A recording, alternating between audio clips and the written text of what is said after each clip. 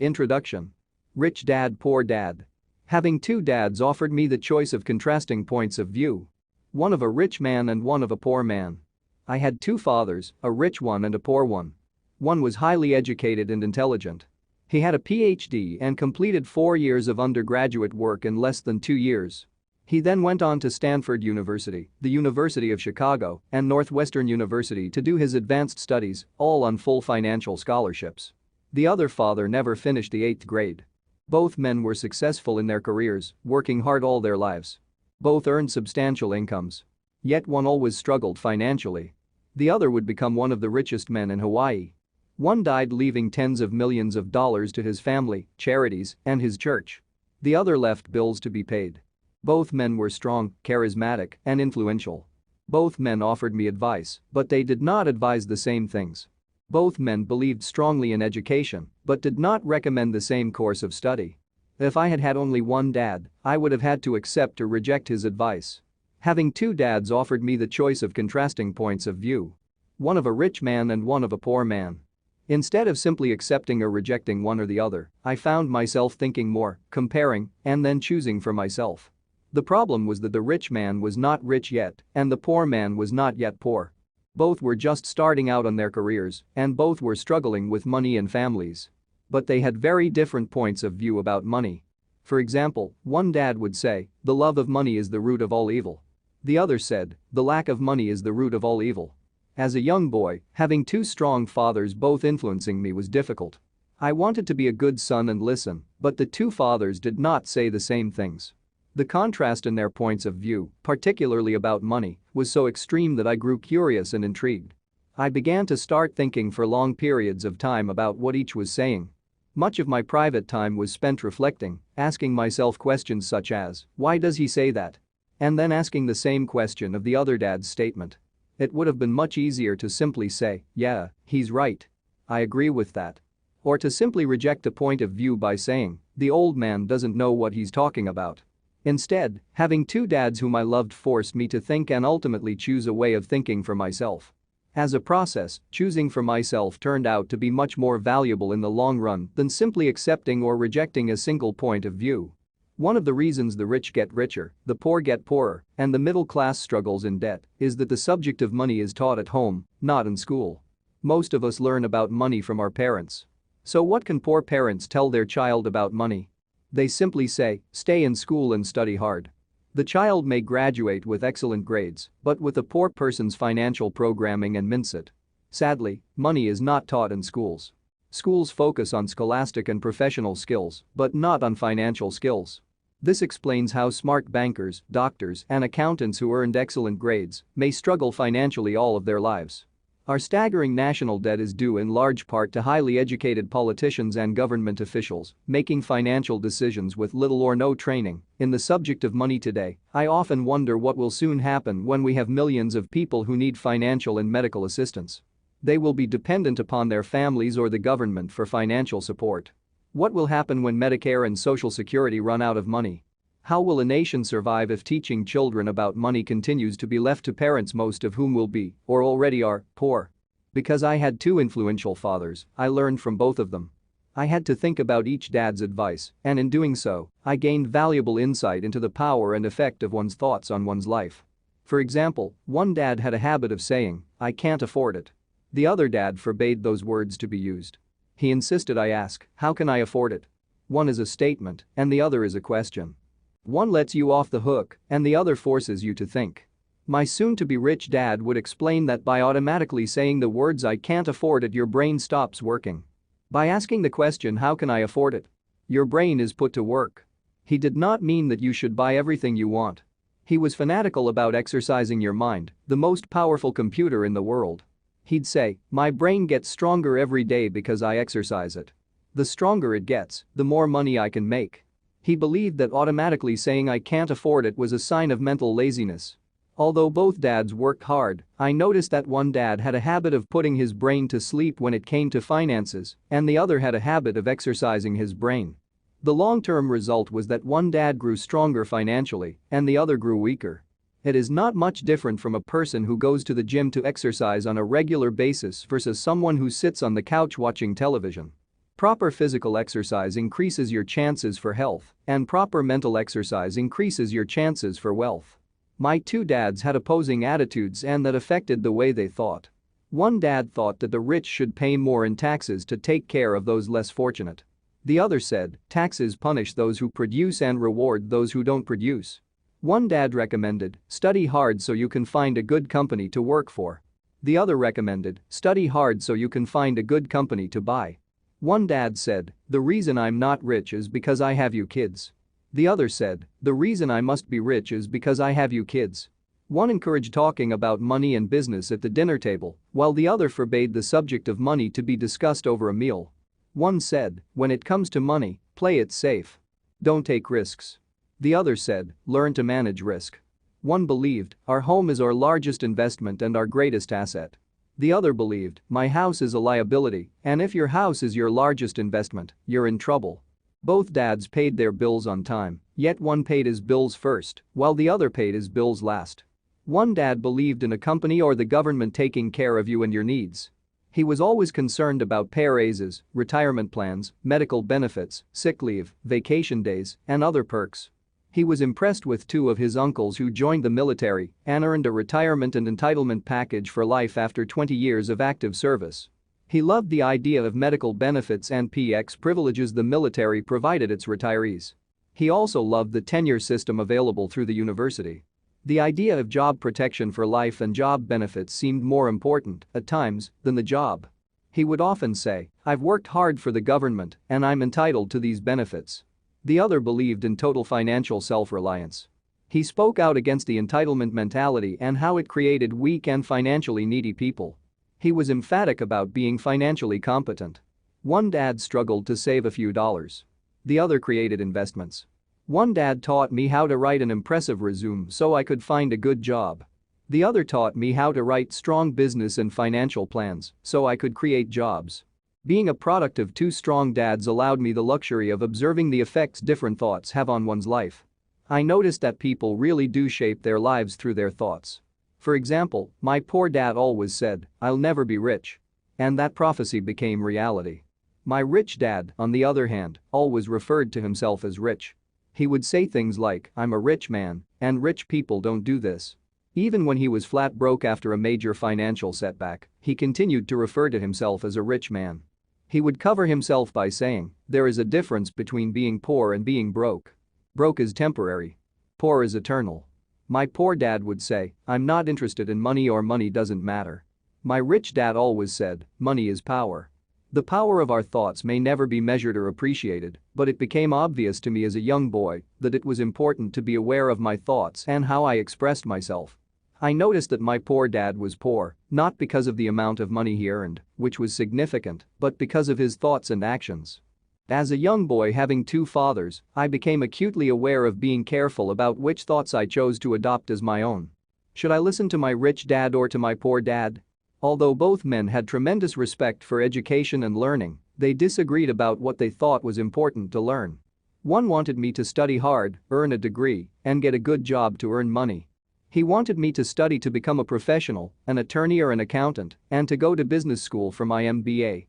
The other encouraged me to study to be rich, to understand how money works, and to learn how to have it work for me. I don't work for money. Were words he would repeat over and over. Money works for me. At the age of 9, I decided to listen to and learn from my rich dad about money. In doing so, I chose not to listen to my poor dad, even though he was the one with all the college degrees. A lesson from Robert Frost. Robert Frost is my favorite poet. Although I love many of his poems, my favorite is The Road Not Taken. I use its lesson almost daily. The road not taken. Two roads diverged in a yellow wood, and sorry I could not travel both, and be one traveler. Long I stood and looked down one as far as I could to where it bent in the undergrowth, then took the other, as just as fair, and having perhaps the better claim, because it was grassy and wanted wear though, as for that the passing there had worn them really about the same, and both that morning equally lay in leaves, no step had trodden black. Oh, I kept the first for another day. Yet knowing how way leads onto way, I doubted if I should ever come back.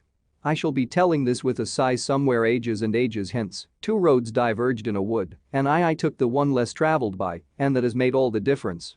And that has made all the difference. Over the years, I have often reflected upon Robert Frost's poem. Choosing not to listen to my highly educated dad's advice and attitude about money was a painful decision, but it was a decision that shaped the rest of my life. Once I made up my mind about whom to listen to, my education about money began. My rich dad taught me over a period of 30 years until I was 39 years old.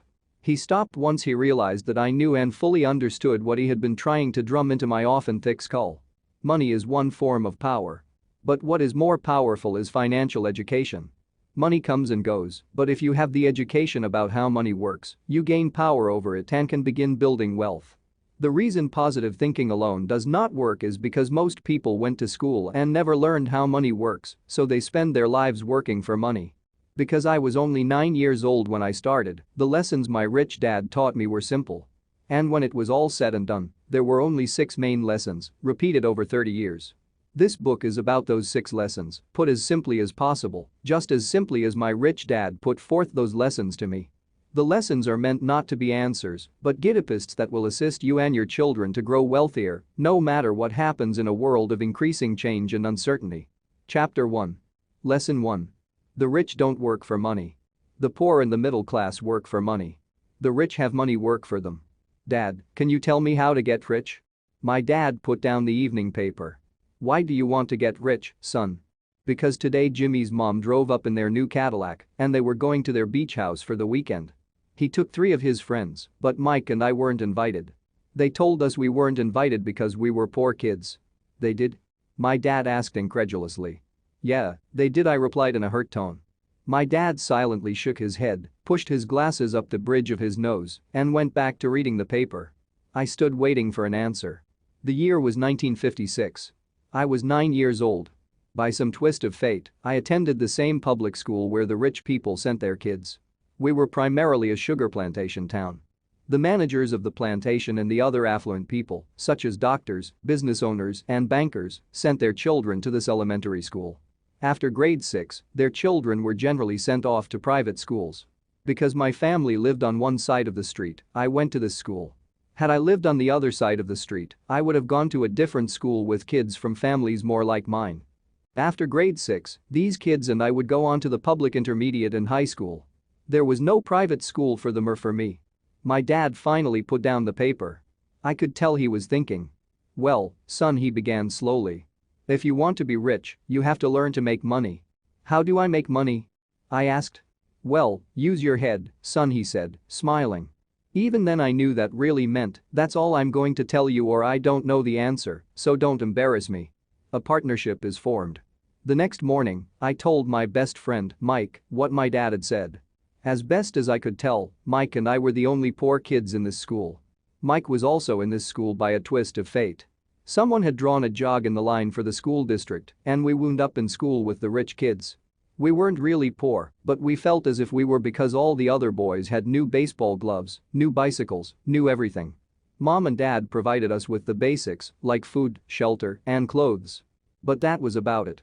My dad used to say, if you want something, work for it. We wanted things, but there was not much work available for 9-year-old boys. So what do we do to make money? Mike asked. I don't know, I said. But do you want to be my partner? He agreed, and so on that Saturday morning, Mike became my first business partner. We spent all morning coming up with ideas on how to make money. Occasionally we talked about all the cool guys at Jimmy's beach house having fun. It hurt a little, but that hurt was good because it inspired us to keep thinking of a way to make money. Finally, that afternoon, a bolt of lightning struck. It was an idea Mike got from a science book he had read. Excitedly, we shook hands, and the partnership now had a business. For the next several weeks, Mike and I ran around our neighborhood, knocking on doors and asking our neighbors if they would save their toothpaste tubes for us. With puzzled looks, most adults consented with a smile.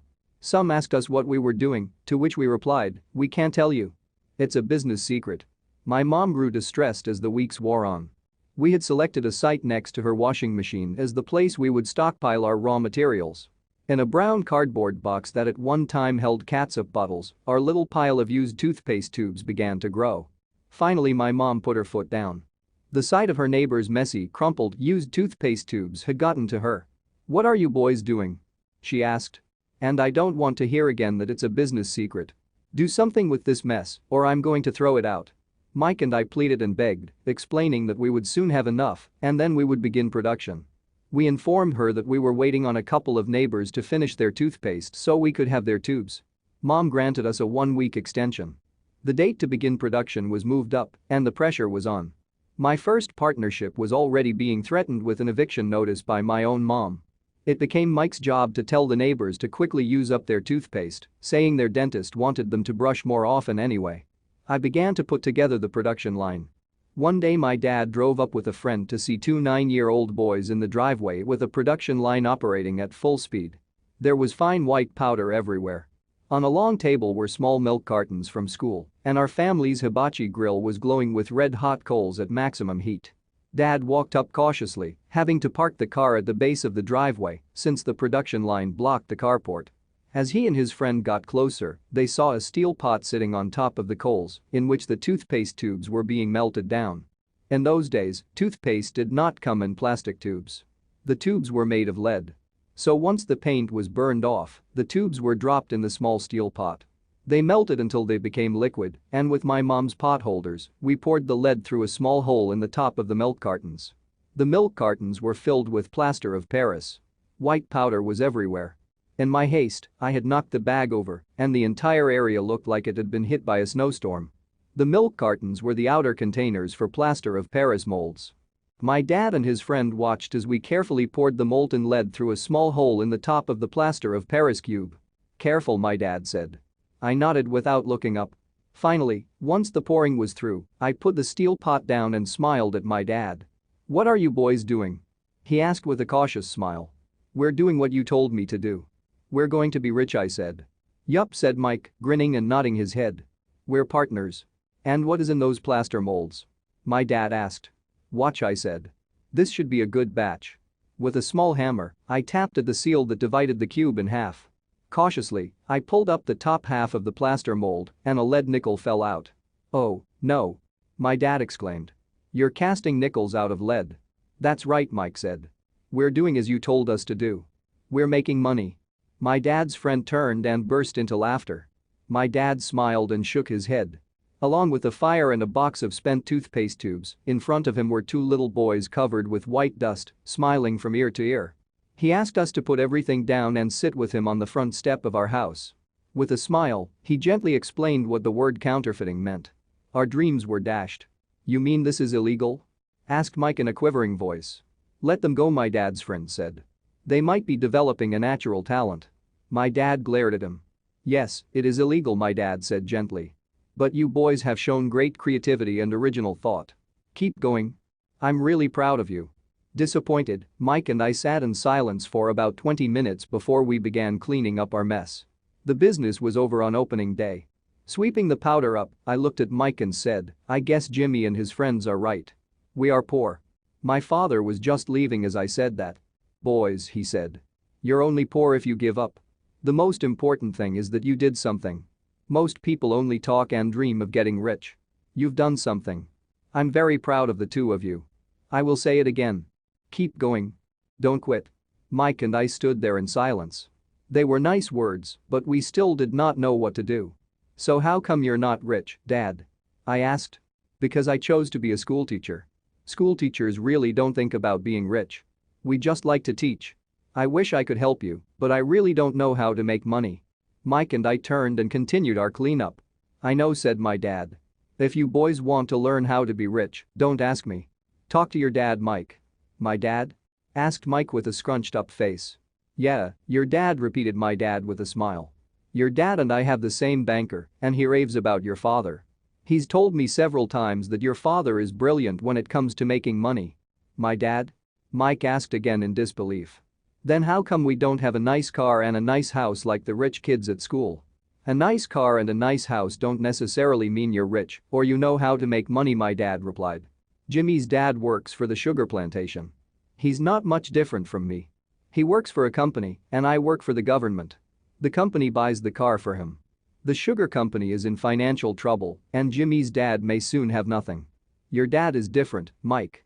He seems to be building an empire and I suspect in a few years he will be a very rich man." With that, Mike and I got excited again. With new vigor, we began cleaning up the mess caused by our now defunct first business. As we were cleaning, we made plans for how and when to talk to Mike's dad. The problem was that Mike's dad worked long hours and often did not come home until late. His father owned warehouses, a construction company, a chain of stores, and 3 restaurants. It was the restaurants that kept him out late. Mike caught the bus home after we had finished cleaning up. He was going to talk to his dad when he got home that night and ask him if he would teach us how to become rich. Mike promised to call as soon as he had talked to his dad, even if it was late. The phone rang at 8:30 p.m. "Okay," I said. "Next Saturday." I put the phone down. Mike's dad had agreed to meet with us. On Saturday I caught the 7:30 a.m. bus to the poor side of town. The lessons begin. Mike and I met with his dad that morning at 8 o'clock. He was already busy, having been at work for more than an hour. His construction supervisor was just leaving in his pickup truck as I walked up to his simple, small, and tidy home. Mike met me at the door. "Dad's on the phone, and he said to wait on the back porch," Mike said as he opened the door. The old wooden floor creaked as I stepped across the threshold of the aging house. There was a cheap mat just inside the door. The mat was there to hide the years of wear from countless footsteps that the floor had supported. Although clean, it needed to be replaced. I felt claustrophobic as I entered the narrow living room that was filled with old musty overstuffed furniture that today would be collector's items.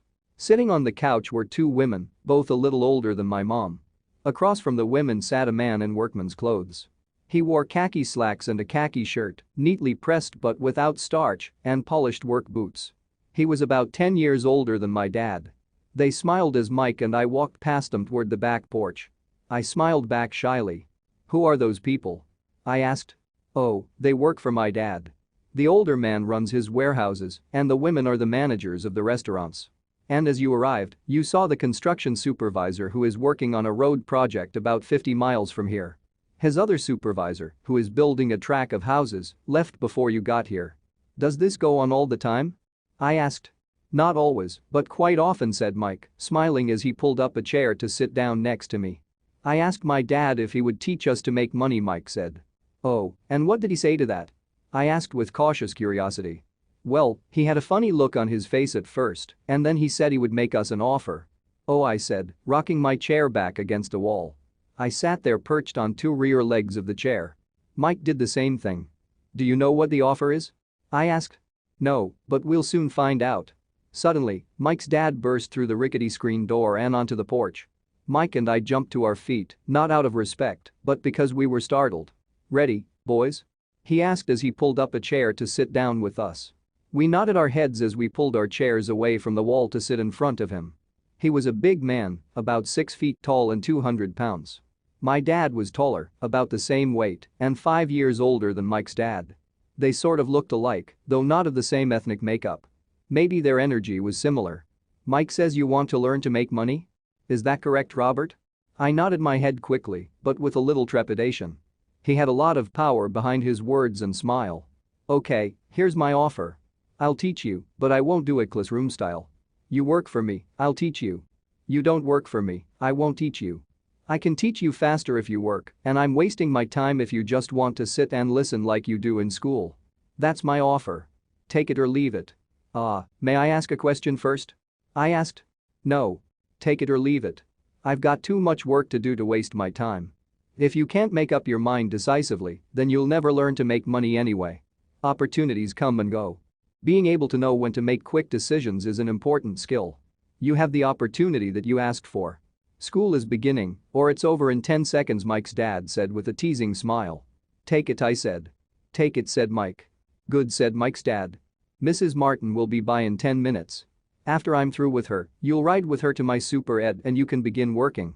I'll pay you 10 cents an hour and you'll work 3 hours every Saturday. But I have a softball game today," I said. Mike's dad lowered his voice to a stern tone. "Take it or leave it," he said. "I'll take it," I replied, choosing to work and learn instead of playing. 30 cents later. By 9 a.m. that day, Mike and I were working for Mrs. Martin. She was a kind and patient woman. She always said that Mike and I reminded her of her 2 grown sons. Although kind, she believed in hard work and kept us moving. We spent 3 hours taking canned goods off the shelves, brushing each can with a feather duster to get the dust off, and then restacking them neatly. It was excruciatingly boring work. Mike's dad, whom I call my rich dad, owned 9 of these little superettes, each with a large parking lot. They were the early version of the 7-Eleven convenience stores, little neighborhood grocery stores where people bought items such as milk, bread, butter, and cigarettes. The problem was that this was Hawaii before air conditioning was widely used, and the stores could not close their doors because of the heat. On 2 sides of the store, the doors had to be wide open to the road and parking lot. Every time a car drove by or pulled into the parking lot, dust would swirl and settle in the store. We knew we had a job as long as there was no air conditioning. For 3 weeks, Mike and I reported to Mrs. Martin and worked our 3 hours. By noon, our work was over, and she dropped 3 little dimes in each of our hands. Now, even at the age of 9 in the mid-1950s, 30 cents was not too exciting. Comic books cost 10 cents back then, so I usually spent my money on comic books and went home. By Wednesday of the 4th week, I was ready to quit. I had agreed to work only because I wanted to learn to make money from Mike's dad, and now I was a slave for 10 cents an hour. On top of that, I had not seen Mike's dad since that first Saturday. I'm quitting, I told Mike at lunchtime. School was boring, and now I did not even have my Saturdays to look forward to. But it was the 30 cents that really got to me. This time Mike smiled. "What are you laughing at?" I asked with anger and frustration.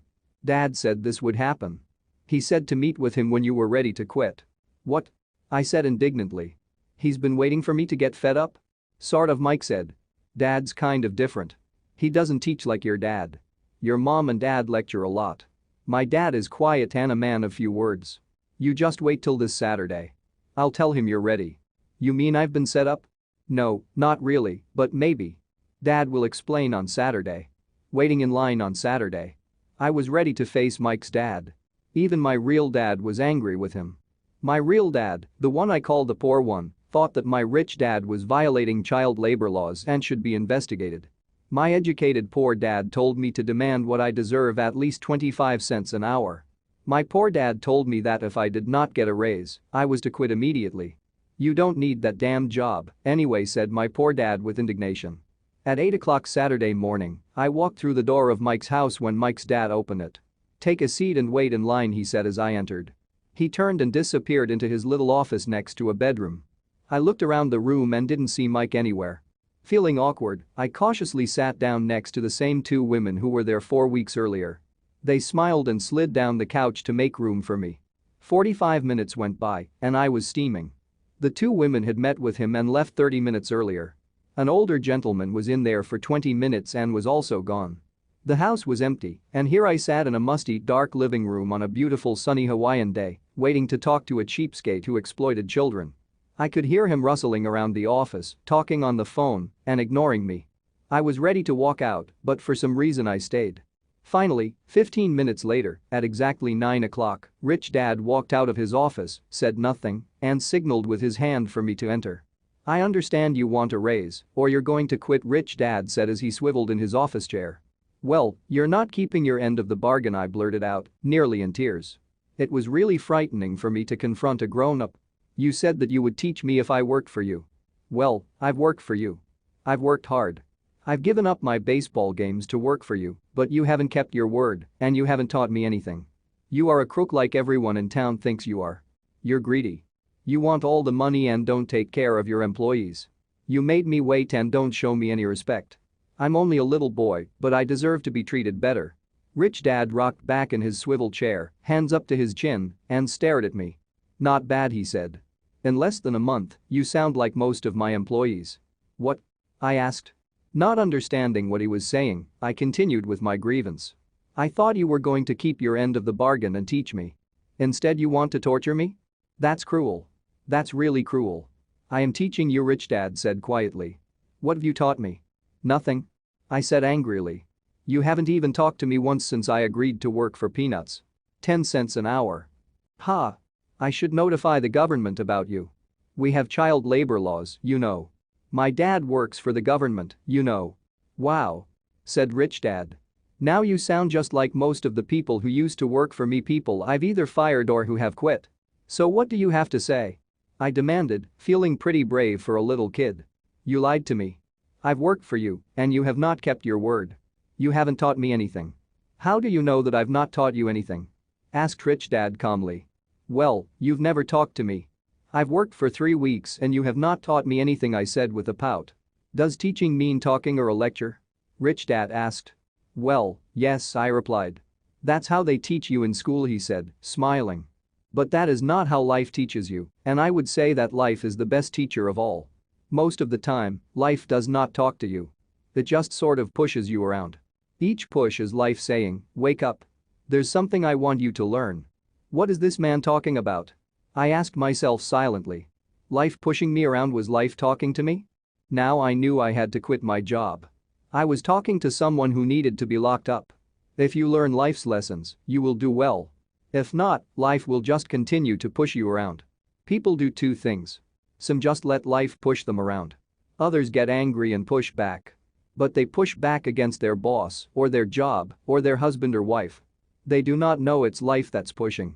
I had no idea what he was talking about. Life pushes all of us around. Some people give up and others fight. A few learn the lesson and move on. They welcome life pushing them around. To these few people, it means they need and want to learn something. They learn and move on. Most quit, and a few like you fight. Rich Dad stood and shut the creaky old wooden window that needed repair. If you learn this lesson, you will grow into a wise, wealthy, and happy young man. If you don't, you will spend your life blaming a job, low pay, or your boss for your problems. You'll live life always hoping for that big break that will solve all your money problems. Rich Dad looked over at me to see if I was still listening. His eyes met mine. We stared at each other, communicating through our eyes. Finally, I looked away once I had absorbed his message. I knew he was right. I was blaming him, and I did ask to learn. I was fighting. Rich Dad continued, "Or if you're the kind of person who has no guts, you just give up every time life pushes you. If you're that kind of person, you'll live all your life playing it safe, doing the right things, saving yourself for some event that never happens. Then you die a boring old man. You'll have lots of friends who really like you because you were such a nice hardworking guy. But the truth is that you let life push you into submission. Deep down you were terrified of taking risks. You really wanted to win, but the fear of losing was greater than the excitement of winning. Deep inside, you and only you will know you didn't go for it. You chose to play it safe." Our eyes met again. "You've been pushing me around?" I asked. "Some people might say that," smiled Rich Dad. "I would say that I just gave you a taste of life." "What taste of life?" I asked, still angry, but now curious and ready to learn. "You boys are the first people who have ever asked me to teach them how to make money. I have more than 150 employees, and not one of them has asked me what I know about money. They ask me for a job and a paycheck, but never to teach them about money. So most will spend the best years of their lives working for money, not really understanding what it is they are working for." I sat there listening intently.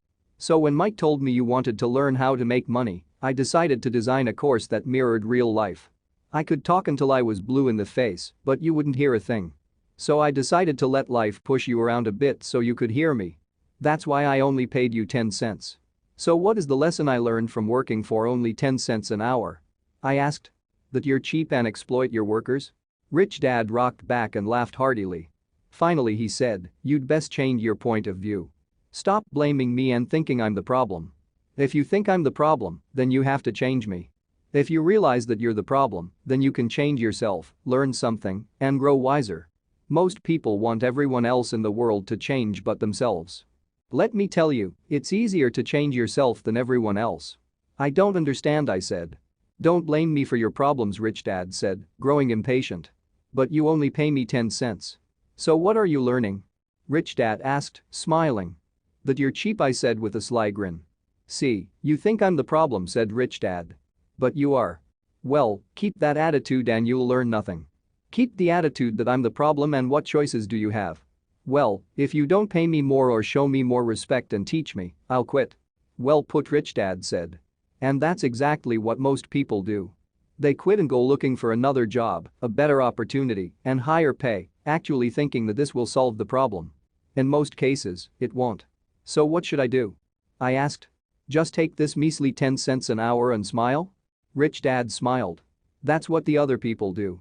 But that's all they do, waiting for a raise, thinking that more money will solve their problems. Most just accept it, and some take a second job working harder, but again accepting a small paycheck." I sat staring at the floor, beginning to understand the lesson Rich Dad was presenting. I could sense it was a taste of life. Finally, I looked up and asked, "So what will solve the problem?" "This," he said, leaning forward in his chair and tapping me gently on the head. "This stuff between your ears." It was at that moment that Rich Dad shared the pivotal point of view that separated him from his employees and my poor dad and led him to eventually become one of the richest men in Hawaii, while my highly educated but poor dad struggled financially all his life. It was a singular point of view that made all the difference over a lifetime. Rich Dad explained this point of view over and over, which I call lesson number 1. The poor and the middle class work for money. The rich have money work for them. On that bright Saturday morning, I learned a completely different point of view from what I had been taught by my poor dad. At the age of 9, I understood that both dads wanted me to learn.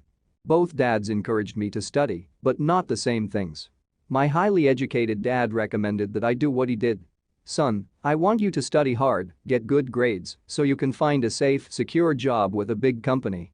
And make sure it has excellent benefits." My rich dad wanted me to learn how money works so I could make it work for me. These lessons I would learn through life with his guidance, not because of a classroom. My rich dad continued my first lesson: "I'm glad you got angry about working for 10 cents an hour.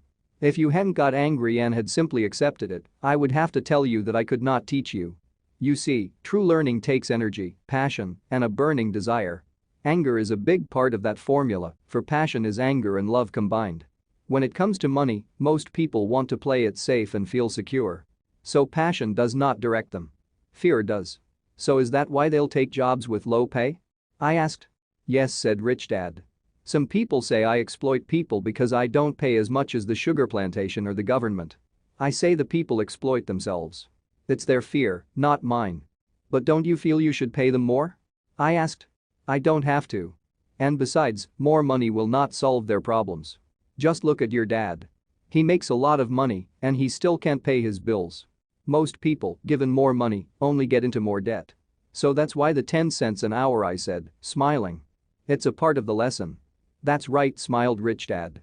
"You see, your dad went to school and got an excellent education so he could get a high-paying job. But he still has money problems because he never learned anything about money in school. On top of that, he believes in working for money. And you don't?" I asked. "No, not really," said Rich Dad. "If you want to learn to work for money, then stay in school.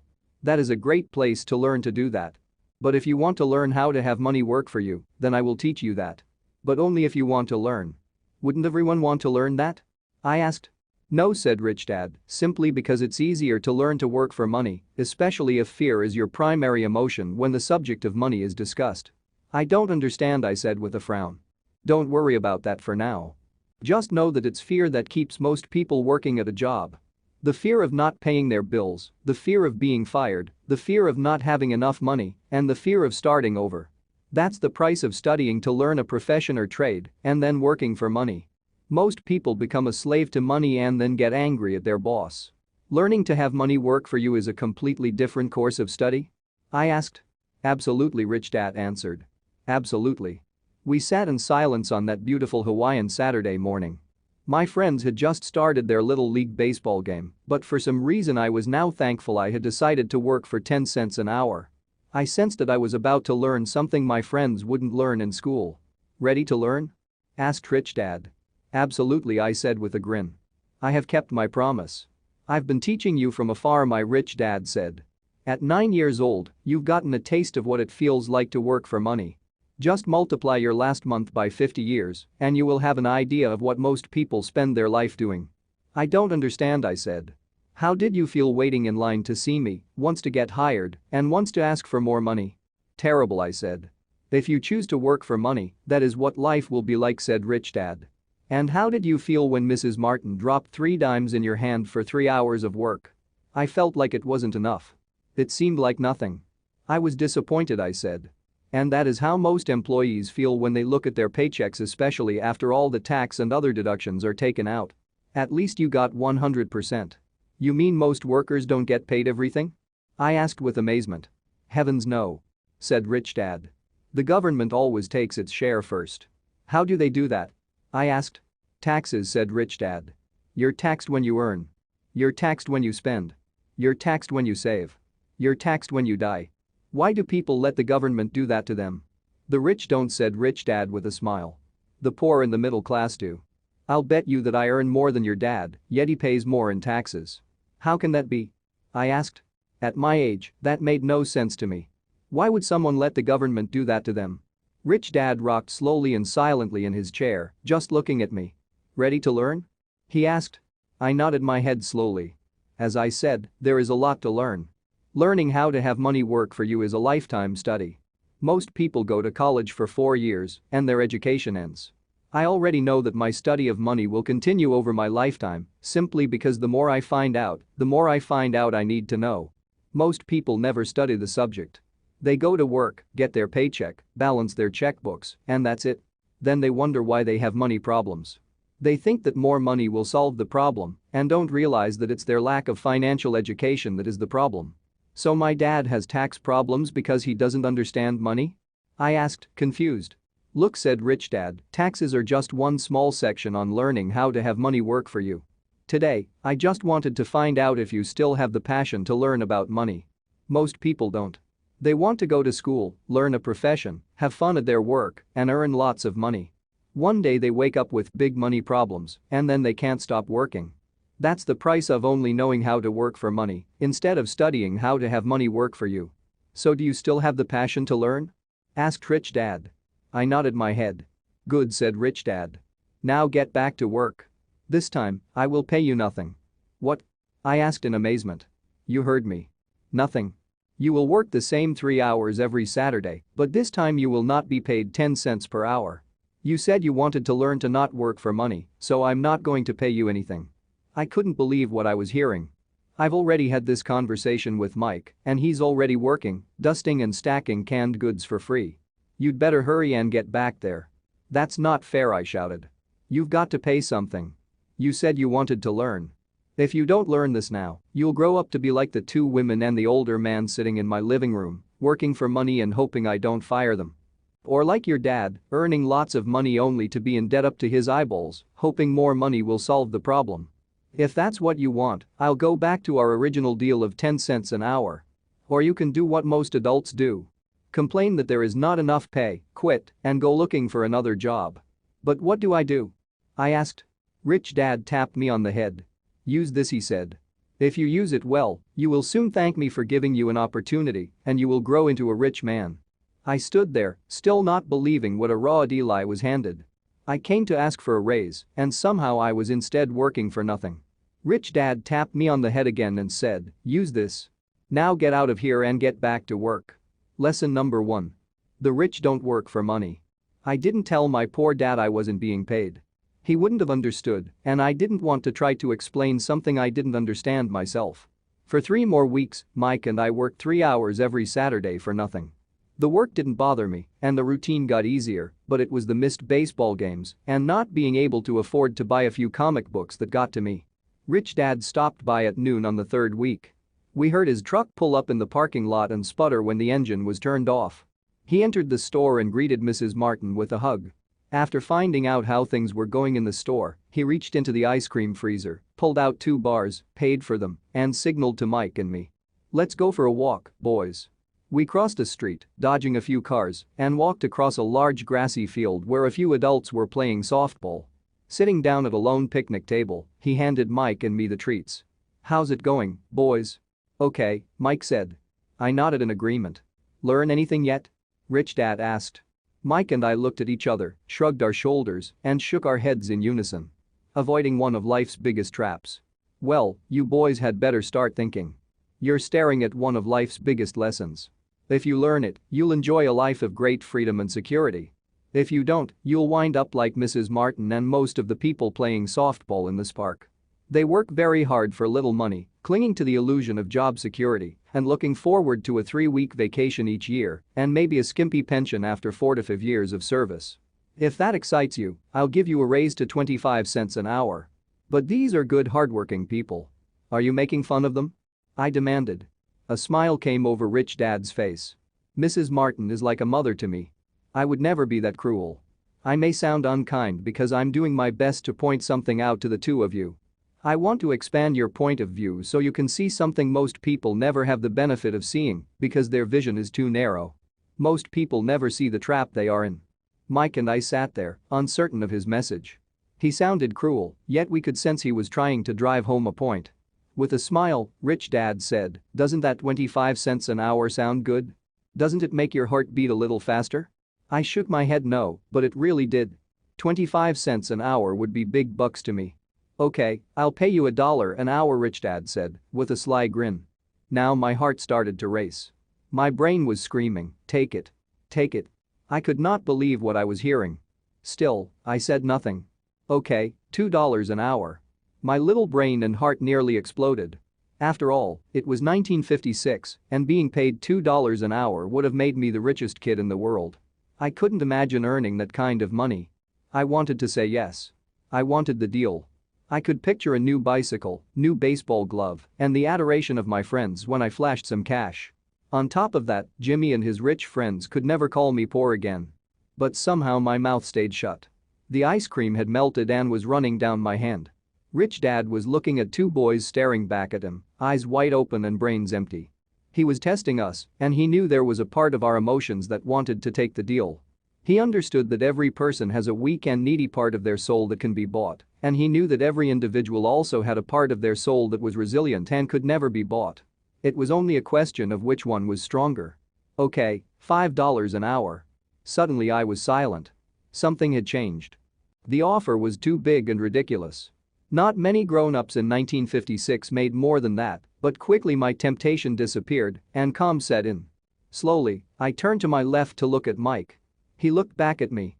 The part of my soul that was weak and needy was silenced. The part of me that had no price took over. I knew Mike had gotten to that point too. "Good," Rich Dad said softly. "Most people have a price. And they have a price because of human emotions named fear and greed. First, the fear of being without money motivates us to work hard, and then once we get that paycheck, greed or desire starts us thinking about all the wonderful things money can buy. The pattern is then set." "What pattern?" I asked. "The pattern of get up, go to work, pay bills, get up, go to work, pay bills." People's lives are forever controlled by two emotions. Fear and greed. Offer them more money and they continue the cycle by increasing their spending. This is what I call the rat race. "There is another way?" Mike asked. "Yes," said Rich Dad slowly. "But only a few people find it." "And what is that way?" Mike asked. "That's what I hope you boys will learn as you work and study with me. That is why I took away all forms of pay." "Any hints?" Mike asked. "We're kind of tired of working hard, especially for nothing." "Well, the first step is telling the truth," said Rich Dad. "We haven't been lying," I said. "I did not say you were lying. I said to tell the truth," Rich Dad retorted. "The truth about what?" I asked. "How you're feeling," Rich Dad said. "You don't have to say it to anyone else. Just admit it to yourself." "You mean the people in this park, the people who work for you, Mrs. Martin, they don't do that?" I asked. "I doubt it," said Rich Dad. "Instead, they feel the fear of not having money. They don't confront it logically. They react emotionally instead of using their heads," Rich Dad said. "Then, they get a few bucks in their hands and again, the emotions of joy, desire, and greed take over. And again they react instead of think. So their emotions control their brain," Mike said. "That's correct," said Rich Dad. "Instead of admitting the truth about how they feel, they react to their feelings and fail to think. They feel the fear so they go to work, hoping that money will soothe the fear, but it doesn't.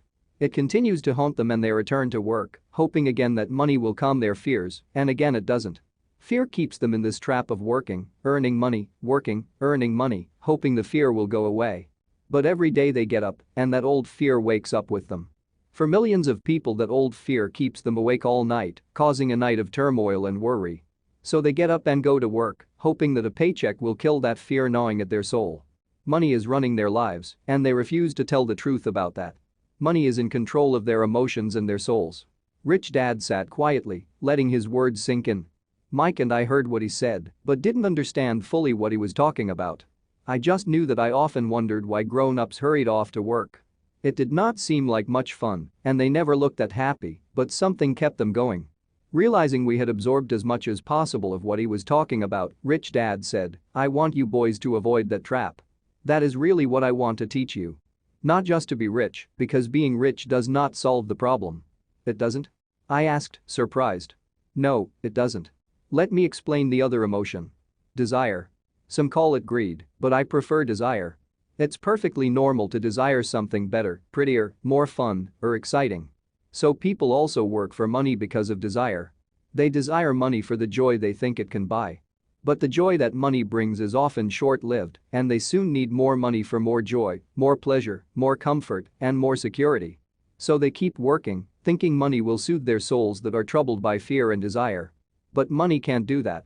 Even rich people do this? Mike asked. Rich people included, said Rich Dad. In fact, the reason many rich people are rich isn't because of desire, but because of fear. They believe that money can eliminate the fear of being poor, so they amass tons of it, only to find the fear gets worse. Now they fear losing the money. I have friends who keep working even though they have plenty. I know people who have millions who are more afraid now than when they were poor. They're terrified of losing it all. The fears that drove them to get rich got worse. That weak and needy part of their soul is actually screaming louder. They don't want to lose the big houses, the cars, and the high life money has bought them. They worry about what their friends would say if they lost all their money. Many are emotionally desperate and neurotic, although they look rich and have more money. So is a poor man happier? I asked. No, I don't think so, replied Rich Dad. The avoidance of money is just as psychotic as being attached to money. As if on cue, the town derelict went past our table, stopping by the large rubbish can and rummaging around in it. The three of us watched him with great interest, when before we probably would have just ignored him. Rich Dad pulled $1 out of his wallet and gestured to the older man. Seeing the money, the derelict came over immediately, took the bill, thanked Rich Dad profusely, and hurried off, ecstatic with his good fortune. He's not much different from most of my employees, said Rich Dad. I've met so many people who say, oh, I'm not interested in money. Yet they'll work at a job for 8 hours a day. That's a denial of truth. If they weren't interested in money, then why are they working? That kind of thinking is probably more psychotic than a person who hoards money. As I sat there listening to my Rich Dad, my mind flashed back to the countless times my own dad said, I'm not interested in money. He said those words often. He also covered himself by always saying, I work because I love my job. So what do we do? I asked. Not work for money until all traces of fear and greed are gone? No, that would be a waste of time, said Rich Dad. Emotions are what make us human. The word emotion stands for energy in motion. Be truthful about your emotions and use your mind and emotions in your favor, not against yourself. Whoa. Said Mike. Don't worry about what I just said. It will make more sense in years to come. Just be an observer, not a reactor, to your emotions. Most people do not know that it's their emotions that are doing the thinking. Your emotions are your emotions, but you have got to learn to do your own thinking. Can you give me an example? I asked. Sure, replied Rich Dad. When a person says, I need to find a job, it's most likely an emotion doing the thinking. Fear of not having money generates that thought. But people do need money if they have bills to pay, I said. Sure they do, smiled Rich Dad. All I'm saying is that it's fear that is all too often doing the thinking. I don't understand, said Mike. For example, said Rich Dad. If the fear of not having enough money arises, instead of immediately running out to get a job, they instead might ask themselves this question.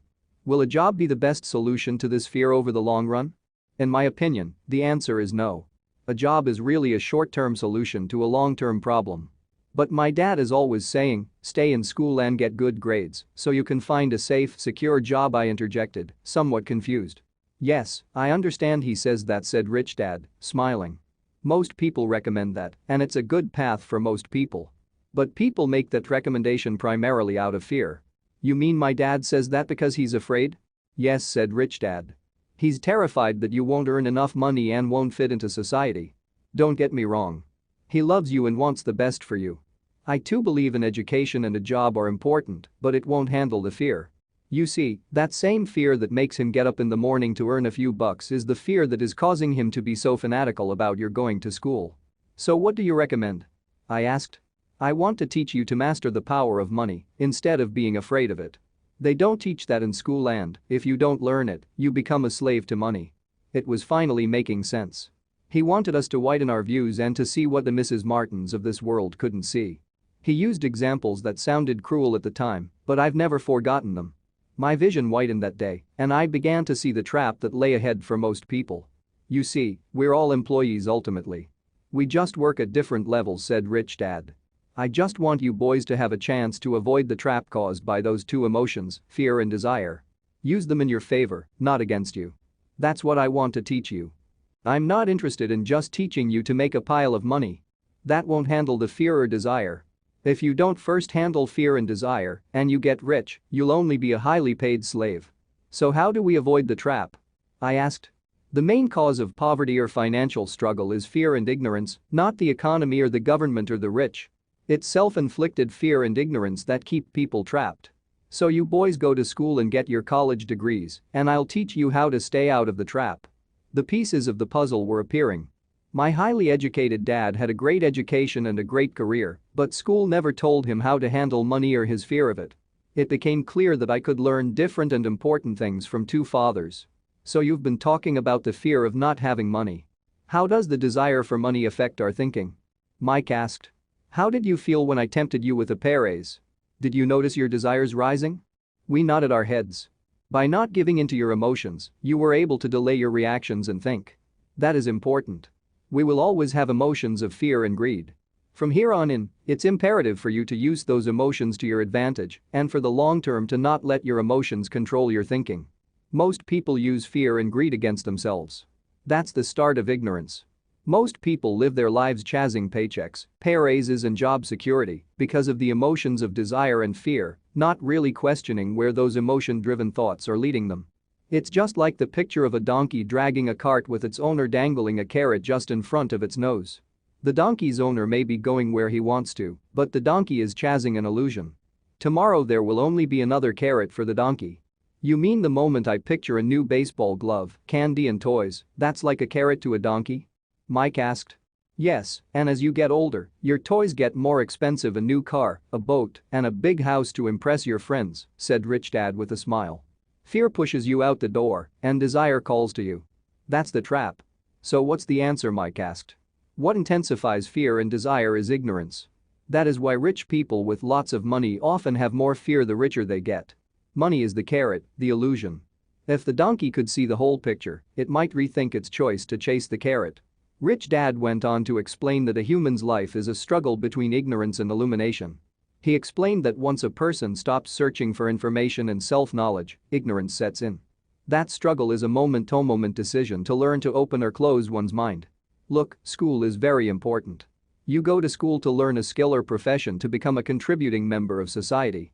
Every culture needs teachers, doctors, mechanics, artists, cooks, businesspeople, police officers, firefighters, and soldiers. Schools train them so society can thrive and flourish, said Rich Dad. Unfortunately, for many people school is the end, not the beginning. There was a long silence. Rich Dad was smiling. I didn't comprehend everything he said that day.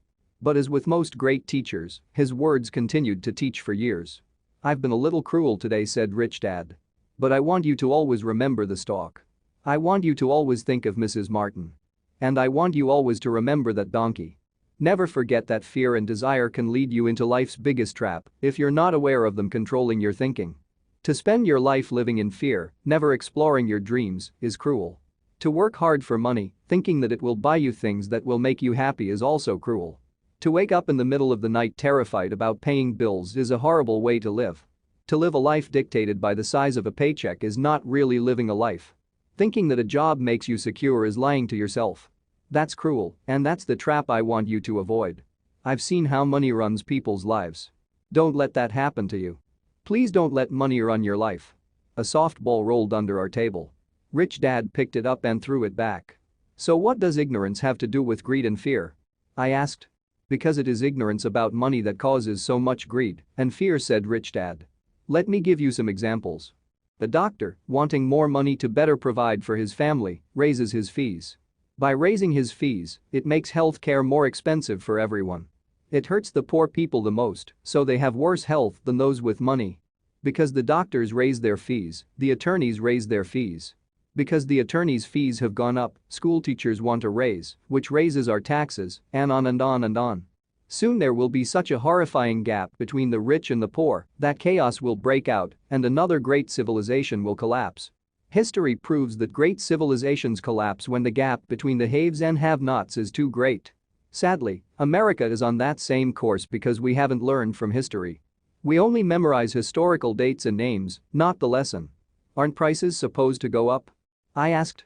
In an educated society with a well-run government, prices should actually come down. Of course, that is often only true in theory. Prices go up because of greed and fear caused by ignorance. If schools taught people about money, there would be more money and lower prices. But schools focus only on teaching people to work for money, not how to harness money's power.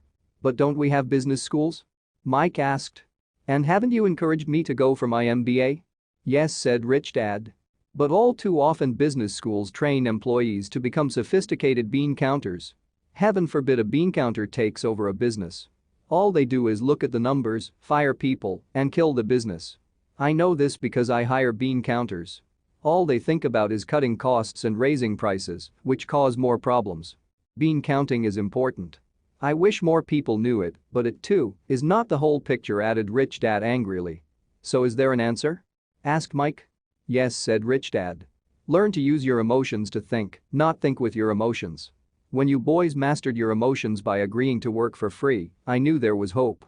When you again resisted your emotions when I tempted you with more money, you were again learning to think in spite of being emotionally charged. That's the first step. Why is that step so important? I asked.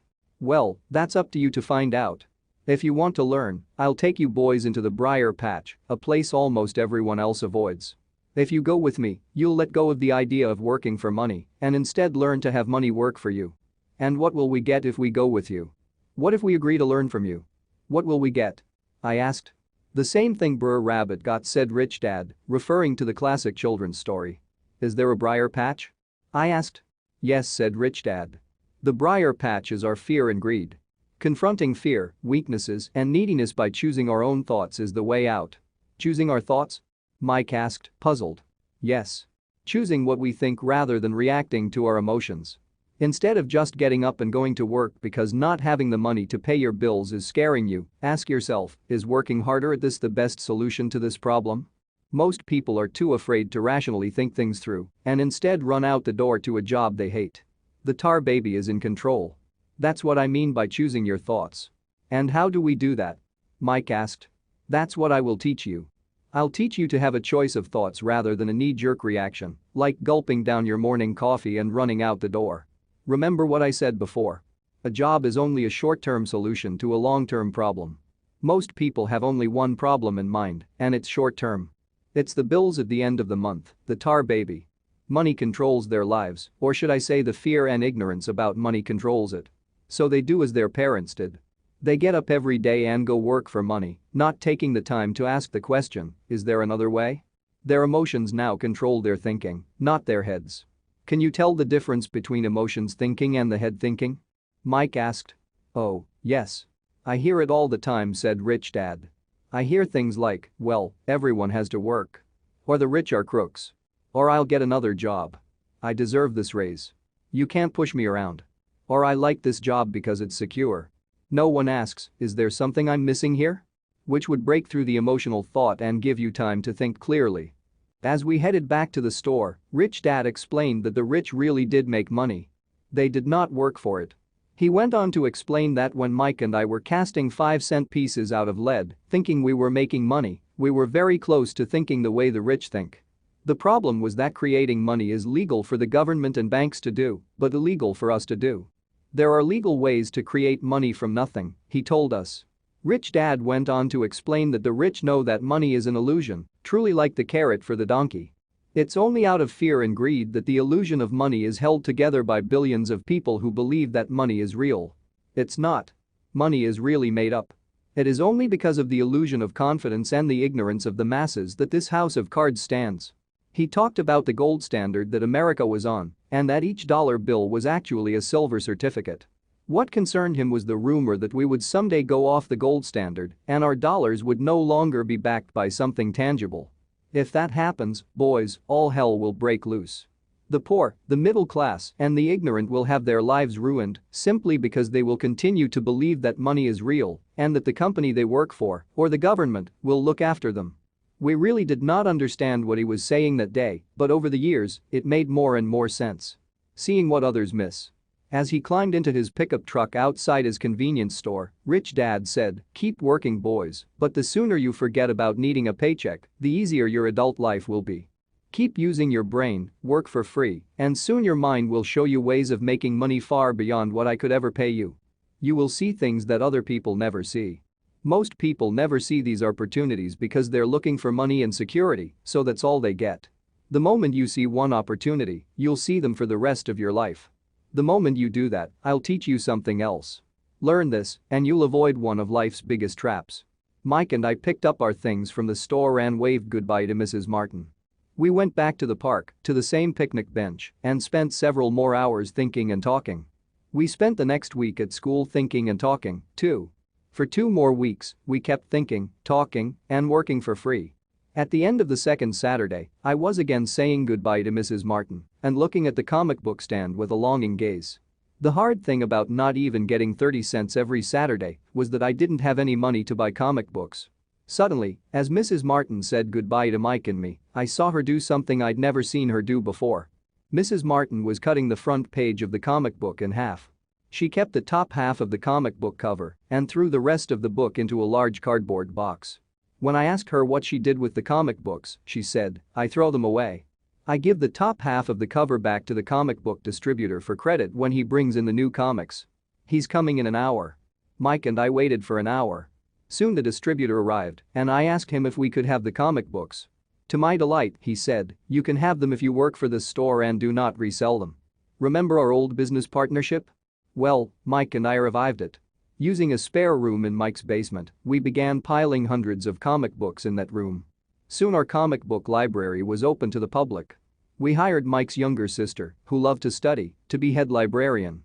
She charged each child 10 cents admission to the library, which was open from 2:30 p.m. to 4:30 p.m. every day after school. The customers, the children of the neighborhood, could read as many comics as they wanted in 2 hours. It was a bargain for them since a comic cost 10 cents each, and they could read 5 or 6 in 2 hours. Mike's sister would check the kids as they left to make sure they weren't borrowing any comic books. She also kept the books, logging in how many kids showed up each day, who they were, and any comments they might have. Mike and I averaged $9.50 per week over a 3-month period. We paid his sister $1 a week and allowed her to read the comics for free, which she rarely did since she was always studying. Mike and I kept our agreement by working in the store every Saturday and collecting all the comic books from the different stores. We kept our agreement to the distributor by not selling any comic books. We burned them once they got too tattered. We tried opening a branch office, but we could never quite find someone as trustworthy and dedicated as Mike's sister. At an early age, we found out how hard it was to find good staff. 3 months after the library first opened, a fight broke out in the room. Some bullies from another neighborhood pushed their way in, and Mike's dad suggested we shut down the business. So our comic book business shut down, and we stopped working on Saturdays at the convenience store. But Rich Dad was excited because he had new things he wanted to teach us. He was happy because we had learned our first lesson so well. We learned to make money work for us. By not getting paid for our work at the store, we were forced to use our imaginations to identify an opportunity to make money. By starting our own business, the comic book library, we were in control of our own finances, not dependent on an employer. The best part was that our business generated money for us, even when we weren't physically there. Our money worked for us. Instead of paying us money, Rich Dad had given us so much more. Chapter 2. Lesson 2. Why teach financial literacy? It's not how much money you make. It's how much money you keep. In 1990, Mike took over his father's empire and is, in fact, doing a better job than his dad did. We see each other once or twice a year on the golf course. He and his wife are wealthier than you could imagine. Rich Dad's empire is in great hands, and Mike is now grooming his son to take his place, as his dad had groomed us. In 1994, I retired at the age of 47, and my wife Kim was 37. Retirement does not mean not working. For us, it means that, barring unforeseen cataclysmic changes, we can work or not work, and our wealth grows automatically, staying ahead of inflation. Our assets are large enough to grow by themselves. It's like planting a tree. You water it for years, and then one day it doesn't need you anymore. Its roots are implanted deep enough. Then the tree provides shade for your enjoyment. Mike chose to run the empire, and I chose to retire. Whenever I speak to groups of people, they often ask what I would recommend that they do. How do I get started? Is there a book you would recommend? What should I do to prepare my children? What is your secret to success? How do I make millions? Whenever I hear one of these questions, I'm reminded of the following story. The richest businessmen. In 1923, a group of our greatest leaders and richest businessmen held a meeting at the Edgewater Beach Hotel in Chicago. Among them were Charles Schwab, head of the largest independent steel company, Samuel Insull, president of the world's largest utility, Howard Hobson, head of the largest gas company, Ivor Kruger, president of International Match Company, one of the world's largest companies at that time, Leon Fraser, president of the Bank of International Settlements, Richard Whitney, president of the New York Stock Exchange, Arthur Cotton and Jesse Livermore, two of the biggest stock speculators, and Albert Fall, a member of President Harding's cabinet. 25 years later, 9 of these titans ended their lives as follows. Schwab died penniless after living for 5 years on borrowed money. Insull died broke in a foreign land, and Kruger and Cotton also died broke. Hobson went insane. Whitney and Albert Fall were released from prison, and Fraser and Livermore committed suicide. I doubt if anyone can say what really happened to these men. If you look at the date, 1923, it was just before the 1929 market crash and the Great Depression, which I suspect had a great impact on these men and their lives. The point is this. Today we live in times of greater and faster change than these men did. I suspect there will be many booms and busts in the coming years that will parallel the ups and downs these men faced. I am concerned that too many people are too focused on money and not on their greatest wealth, their education. If people are prepared to be flexible, keep an open mind and learn, they will grow richer and richer despite tough changes. If they think money will solve problems, they will have a rough ride. Intelligence solves problems and produces money. Money without financial intelligence is money soon gone. Most people fail to realize that in life, it's not how much money you make. It's how much money you keep. We've all heard stories of lottery winners who are poor, then suddenly rich, and then poor again. They win millions, yet are soon back where they started. Or stories of professional athletes who at the age of 24 are earning millions but are sleeping under a bridge 10 years later. I remember a story of a young basketball player who a year ago had millions. Today, at just 29, he claims his friend's attorney and accountant took his money and he was forced to work at a car wash for minimum wage. He was fired from the car wash because he refused to take off his championship ring as he was wiping off the cars. His story made national news and he is appealing his termination, claiming hardship and discrimination. He claims that the ring is all he has left and if it was stripped away, he'll crumble. I know so many people who became instant millionaires. And while I am glad some people have become richer and richer, I caution them that in the long run, it's not how much money you make. It's how much you keep and how many generations you keep it. So when people ask, where do I get started? Or tell me how to get rich quick, they often are greatly disappointed with my answer. I simply say to them what my rich dad said to me when I was a little kid. If you want to be rich, you need to be financially literate. That idea was drummed into my head every time we were together. As I said, my educated dad stressed the importance of reading books, while my rich dad stressed the need to master financial literacy. If you are going to build the Empire State Building, the first thing you need to do is dig a deep hole and pour a strong foundation. If you are going to build a home in the suburbs, all you need to do is pour a 6-inch slab of concrete. Most people, in their drive to get rich, are trying to build an Empire State Building on a 6-inch slab. Our school system, created in the agrarian age, still believes in homes with no foundation. Dirt floors are still the rage.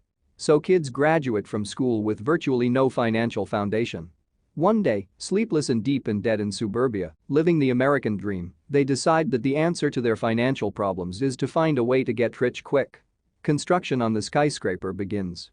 It goes up quickly, and soon, instead of the Empire State Building, we have the Leaning Tower of suburbia. The sleepless nights return.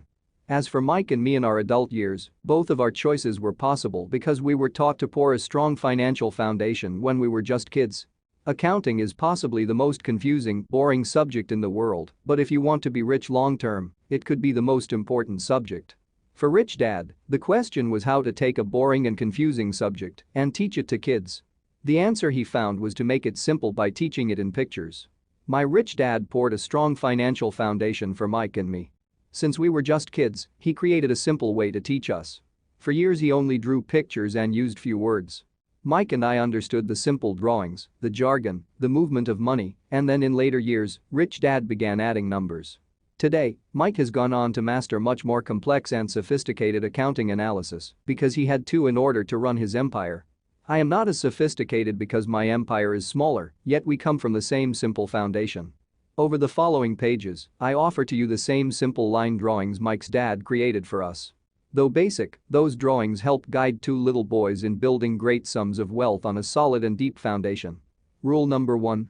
You must know the difference between an asset and a liability and buy assets. If you want to be rich, this is all you need to know. It is rule number 1. It is the only rule. This may sound absurdly simple, but most people have no idea how profound this rule is. Most people struggle financially because they do not know the difference between an asset and a liability. Rich people acquire assets. The poor and middle class acquire liabilities that they think are assets, said Rich Dad. When Rich Dad explained this to Mike and me, we thought he was kidding. Here we were, nearly teenagers and waiting for the secret to getting rich, and this was his answer. It was so simple that we stopped for a long time to think about it. What is an asset? Asked Mike. Don't worry right now, said Rich Dad. Just let the idea sink in. If you can comprehend the simplicity, your life will have a plan and be financially easy. It is simple. That is why the idea is missed. You mean all we need to know is what an asset is, acquire them, and we'll be rich? I asked. Rich Dad nodded his head. It's that simple. If it's that simple, how come everyone is not rich? I asked. Rich Dad smiled. Because people do not know the difference between an asset and a liability. I remember asking, how could adults be so misguided? If it is that simple, if it is that important, why would everyone not want to find out? It took Rich Dad only a few minutes to explain what assets and liabilities were. As an adult, I have difficulty explaining it to other adults. The simplicity of the idea escapes them because they have been educated differently. They were taught by other educated professionals, such as bankers, accountants, real estate agents, financial planners, and so forth. The difficulty comes in asking adults to unlearn or become children again. An intelligent adult often feels it is demeaning to pay attention to simplistic definitions. Rich Dad believed in the KISS principle: keep it simple, stupid, or keep it super simple, so he kept it simple for us, and that made our financial foundation strong. So what causes the confusion? How could something so simple be so screwed up? Why would someone buy an asset that was really a liability? The answer is found in basic education.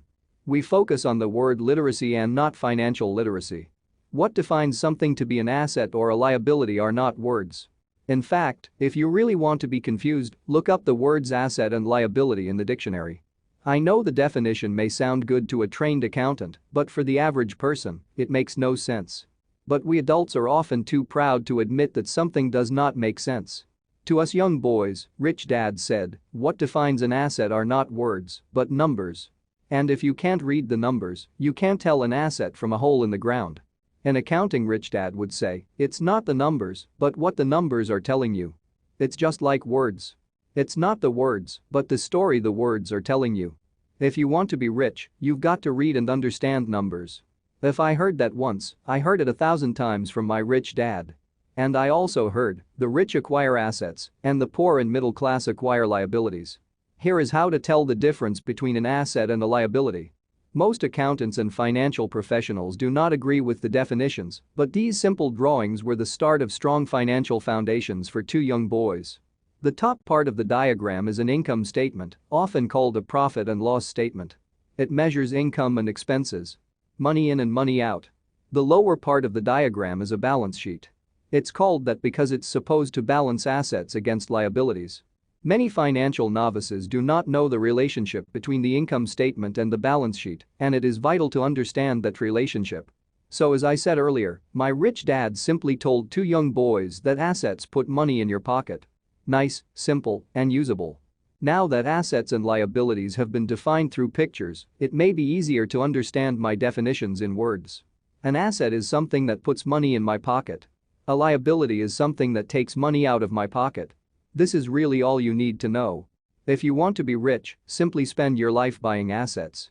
If you want to be poor or middle class, spend your life buying liabilities. Illiteracy, both in words and numbers, is the foundation of financial struggle. If people are having difficulties financially, there is something that they don't understand, either in words or numbers. The rich are rich because they are more literate in different areas than people who struggle financially. So if you want to be rich and maintain your wealth, it's important to be financially literate in words as well as numbers.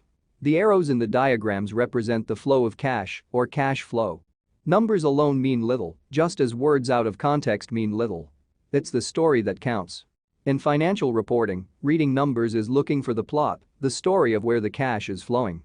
In 80% of most families, the financial story paints a picture of hard work to get ahead. However, this effort is for naught because they spend their lives buying liabilities instead of assets. All of these diagrams are obviously oversimplified. Everyone has living expenses, the need for food, shelter, and clothing. The diagrams show the flow of cash through a poor, middle class, and wealthy person's life. It is the cash flow that tells the story of how a person handles their money. The reason I started with the story of the richest men in America is to illustrate the flaw in believing that money will solve all problems. That is why I cringe whenever I hear people ask me how to get rich quicker or where they should start. I often hear, "I'm in debt, so I need to make more money." But more money will often not solve the problem. In fact, it may compound the problem. Money often makes obvious our tragic human flaws, putting a spotlight on what we don't know. That is why, all too often, a person who comes into a sudden windfall of cash, let's say an inheritance, a pay raise, or lottery winnings, soon returns to the same financial mess, if not worse, than the mess they were in before. Money only accentuates the cash flow pattern running in your head. If your pattern is to spend everything you get, most likely an increase in cash will just result in an increase in spending. Thus, the saying, "a fool and his money is one big party." I have said many times that we go to school to gain scholastic and professional skills, both of which are important. We learn to make money with our professional skills. In the 1960s, when I was in high school, if someone did well academically, people assumed this bright student would go on to be a medical doctor because it was the profession with the promise of the greatest financial reward. Today, doctors face financial challenges I wouldn't wish on my worst enemy. Insurance companies taking control of the business, managed healthcare, government intervention, and malpractice suits. Today, kids want to be famous athletes, movie stars, rock stars, beauty queens, or CEOs because that is where the fame, money, and prestige are. That is the reason it is so hard to motivate kids in school today. They know that professional success is no longer solely linked to academic success, as it once was. Because students leave school without financial skills, millions of educated people pursue their profession successfully, but later find themselves struggling financially. They work harder but don't get ahead. What is missing from their education is not how to make money, but how to manage money. It's called financial aptitude: what you do with the money once you make it, how to keep people from taking it from you, how to keep it longer, and how to make that money work hard for you. Most people don't understand why they struggle financially because they don't understand cash flow. A person can be highly educated, professionally successful, and financially illiterate. These people often work harder than they need to because they learned how to work hard, but not how to have their money work hard for them. How the quest for a financial dream turns into a financial nightmare. The classic story of hardworking people has a set pattern. Recently married, the happy, highly educated young couple moves into one of their cramped rented apartments. Immediately, they realize that they are saving money because two can live as cheaply as one. The problem is the apartment is cramped. They decide to save money to buy their dream home so they can have kids. They now have two incomes and they begin to focus on their careers. Their incomes begin to increase. As their incomes go up, their expenses go up as well. The number one expense for most people is taxes. Many people think it's income tax, but for most Americans, their highest tax is Social Security. As an employee, it appears as if the Social Security tax combined with the Medicare tax rate is roughly 7.5%, but it's really 15% since the employer must match the Social Security amount. In essence, it is money the employer can't pay you.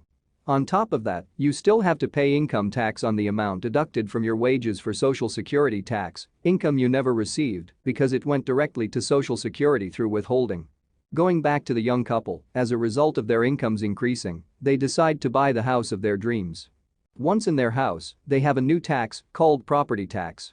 Then they buy a new car, new furniture, and new appliances to match their new house.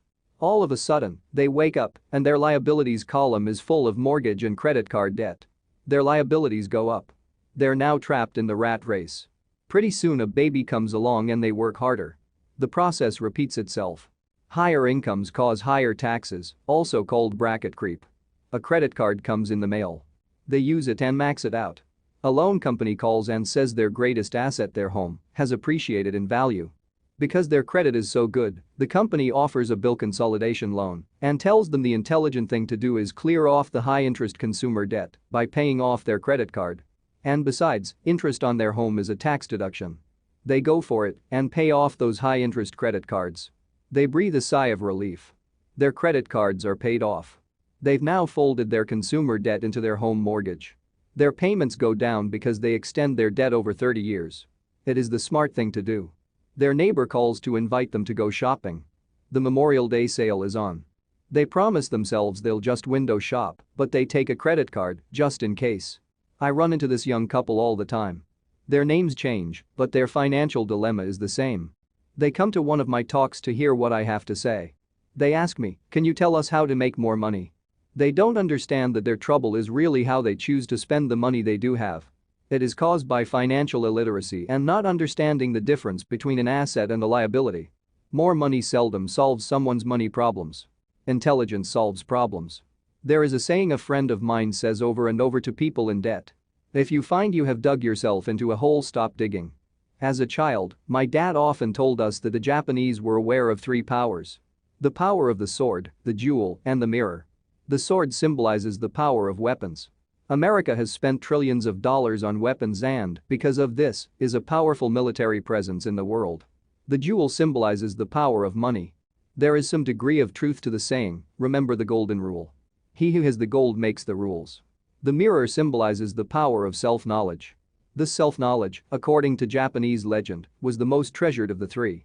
All too often, the poor and middle class allow the power of money to control them. By simply getting up and working harder, failing to ask themselves if what they do makes sense, they shoot themselves in the foot as they leave for work every morning. By not fully understanding money, the vast majority of people allow its awesome power to control them. If they used the power of the mirror, they would have asked themselves, does this make sense? All too often, instead of trusting their inner wisdom, that genius inside, most people follow the crowd. They do things because everybody else does them. They conform rather than question. Often, they mindlessly repeat what they have been told. Diversify. Your home is an asset. Your home is your biggest investment. You get a tax break for going into greater debt. Get a safe job. Don't make mistakes. Don't take risks. It is said that the fear of public speaking is a fear greater than death for most people. According to psychiatrists, the fear of public speaking is caused by the fear of ostracism, the fear of standing out, the fear of criticism, the fear of ridicule, and the fear of being an outcast. The fear of being different prevents most people from seeking new ways to solve their problems. That is why my educated dad said the Japanese valued the power of the mirror the most, for it is only when we look into it that we find truth. Fear is the main reason that people say, play it safe. That goes for anything, be it sports, relationships, careers, or money. It is that same fear, the fear of ostracism, that causes people to conform to, and not question, commonly accepted opinions or popular trends. Your home is an asset. Get a bill consolidation loan and get out of debt. Work harder. It's a promotion. Someday I'll be a vice president. Save money. When I get a raise, I'll buy us a bigger house. Mutual funds are safe. Many financial problems are caused by trying to keep up with the Joneses. Occasionally, we all need to look in the mirror and be true to our inner wisdom rather than our fears. By the time Mike and I were 16 years old, we began to have problems in school. We were not bad kids. We just began to separate from the crowd. We worked for Mike's dad after school and on weekends. Mike and I often spent hours after work just sitting at a table with his dad while he held meetings with his bankers, attorneys, accountants, brokers, investors, managers, and employees. Here was a man who had left school at 13 who was now directing, instructing, ordering, and asking questions of educated people. They came at his beck and call and cringed when he didn't approve of them. Here was a man who had not gone along with the crowd. He was a man who did his own thinking and detested the words, "We have to do it this way because that's the way everyone else does it." He also hated the word can't. If you wanted him to do something, just say, "I don't think you can do it." Mike and I learned more sitting in on his meetings than we did in all our years of school, college included. Mike's dad was not book smart, but he was financially educated and successful as a result. He told us over and over again, an intelligent person hires people who are more intelligent than he is. So Mike and I had the benefit of spending hours listening to and learning from intelligent people. But because of this, Mike and I couldn't go along with the standard dogma our teachers preached, and that caused problems. Whenever the teacher said, "If you don't get good grades, you won't do well in the real world," Mike and I just raised our eyebrows. When we were told to follow set procedures and not deviate from the rules, we could see how school discouraged creativity. We started to understand why our rich dad told us that schools were designed to produce good employees instead of employers.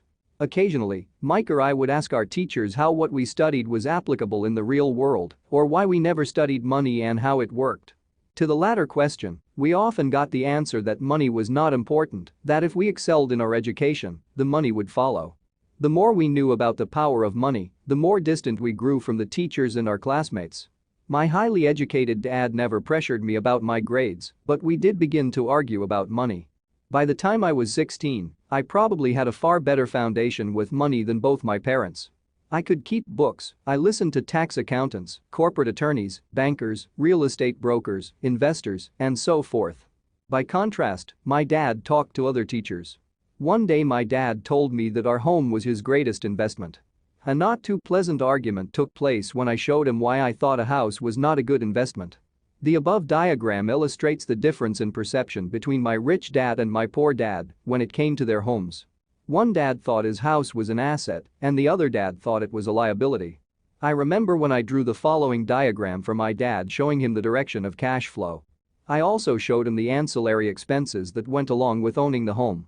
A bigger home meant bigger expenses, and the cash flow kept going out through the expense column. Today, people still challenge me on the idea of a house not being an asset.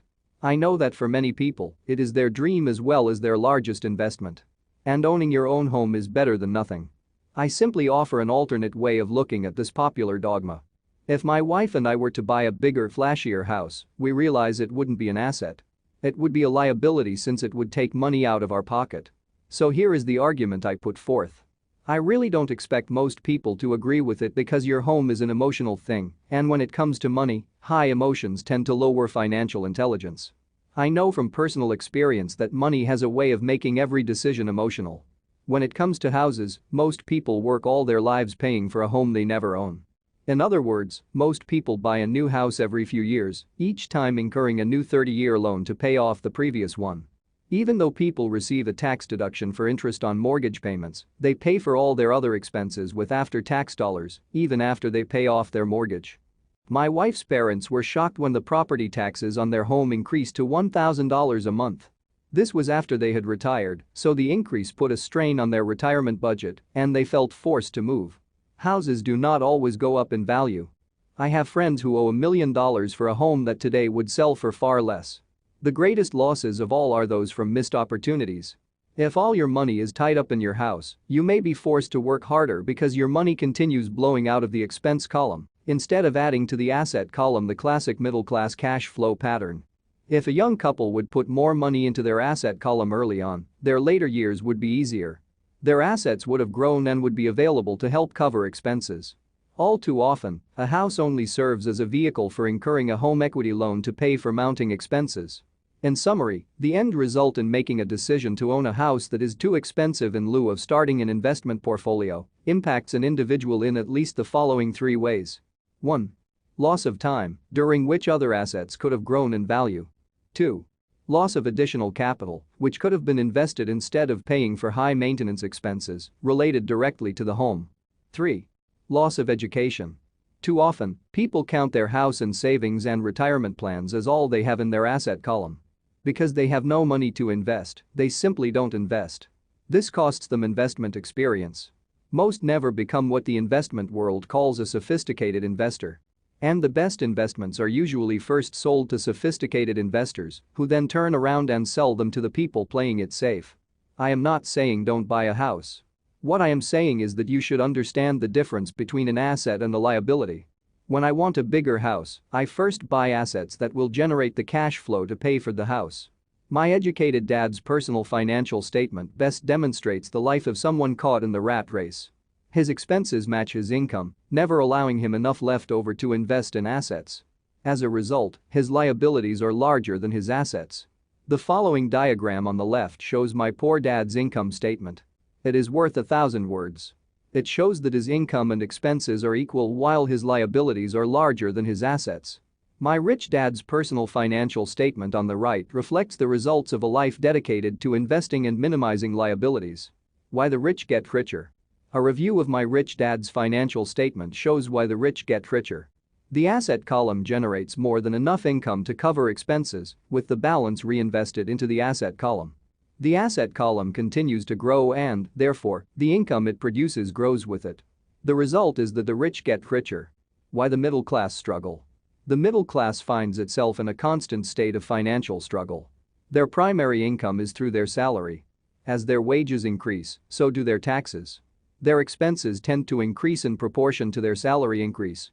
Hence, the phrase the rat race. They treat their home as their primary asset instead of investing in income-producing assets. This pattern of treating your home as an investment and the philosophy that a pair A's means you can buy a larger home or spend more is the foundation of today's debt-ridden society. Increased spending throws families into greater debt and into more financial uncertainty, even though they may be advancing in their jobs and receiving raises on a regular basis. This is high-risk living caused by weak financial education. The massive loss of jobs in recent times proves how shaky the middle class really is financially. Company pension plans are being replaced by 401k plans. Social Security is obviously in trouble and can't be relied upon as a source for retirement. Panic has set in for the middle class. Today, mutual funds are popular because they supposedly represent safety. Average mutual fund buyers are too busy working to pay taxes and mortgages, save for their children's college, and pay off credit cards. They do not have time to study investing, so they rely on the expertise of the manager of a mutual fund. Also, because the mutual fund includes many different types of investments, they feel their money is safer because it is diversified. This educated middle class subscribes to the dogma put out by mutual fund brokers and financial planners. Play it safe. Avoid risk. The real tragedy is that the lack of early financial education is what creates the risk faced by average middle class people. The reason they have to play it safe is because their financial positions are tenuous at best. Their balance sheets are not balanced. Instead, they are loaded with liabilities and have no real assets that generate income. Typically, their only source of income is their paycheck. Their livelihood becomes entirely dependent on their employer. So when genuine deals of a lifetime come along, these people can't take advantage of them because they are working so hard, are taxed to the max, and are loaded with debt. As I said at the start of this section, the most important rule is to know the difference between an asset and a liability. Once you understand the difference, concentrate your efforts on buying income-generating assets. That's the best way to get started on a path to becoming rich. Keep doing that, and your asset column will grow. Keep liabilities and expenses down so more money is available to continue pouring into the asset column. Soon the asset base will be so deep that you can afford to look at more speculative investments.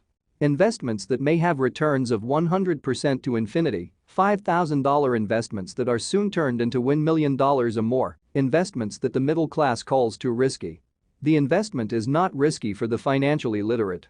If you do what the masses do, you get the following picture. As an employee who is also a homeowner, your working efforts are generally as follows. 1. You work for the company. Employees make their business owner or the shareholders rich, not themselves. Your efforts and success will help provide for the owner's success and retirement. 2. You work for the government. The government takes its share from your paycheck before you even see it. By working harder, you simply increase the amount of taxes taken by the government. Most people work from January to May just for the government.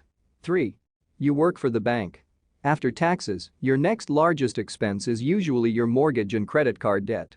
The problem with simply working harder is that each of these three levels takes a greater share of your increased efforts.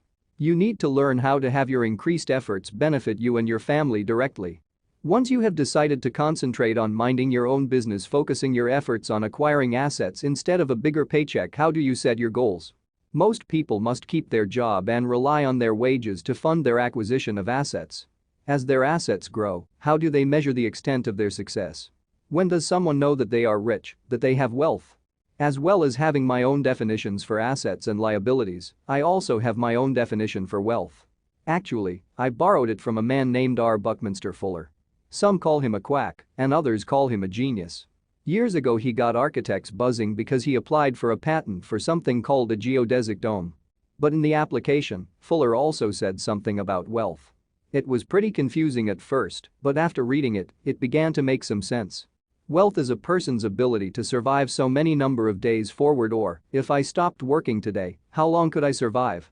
Unlike net worth, the difference between your assets and liabilities, which is often filled with a person's expensive junk and opinions of what things are worth, this definition creates the possibility for developing a truly accurate measurement. I could now measure and know where I was in terms of my goal to become financially independent. Although net worth often includes non-cash producing assets, like stuff you bought that now sits in your garage, wealth measures how much money your money is making and, therefore, your financial survivability. Wealth is the measure of the cash flow from the asset column compared with the expense column. Let's use an example.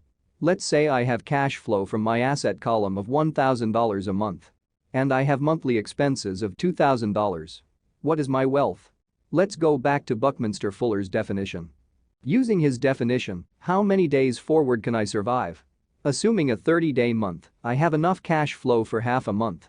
When I achieve $2,000 a month cash flow from my assets, then I will be wealthy.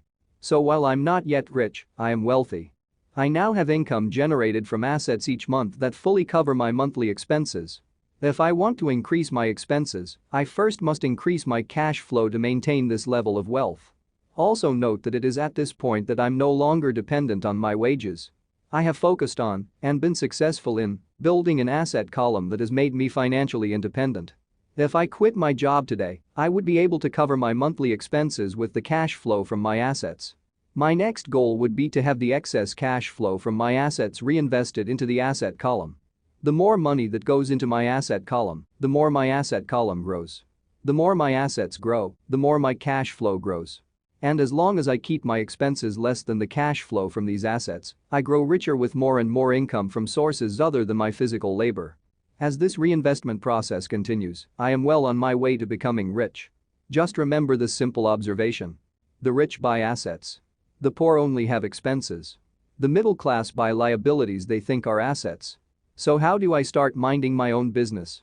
What is the answer? Listen to the founder of McDonald's in the next chapter. Chapter 3. Lesson 3. Mind your own business. The rich focus on their asset columns while everyone else focuses on their income statements. In 1974, Ray Kroc, the founder of McDonald's, was asked to speak to the MBA class at the University of Texas at Austin. A friend of mine was a student in that MBA class. After a powerful and inspiring talk, the class adjourned and the students asked Ray if he would join them at their favorite hangout to have a few beers. Ray graciously accepted. "What business am I in?" Ray asked once the group had all their beers in hand. Everyone laughed, my friend said. Most of the MBA students thought Ray was just fooling around. No one answered, so Ray asked again, "What business do you think I'm in?"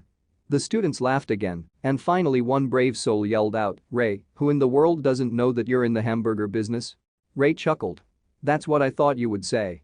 He paused and then quickly added, "Ladies and gentlemen, I'm not in the hamburger business. My business is real estate." As my friend tells the story, Ray spent a good amount of time explaining his viewpoint. In his business plan, Ray knew that the primary business focus was to sell hamburger franchises, but what he never lost sight of was the location of each franchise.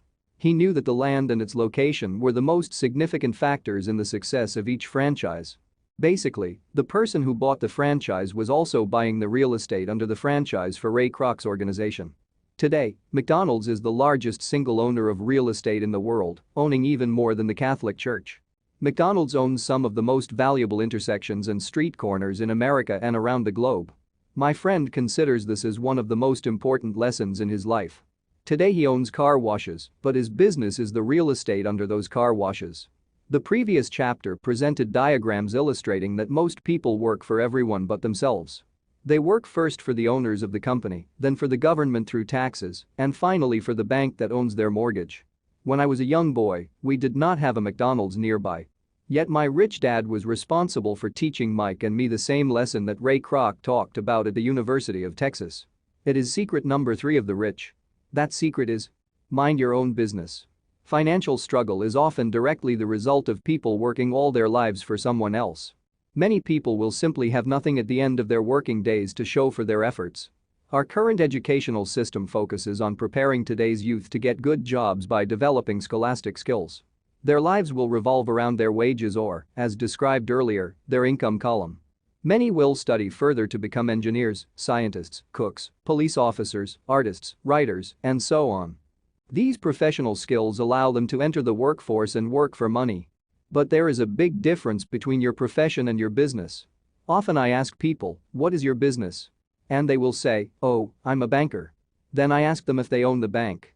And they usually respond, "No, I work there." In that instance, they have confused their profession with their business. Their profession may be a banker, but they still need their own business. A problem with school is that you often become what you study. So if you study cooking, you become a chef. If you study the law, you become an attorney, and a study of auto mechanics makes you a mechanic. The mistake in becoming what you study is that too many people forget to mind their own business. They spend their lives minding someone else's business and making that person rich. To become financially secure, a person needs to mind their own business. Your business revolves around your asset column, not your income column. As stated earlier, the number one rule is to know the difference between an asset and a liability and to buy assets. The rich focus on their asset columns, while everyone else focuses on their income statements. That is why we hear so often, "I need a raise. If only I had a promotion. I am going back to school to get more training so I can get a better job. I am going to work overtime. Maybe I can get a second job." In some circles, these are sensible ideas. But you are still not minding your own business. These ideas all still focus on the income column and will only help a person become more financially secure if the additional money is used to purchase income-generating assets. The primary reason the majority of the poor and middle class are fiscally conservative, which means I can't afford to take risks, is that they have no financial foundation. They have to cling to their jobs and play it safe. When downsizing became the in thing to do, millions of workers found out their largest so-called asset, their home, was eating them alive. Their asset was costing them money every month. Their car, another asset, was eating them alive. The golf clubs in the garage that cost $1,000 were not worth $1,000 anymore. Without job security, they had nothing to fall back on. What they thought were assets could not help them survive in a time of financial crisis. I assume most of us have filled out a credit application to buy a house or a car. It's always interesting to look at the net worth section because of what accepted banking and accounting practices allow a person to count as assets. One day when I wanted a loan, my financial position did not look too good. So I added my new golf clubs, my art collection, books, electronics, Armani suits, wristwatches, shoes, and other personal effects to boost the number in the asset column.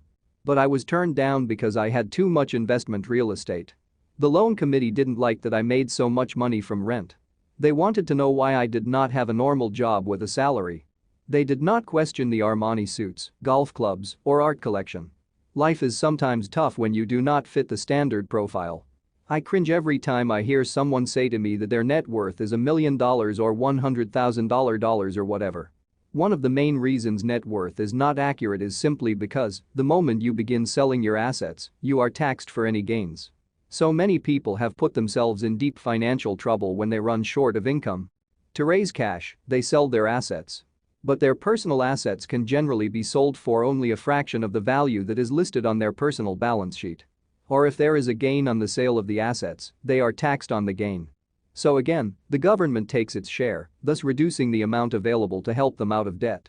That is why I say someone's net worth is often worth less than they think. Start minding your own business. Keep your daytime job, but start buying real assets, not liabilities or personal effects that have no real value once you get them home. A new car loses nearly 25% of the price you pay for it the moment you drive it off the lot. It is not a true asset even if your banker lets you list it as one. My $400 new titanium driver was worth $150 the moment I teed off.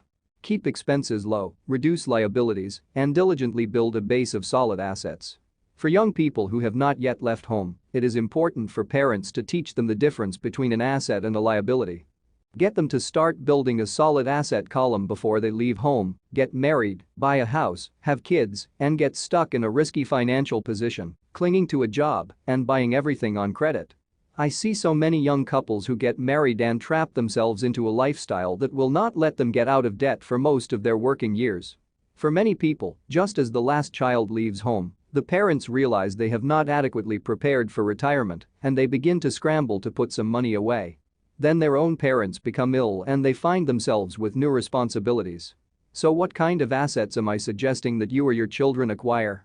In my world, real assets fall into the following categories. Businesses that do not require my presence, I own them, but they are managed or run by other people. If I have to work there, it's not a business. It becomes my job. Stocks, bonds, income-generating real estate notes, IOUs, royalties from intellectual property such as music, scripts, and patents, anything else that has value, produces income or appreciates, and has a ready market. As a young boy, my educated dad encouraged me to find a safe job. But my rich dad encouraged me to begin acquiring assets that I loved. If you don't love it, you won't take care of it. I collect real estate simply because I love buildings and land. I love shopping for them, and I could look at them all day long. When problems arise, the problems aren't so bad that it changes my love for real estate. For people who hate real estate, they shouldn't buy it. I also love stocks of small companies, especially startups, because I am an entrepreneur, not a corporate person. In my early years, I worked in large organizations such as Standard Oil of California, the U.S. Marine Corps, and Xerox Corporation. I enjoyed my time with those organizations and have fond memories, but I know deep down I am not a company man. I like starting companies, not running them. So my stock buys are usually of small companies. Sometimes I even start the company and take it public. Fortunes are made in new stock issues, and I love the game. Many people are afraid of small-cap companies and call them risky, and they are. But that risk is diminished if you love what the investment is, understand it, and know the game. With small companies, my investment strategy is to be out of the stock in a year.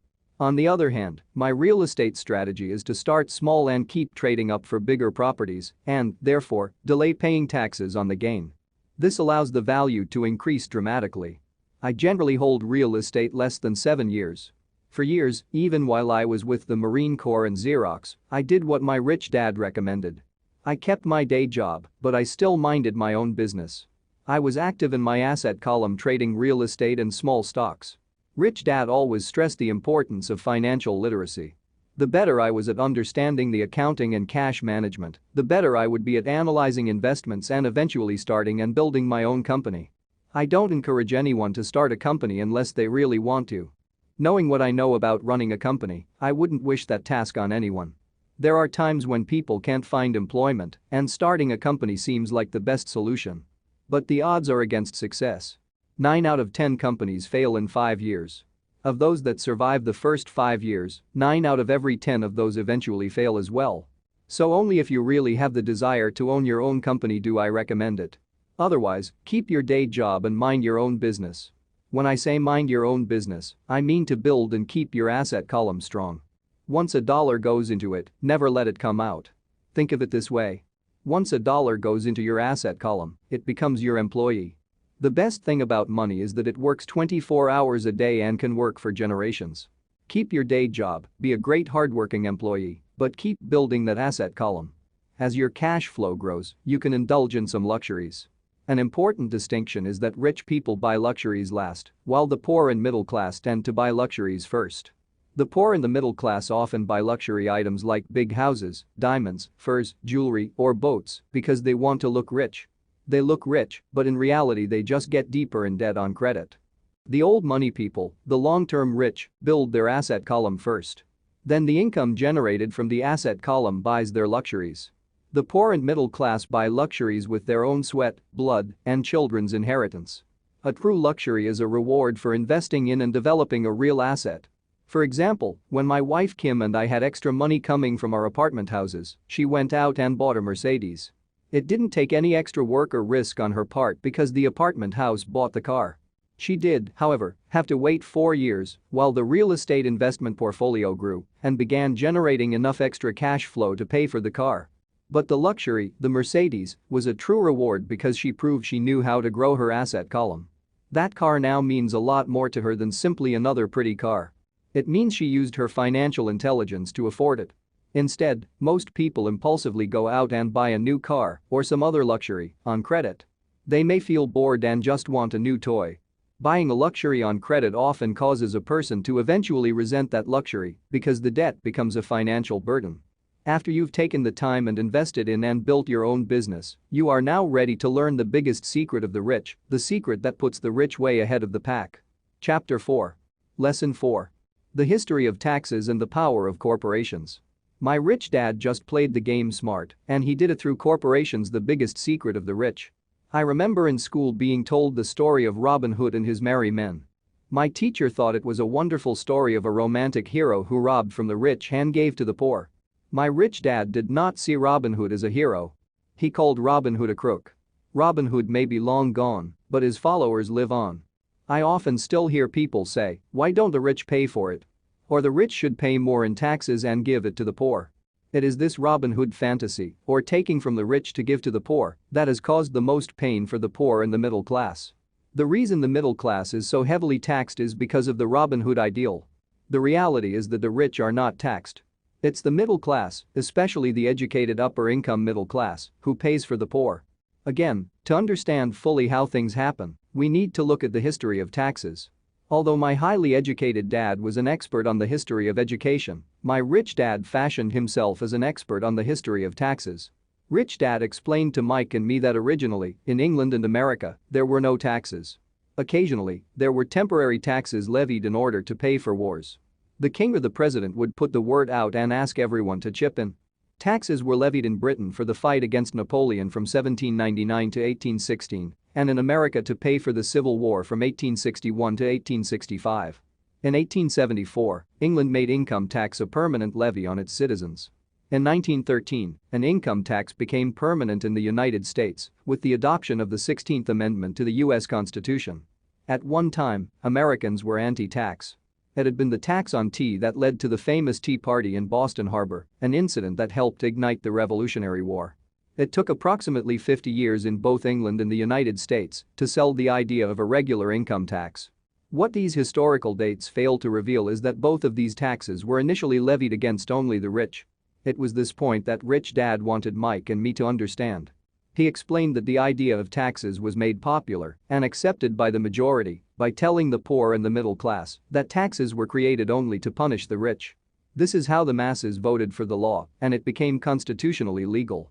Although it was intended to punish the rich, in reality it wound up punishing the very people who voted for it, the poor and middle class. Once government got a taste of money, its appetite grew, said Rich Dad. Your dad and I are exactly opposite. He's a government bureaucrat and I am a capitalist. We get paid and our success is measured on opposite behaviors. He gets paid to spend money and hire people. The more he spends and the more people he hires, the larger his organization becomes. In the government, a large organization is a respected organization. On the other hand, within my organization, the fewer people I hire and the less money I spend, the more I am respected by my investors. That's why I don't like government people. They have different objectives than most business people. As the government grows, more and more tax dollars are needed to support it. My educated dad sincerely believed that government should help people. He loved John F. Kennedy and especially the idea of the Peace Corps. He loved the idea so much that both he and my mom worked for the Peace Corps, training volunteers to go to Malaysia, Thailand, and the Philippines. He always strived for additional grants and budget increases so he could hire more people, both in his job with the Education Department and in the Peace Corps. From the time I was about 10 years old, I would hear from my rich dad that government workers were a pack of lazy thieves, and from my poor dad, I would hear how the rich were greedy crooks who should be made to pay more taxes. Both sides had valid points. It was difficult to go to work for one of the biggest capitalists in town and come home to a father who was a prominent government leader. It was not easy to know which dad to believe. Yet when you study the history of taxes, an interesting perspective emerges. As I said, the passage of taxes was only possible because the masses believed in the Robin Hood theory of economics. Take from the rich and give to everyone else. The problem was that the government's appetite for money was so great that taxes soon needed to be levied on the middle class, and from there it kept trickling down. However, the rich saw an opportunity because they don't play by the same set of rules. The rich knew about corporations, which became popular in the days of sailing ships. The rich created the corporation as a vehicle to limit their risk to the assets of each voyage.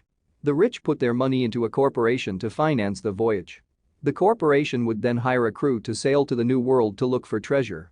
If the ship was lost, the crew lost their lives, but the loss to the rich would be limited only to the money they invested for that particular voyage. The diagram that follows shows how the corporate structure sits outside your personal income statement and balance sheet. It is the knowledge of the legal corporate structure that really gives the rich a vast advantage over the poor and the middle class.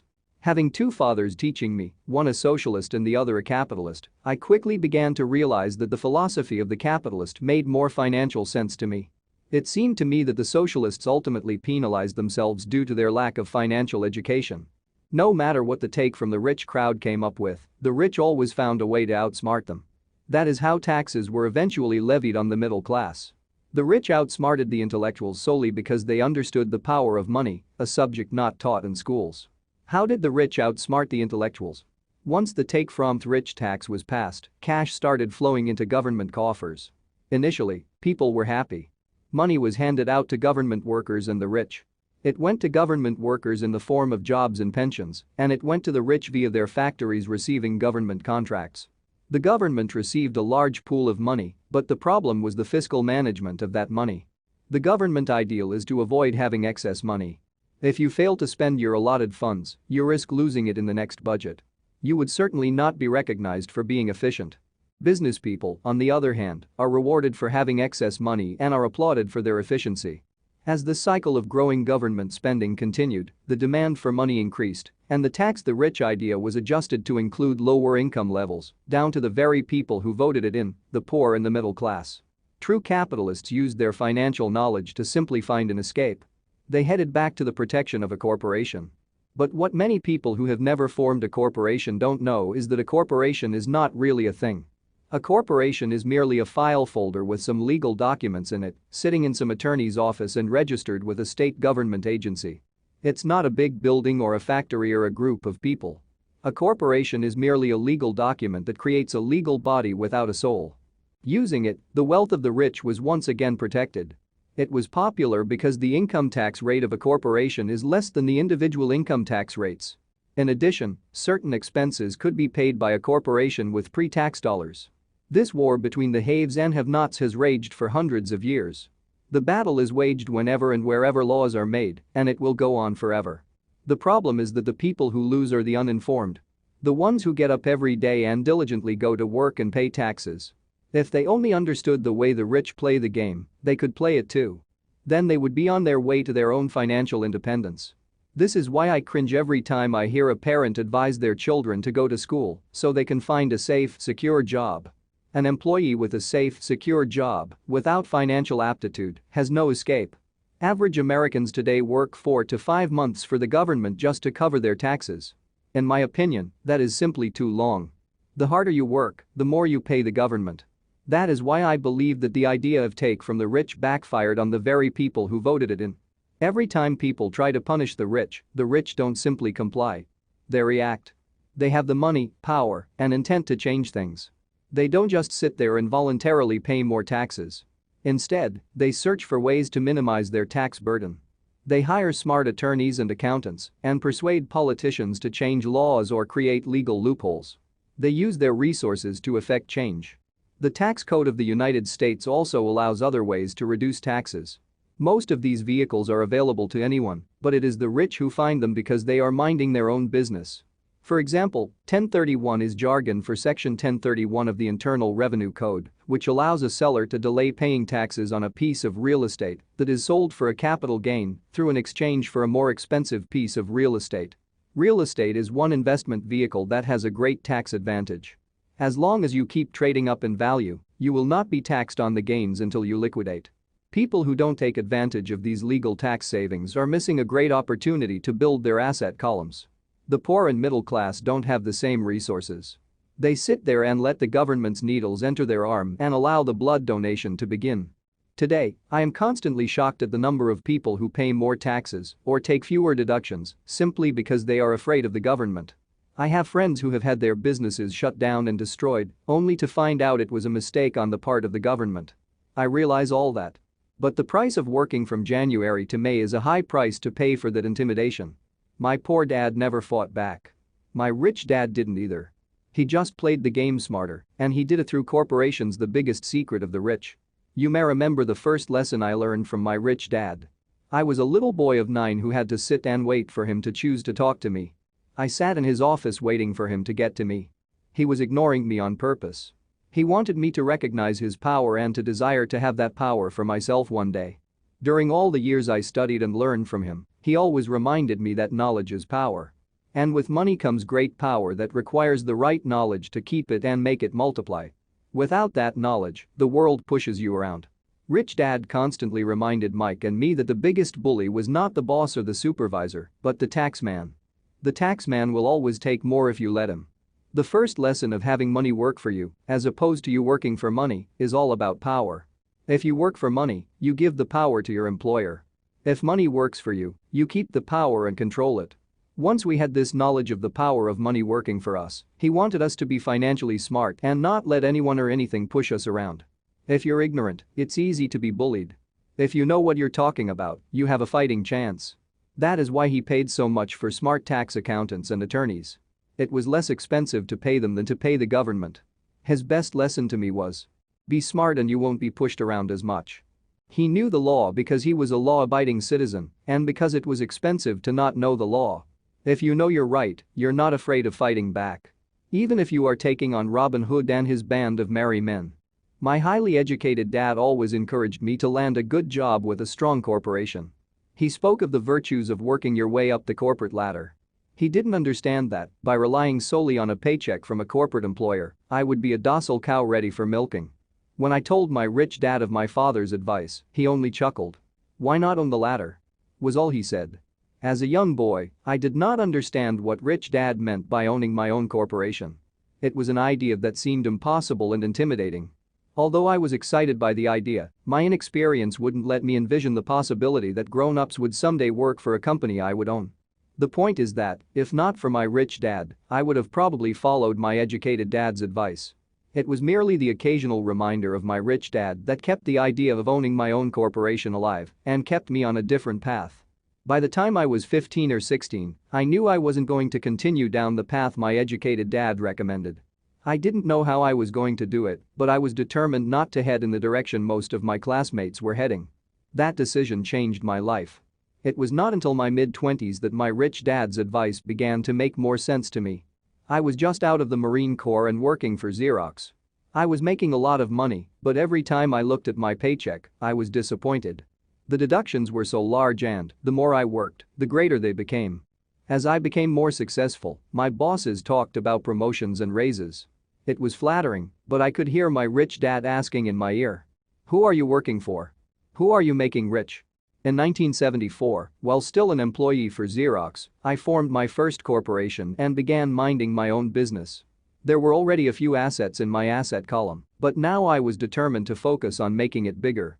Those paychecks, with all the deductions, made all the years of my rich dad's advice make total sense. I could see the future if I followed my educated dad's advice. Many employers feel that advising their workers to mind their own business is bad for business. But for me, focusing on my own business and developing assets made me a better employee because I now had a purpose. I came in early and worked diligently, amassing as much money as possible so I could invest in real estate. Hawaii was just set to boom, and there were fortunes to be made. The more I realized that we were in the beginning stages of a boom, the more Xerox machines I sold. The more I sold, the more money I made and, of course, the more deductions came out of my paycheck. It was inspiring. I wanted out of the employee trap so badly that I worked even harder so I could invest more. By 1978, I was consistently one of the top 5 salespeople at the company. I badly wanted out of the rat race. In less than 3 years, I was making more in my real estate holding corporation than I was making at Xerox. And the money I was making in my asset column in my own corporation was money working for me, not me pounding on doors selling copiers. My rich dad's advice made much more sense. Soon the cash flow from my properties was so strong that my company bought me my first Porsche. My fellow Xerox salespeople thought I was spending my commissions. I wasn't. I was investing my commissions in assets. My money was working hard to make more money. Each dollar in my asset column was a great employee, working hard to make more employees and buy the boss a new Porsche with before-tax dollars. I began to work harder for Xerox. The plan was working, and my Porsche was the proof. By using the lessons I learned from my rich dad, I was able to get out of the proverbial rat race at an early age. It was made possible because of the strong financial knowledge I had acquired through rich dad's lessons. Without this financial knowledge, which I call financial intelligence or financial IQ, my road to financial independence would have been much more difficult. I now teach others in the hope that I may share my knowledge with them. I remind people that financial IQ is made up of knowledge from 4 broad areas of expertise. 1. 1. Accounting. Accounting is financial literacy, or the ability to read numbers. This is a vital skill if you want to build an empire. The more money you are responsible for, the more accuracy is required, or the house comes tumbling down. This is the left brain side, or the details. Financial literacy is the ability to read and understand financial statements, which allows you to identify the strengths and weaknesses of any business. 2. Investing. Investing is the science of making money. This involves strategies and formulas which use the creative right brain side. 3. Understanding markets. Understanding markets is the science of supply and demand. You need to know the technical aspects of the market, which are emotion-driven, in addition to the fundamental or economic aspects of an investment. Does an investment make sense, or does it not make sense based on current market conditions? 4. The law. A corporation wrapped around the technical skills of accounting, investing, and markets can contribute to explosive growth. A person who understands the tax advantages and protections provided by a corporation can get rich so much faster than someone who is an employee or a small business sole proprietor. It's like the difference between someone walking and someone flying. The difference is profound when it comes to long-term wealth. Tax advantages. A corporation can do many things that an employee cannot, like pay expenses before paying taxes. That is a whole area of expertise that is very exciting. Employees earn and get taxed, and they try to live on what is left. A corporation earns, spends everything it can, and is taxed on anything that is left. It's one of the biggest legal tax loopholes that the rich use. They're easy to set up and are not expensive if you own investments that are producing good cash flow. For example, by owning your own corporation, your vacations can be board meetings in Hawaii. Car payments, insurance, repairs, and health club memberships are company expenses. Most restaurant meals are partial expenses, and on and on. But it's done legally with pre-tax dollars. Protection from lawsuits. We live in a litigious society. Everybody wants a piece of your action. The rich hide much of their wealth using vehicles such as corporations and trusts to protect their assets from creditors. When someone sues a wealthy individual, they are often met with layers of legal protection and often find that the wealthy person actually owns nothing. They control everything, but own nothing. The poor and middle class try to own everything and lose it to the government or to fellow citizens who like to sue the rich. They learned it from the Robin Hood story.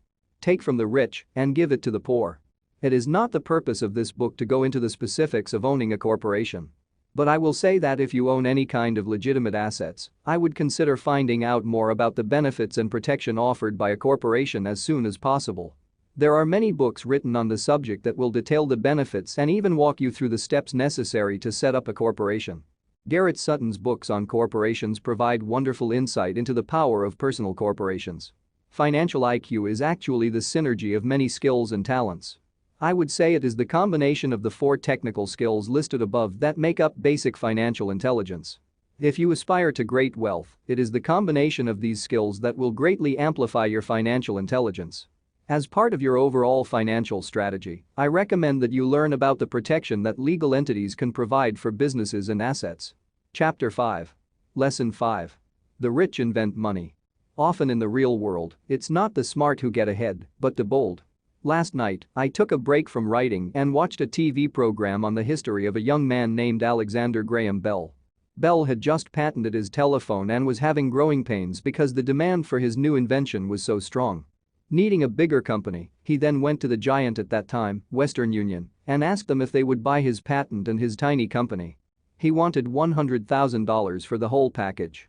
The president of Western Union scoffed at him and turned him down, saying the price was ridiculous. The rest is history. A multi-billion-dollar industry emerged, and AT&T was born. The evening news came on right after the story of Alexander Graham Bell. On the news was a story of another downsizing at a local company. The workers were angry and complained that the company ownership was unfair. A terminated manager of about 45 years of age had his wife and 2 babies at the plant and was begging the guards to let him talk to the owners to ask if they would reconsider his termination. He had just bought a house and was afraid of losing it. The camera focused in on his pleading for all the world to see. Needless to say, it held my attention. I have been teaching professionally since 1984. It has been a great experience and a rewarding one. It is also a disturbing profession, for I have taught thousands of individuals and I see one thing in common in all of us, myself included. We all have tremendous potential and we all are blessed with gifts. Yet the one thing that holds all of us back is some degree of self-doubt. It is not so much the lack of technical information that holds us back, but more the lack of self-confidence. Some are more affected than others. Once we leave school, most of us know that it is not so much a matter of college degrees or good grades that count. In the real world outside of academics, something more than just grades is required. I have heard it called many things: guts, chutzpah, balls, audacity, bravado, cunning, daring, tenacity, and brilliance. This factor, whatever it is labeled, ultimately decides one's future much more than school grades do. Inside each of us is one of these brave, brilliant, and daring characters. There is also the flip side of that character. People who could get down on their knees and beg if necessary. After a year in Vietnam as a Marine Corps pilot, I got to know both of those characters inside of me intimately. One is not better than the other. Yet as a teacher, I recognized that it was excessive fear and self-doubt that were the greatest detractors of personal genius. It broke my heart to see students know the answers, yet lack the courage to act on the answer. Often in the real world, it's not the smart who get ahead, but the bold. In my personal experience, your financial genius requires both technical knowledge as well as courage. If fear is too strong, the genius is suppressed. In my classes, I strongly urge students to learn to take risks, to be bold, and to let their genius convert that fear into power and brilliance. It works for some and just terrifies others. I have come to realize that for most people, when it comes to the subject of money, they would rather play it safe. I have had to field questions such as, why take risks? Why should I bother developing my financial IQ? Why should I become financially literate? And I answer, just to have more options. There are huge changes up ahead. In the coming years, there will be more people just like the young inventor Alexander Graham Bell. There will be 100 people like Bill Gates and hugely successful companies like Microsoft created every year, all over the world. And there also will be many more bankruptcies, layoffs, and downsizings. So why bother developing your financial IQ? No one can answer that but you. Yet I can tell you why I myself do it. I do it because it is the most exciting time to be alive. I'd rather be welcoming change than dreading change. I'd rather be excited about making millions than worrying about not getting a raise. This period we are in now is a most exciting time, unprecedented in our world's history. Generations from now, people will look back at this period of time and remark at what an exciting era it must have been. It was the death of the old and birth of the new.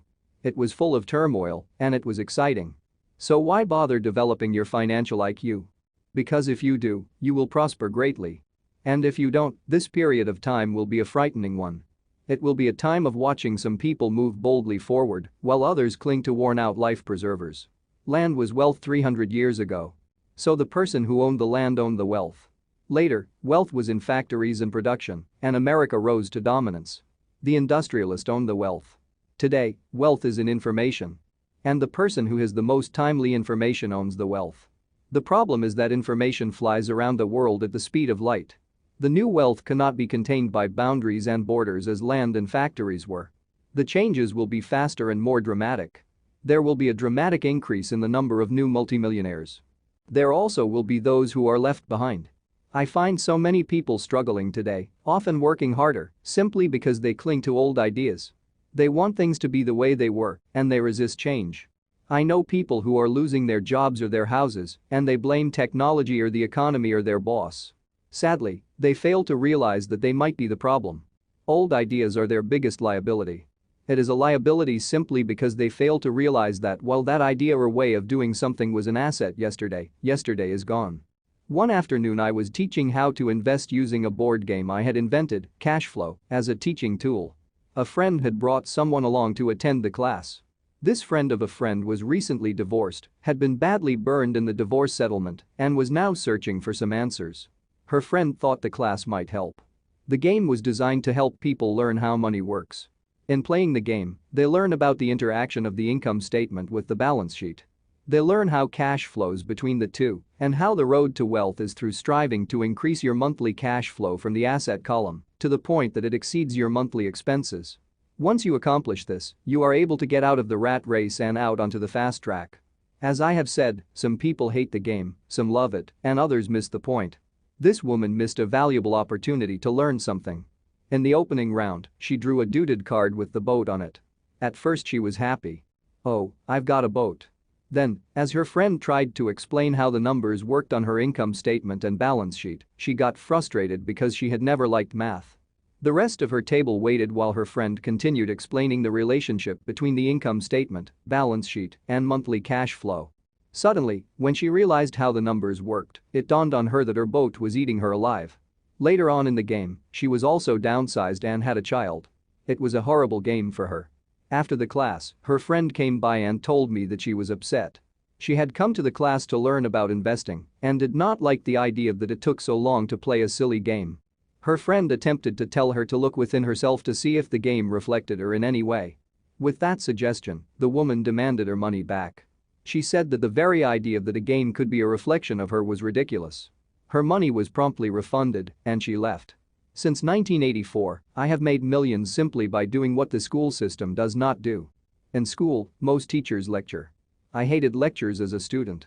I was soon bored and my mind would drift. In 1984, I began teaching via games and simulations, and I still rely on these tools today. I always encourage adult students to look at games as reflecting back to them what they know and what they need to learn. Most importantly, games reflect behavior. They are instant feedback systems. Instead of the teacher lecturing you, the game is giving you a personalized lecture, one that is custom-made just for you. The friend of the woman who left later called to give me an update. She said her friend was fine and had calmed down. In her cooling-off period, she could see some slight relationship between the game and her life. Although she and her husband did not own a boat, they did own everything else imaginable.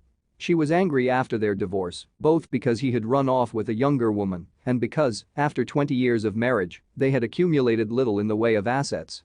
There was virtually nothing for them to split. Their 20 years of married life had been incredible fun, but all they had accumulated was a ton of doodades. She realized that her anger at doing the numbers, the income statement and balance sheet came from her embarrassment about not understanding them. She had believed that finances were the man's job. She maintained the house and did the entertaining, and he handled the finances. She was now quite certain that in the last 5 years of their marriage, he had hidden money from her. She was angry at herself for not being more aware of where the money was going, as well as for not knowing about the other woman. Just like a board game, the world is always providing us with instant feedback. We could learn a lot if we tuned in more. One day not long ago, I complained to my wife that the cleaners must have shrunk my pants. My wife gently smiled and poked me in the stomach to inform me that the pants had not shrunk. Something else had expanded me. The cash flow game was designed to give every player personal feedback. Its purpose is to give you options. If you draw the boat card and it puts you into debt, the question is, now what can you do? How many different financial options can you come up with? That is the purpose of the game. To teach players to think and create new and various financial options. Thousands of people throughout the world have played this game. The players who get out of the rat race the quickest are the people who understand numbers and have creative financial minds. They recognize different financial options. Rich people are often creative and take calculated risks. People who take the longest are people who are not familiar with numbers and often do not understand the power of investing. Some people playing cash flow gain lots of money in the game, but they don't know what to do with it. Even though they have money, everyone else seems to be getting ahead of them. And that is true in real life. There are a lot of people who have a lot of money and do not get ahead financially. Limiting your options is the same as hanging on to old ideas. I have a friend from high school who now works at 3 jobs. Years ago, he was the richest of all my classmates.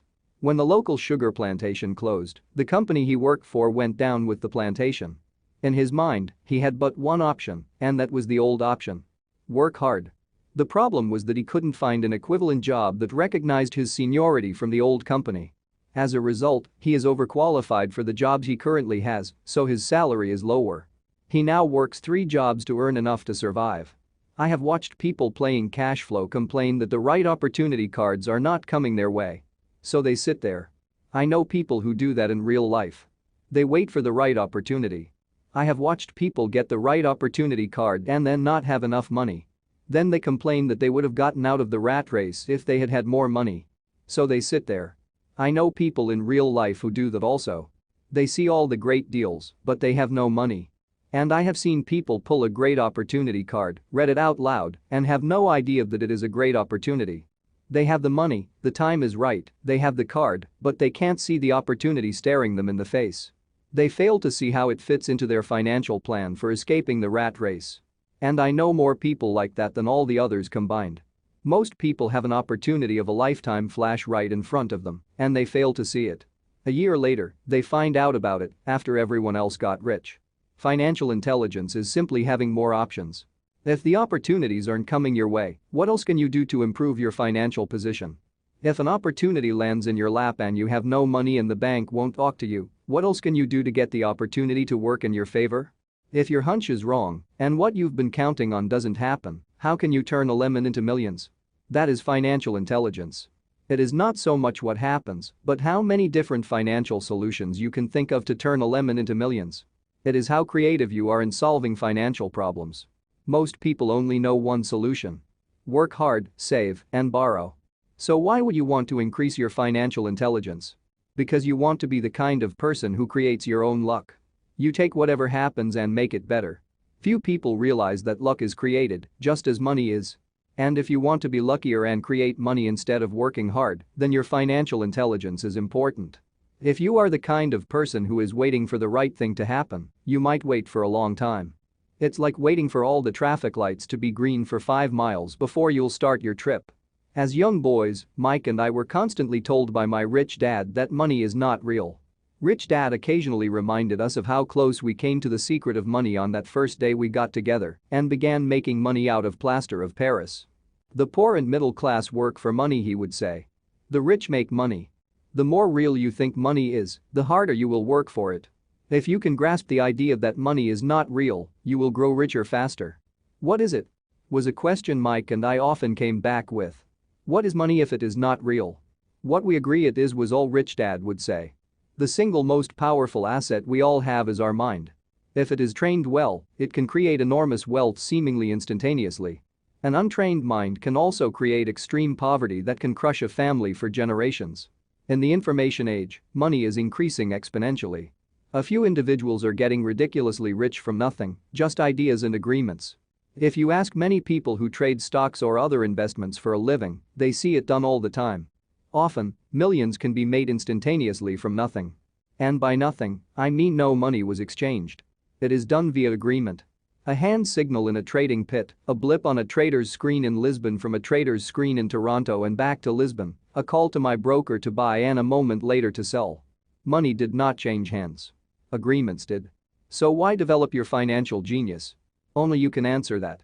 I can tell you why I have been developing this area of my intelligence. I do it because I want to make money fast. Not because I need to, but because I want to. It is a fascinating learning process. I develop my financial IQ because I want to participate in the fastest game and biggest game in the world. And in my own small way, I would like to be part of this unprecedented evolution of humanity, the era where humans work purely with their minds and not with their bodies. Besides, it is where the action is. It is what is happening. It's hip. It's scary. And it's fun. That is why I invest in my financial intelligence, developing the most powerful asset I have. I want to be with people moving boldly forward. I do not want to be with those left behind. I will give you a simple example of creating money. In the early 1990s, the economy of Phoenix, Arizona, was horrible. I was watching a TV show when a financial planner came on and began forecasting doom and gloom. His advice was to save money. Put $100 away every month, he said. In 40 years you will be a multimillionaire. Well, putting money away every month is a sound idea. It is one option, the option most people subscribe to. The problem is this. It blinds the person to what is really going on. It causes them to miss major opportunities for much more significant growth of their money. The world is passing them by. As I said, the economy was terrible at that time. For investors, this is the perfect market condition. A chunk of my money was in the stock market and in apartment houses. I was short of cash. Because people were giving properties away, I was buying. I was not saving money. I was investing. Kim and I had more than $1 million in cash working in a market that was rising fast. It was the best opportunity to invest. The economy was terrible. I just could not pass up these small deals. Houses that were once $100,000 were now $75,000. But instead of shopping with local real estate agents, I began shopping at the bankruptcy attorney's office or the courthouse steps. In these shopping places, a $75,000 house could sometimes be bought for $20,000 or less. For $2,000, which was loaned to me from a friend for 90 days for $200, I gave an attorney a cashier's check as a down payment. While the acquisition was being processed, I ran an ad advertising a $75,000 house for only $60,000 and no money down. The phone rang hard and heavy. Prospective buyers were screened, and once the property was legally mine, all the prospective buyers were allowed to look at the house. It was a feeding frenzy. The house sold in a few minutes. I asked for a $2,500 processing fee, which they gladly handed over, and the escrow and title company took over from there. I returned the $2,000 to my friend with an additional $200. He was happy, the home buyer was happy, the attorney was happy, and I was happy. I had sold a house for $60,000 that cost me $20,000. The $40,000 was created from money in my asset column in the form of a promissory note from the buyer. Total working time? 5 hours. So now that you are on your way to becoming more financially literate and skilled at reading numbers, I will show you why this is an example of money being invented. During this depressed market, Kim and I were able to do 6 of these simple transactions in our spare time. While the bulk of our money was in larger properties in the stock market, we were able to create more than $190,000 in assets, notes at 10% interest, in those 6 buy, create, and sell transactions. That comes to approximately $19,000 a year income, much of it sheltered through our private corporation. Much of that $19,000 a year goes to pay for our company cars, gas, trips, insurance, dinners with clients, and other things. By the time the government gets a chance to tax that income, it's been spent on legally allowed pre-tax expenses. This was a simple example of how money is invented, created, and protected using financial intelligence. Ask yourself, how long would it take to save $190,000? Would the bank pay you 10% interest on your money? And the promissory note is good for 30 years. I hope they never pay me the $190,000. I have to pay a tax if they pay me the principal, and besides, $19,000 paid over 30 years is a little over $500,000 in income. I have people ask what happens if the person doesn't pay. That does happen, and it's good news. That $60,000 home could be taken back and resold for $70,000 and another $2,500 collected as a loan processing fee. It would still be a zero-down transaction in the mind of the new buyer. And the process would go on. The first time I sold the house, I paid back the $2,000, so technically, I have no money in the transaction. My return on investment, ROI, is infinity. It's an example of no money making a lot of money. In the second transaction, when resold, I would have put $2,000 in my pocket and re-extended the loan to 30 years. What would my ROI be if I got paid money to make money? I do not know, but it sure beats saving $100 a month, which actually starts out as $150 because it's after-tax income for 40 years earning low interest. And again, you're taxed on the interest. That is not too intelligent. It may be safe, but it's not smart. A few years later, as the Phoenix real estate market strengthened, those houses we sold for $60,000 became worth $110,000. Foreclosure opportunities were still available but became rare. It cost a valuable asset, my time, to go out looking for them. Thousands of buyers were looking for the few available deals. The market had changed. It was time to move on and look for other opportunities to put in the asset column. You can't do that here. That is against the law. You're lying.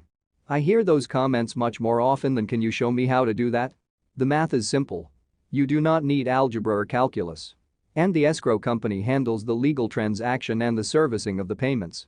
I have no roofs to fix or toilets to unplug because the owners do that. It's their house. Occasionally someone does not pay.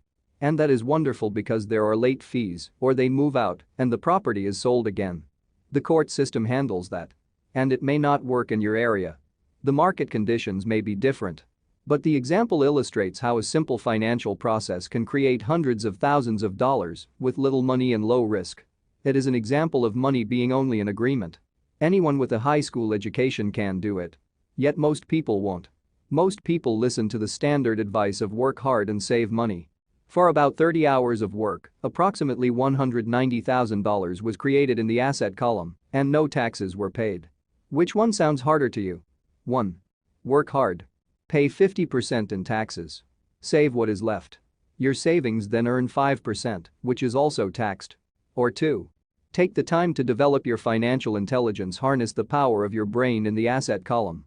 If you use option number 1, be sure to factor in how much time it takes you to save $190,000. Time is one of your greatest assets. Now you may understand why I silently shake my head when I hear parents say, "My child is doing well in school and receiving a good education." It may be good, but is it adequate? I know the above investment strategy is a small one. It is used to illustrate how small can grow into big. Again, my success reflects the importance of a strong financial foundation, which starts with a strong financial education.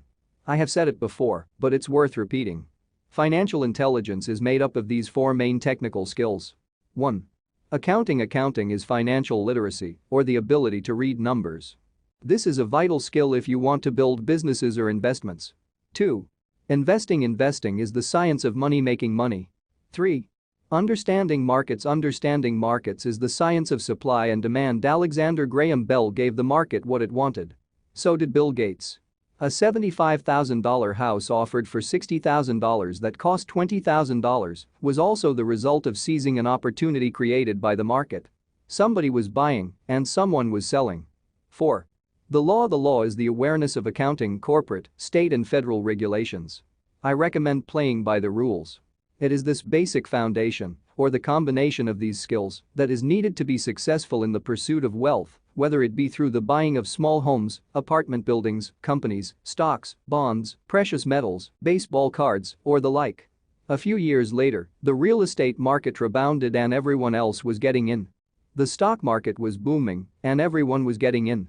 The US economy was getting back on its feet. I began selling and was now traveling to Peru, Norway, Malaysia, and the Philippines. The investment landscape had changed. We were no longer buying real estate. Now I just watch the values climb inside the asset column and will probably begin selling. I suspect that some of those 6 little house deals will sell and the $40,000 note will be converted to cash. I need to call my accountant to be prepared for cash and seek ways to shelter it. The point I would like to make is that investments come and go. The market goes up and comes down. Economies improve and crash. The world is always handing you opportunities of a lifetime, every day of your life, but all too often we fail to see them. But they are there. And the more the world changes and the more technology changes, the more opportunities there will be to allow you and your family to be financially secure for generations to come. So why bother developing your financial intelligence? Again, only you can answer that. I know why I continue to learn and develop. I do it because I know there are changes coming. I'd rather welcome change than cling to the past.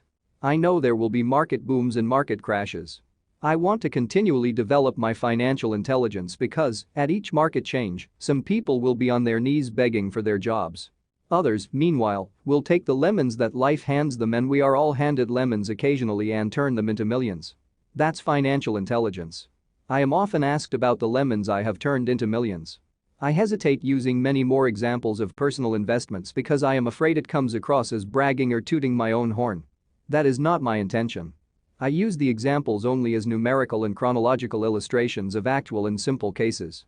I use the examples because I want you to know that it is easy. And the more familiar you become with the 4 pillars of financial intelligence, the easier it becomes.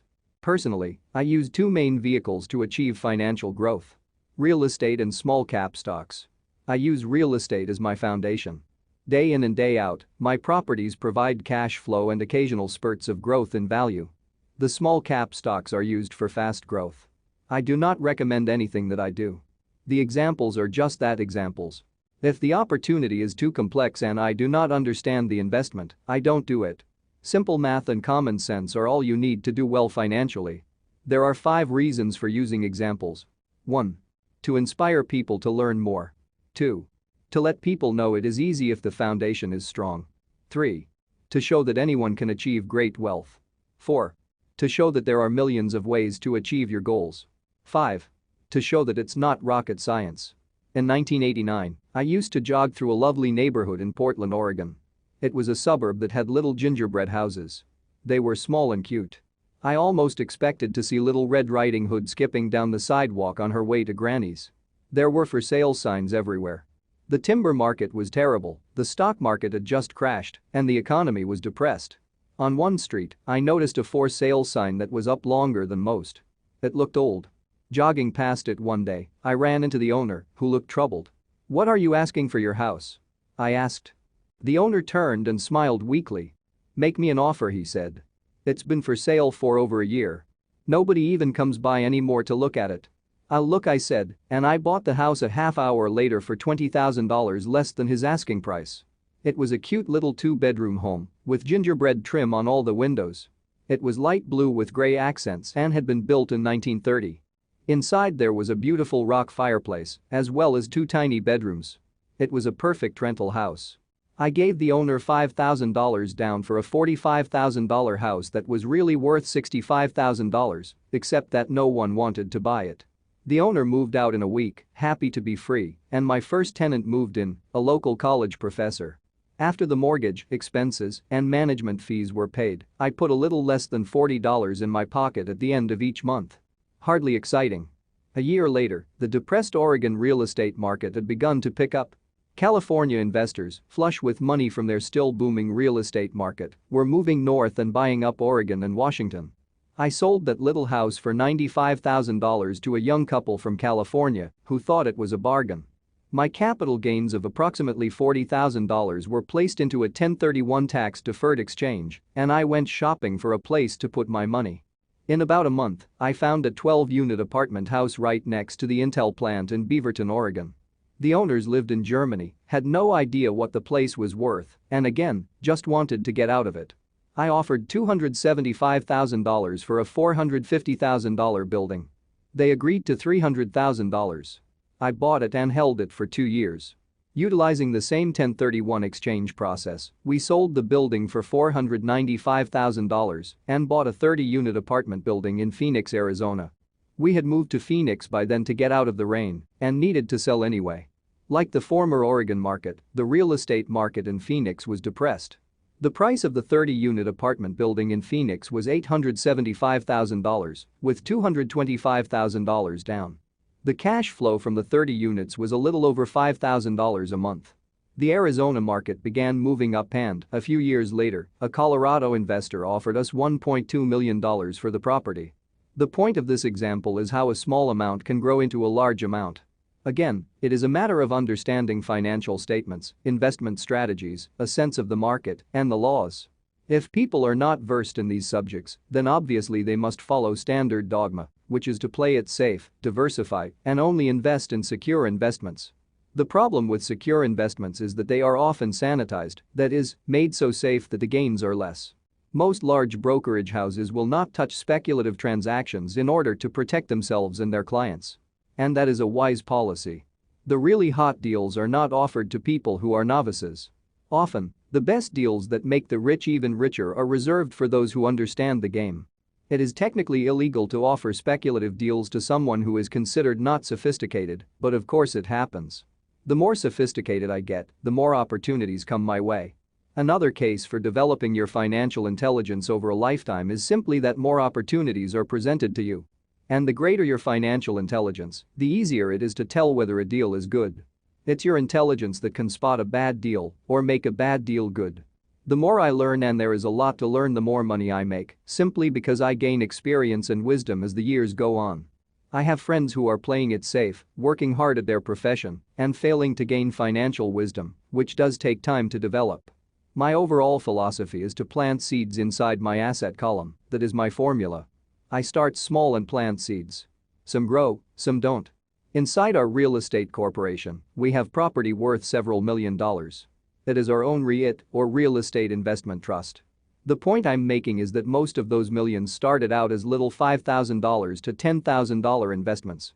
All of those down payments were fortunate to catch a fast-rising market and increase tax-free. We traded in and out several times over a number of years. We also own a stock portfolio, surrounded by a corporation that Kim and I call our personal mutual fund. We have friends who deal specifically with investors like us who have extra money each month to invest. We buy high-risk speculative private companies that are just about to go public on a stock exchange in the United States or Canada. An example of how fast gains can be made are 100,000 shares purchased for 25 cents each before the company goes public. 6 months later, the company is listed, and the 100,000 shares now are worth $2 each. If the company is well managed, the price keeps going up, and the stock may go to $20 or more per share. There are years when our $25,000 has gone to $1 million in less than a year. It is not gambling if you know what you're doing. It is gambling if you're just throwing money into a deal and praying. The idea in anything is to use your technical knowledge, wisdom, and love of the game to cut the odds down, to lower the risk. Of course, there is always risk. It is financial intelligence that improves the odds. Thus, what is risky for one person is less risky to someone else. That is the primary reason I constantly encourage people to invest more in their financial education than in stocks, real estate, or other markets. The smarter you are, the better chance you have of beating the odds. The stock plays I personally invested in were extremely high risk for most people and absolutely not recommended. I have been playing that game since 1979 and have paid more than my share in dues. But if you will reread why investments such as these are high risk for most people, you may be able to set your life up differently so that the ability to take $25,000 and turn it into $1 million in a year is low risk for you. As stated earlier, nothing I have written is a recommendation. It is only used as an example of what is simple and possible. What I do is small potatoes in the grand scheme of things. Yet for the average individual, a passive income of more than $100,000 a year is nice and not hard to achieve. Depending on the market and how smart you are, it could be done in 5 to 10 years. If you keep your living expenses modest, $100,000 coming in as additional income is pleasant, regardless of whether you work. You can work if you like or take time off if you choose and use the government tax system in your favor rather than against you. My personal basis is real estate. I love real estate because it's stable and slow moving. I keep the base solid. The cash flow is fairly steady and, if properly managed, has a good chance of increasing in value. The beauty of a solid base of real estate is that it allows me to take greater risks, as I do with speculative stocks. If I make great profits in the stock market, I pay my capital gains tax on the gain and then reinvest what's left in real estate, again further securing my asset foundation. A last word on real estate. I have traveled all over the world and taught investing. In every city, I hear people say you cannot buy real estate cheap. That is not my experience. Even in New York or Tokyo, or just on the outskirts of the city, prime bargains are overlooked by most people. In Singapore with their high real estate prices, there are still bargains to be found within a short driving distance. So whenever I hear someone say, "You can't do that here," pointing at me, I remind them that maybe the real statement is, "I don't know how to do that here yet." Great opportunities are not seen with your eyes. They are seen with your mind. Most people never get wealthy simply because they are not trained financially to recognize opportunities right in front of them. I am often asked, how do I start? In the final chapter of this book, I offer 10 steps that I followed on the road to my financial freedom. But always remember to have fun. When you learn the rules and the vocabulary of investing and begin to build your asset column, I think you'll find that it's as fun a game as you've ever played. Sometimes you win and sometimes you learn. But have fun. Most people never win because they're more afraid of losing. That is why I found school so silly. In school we learn that mistakes are bad and we are punished for making them. Yet if you look at the way humans are designed to learn, we learn by making mistakes. We learn to walk by falling down. If we never fell down, we would never walk. The same is true for learning to ride a bike. I still have scars on my knees, but today I can ride a bike without thinking. The same is true for getting rich. Unfortunately, the main reason most people are not rich is because they are terrified of losing. Winners are not afraid of losing. But losers are. Failure is part of the process of success. People who avoid failure also avoid success. I look at money much like my game of tennis. I play hard, make mistakes, correct, make more mistakes, correct, and get better. If I lose the game, I reach across the net, shake my opponent's hand, smile, and say, "See you next Saturday." There are two kinds of investors. 1. The first and most common type is a person who buys a packaged investment. They call a retail outlet, such as a real estate company, a stockbroker, or a financial planner, and they buy something. It could be a mutual fund, a REIT, a stock or a bond. It is a clean and simple way of investing. An analogy would be a shopper who goes to a computer store and buys a computer right off the shelf. 2. The second type is an investor who creates investments. This investor usually assembles a deal in the same way a person who buys components builds a computer. I do not know the first thing about putting components of a computer together, but I do know how to put pieces of opportunities together or know people who know how. It is this second type of investor who is the more professional investor. Sometimes it may take years for all the pieces to come together. And sometimes they never do. It's this second type of investor that my rich dad encouraged me to be. It is important to learn how to put the pieces together because that is where the huge wins reside and sometimes some huge losses if the tide goes against you. If you want to be the second type of investor, you need to develop 3 main skills. 1. Find an opportunity that everyone else missed. You see with your mind what others miss with their eyes. For example, a friend bought this rundown old house. It was spooky to look at. Everyone wondered why he bought it. What he saw that we did not was that the house came with 4 extra empty lots. He discovered that after going to the title company. After buying the house, he tore the house down and sold the 5 lots to a builder for 3 times what he paid for the entire package. He made $75,000 for 2 months of work. It's not a lot of money, but it sure beats minimum wage. And it's not technically difficult. 2. Raise money. The average person only goes to the bank. This second type of investor needs to know how to raise capital, and there are many ways that don't require a bank. To get started, I learned how to buy houses without a bank. It was the learned skill of raising money, more than the houses themselves, that was priceless. All too often I hear people say, the bank won't lend me money or I don't have the money to buy it. If you want to be a type 2 investor, you need to learn how to do that, which stops most people. In other words, a majority of people let their lack of money stop them from making a deal. If you can avoid that obstacle, you will be millions ahead of those who don't learn those skills. There have been many times I have bought a house, a stock, or an apartment building without a penny in the bank. I once bought an apartment house for $1.2 million. I did what is called tying it up with a written contract between seller and buyer. I then raised the $100,000 deposit, which bought me 90 days to raise the rest of the money. Why did I do it? Simply because I knew it was worth $2 million. I never raised the money. Instead, the person who put up the $100,000 gave me $50,000 for finding the deal, took over my position, and I walked away. Total working time? 3 days. Again, it's what you know more than what you buy. Investing is not buying. It's more a case of knowing. 3. Organize smart people. Intelligent people are those who work with or hire a person who is more intelligent than they are. When you need advice, make sure you choose your advisor wisely. There is a lot to learn, but the rewards can be astronomical. If you do not want to learn those skills, then being a type 1 investor is highly recommended. It is what you know that is your greatest wealth. It is what you do not know that is your greatest risk. There is always risk, so learn to manage risk instead of avoiding it. Chapter 6. Lesson 6. Work to learn, don't work for money. Job security meant everything to my educated dad. Learning meant everything to my rich dad. A few years ago, I granted an interview with a newspaper in Singapore. The young female reporter was on time, and the interview got underway immediately. We sat in the lobby of a luxurious hotel, sipping coffee and discussing the purpose of my visit to Singapore. I was to share the platform with Zig Ziglar. He was speaking on motivation, and I was speaking on the secrets of the rich. Someday, I would like to be a best-selling author like you, she said. I had seen some of the articles she had written for the paper, and I was impressed. She had a tough, clear style of writing. Her articles held a reader's interest. You have a great style, I said in reply. What holds you back from achieving your dream?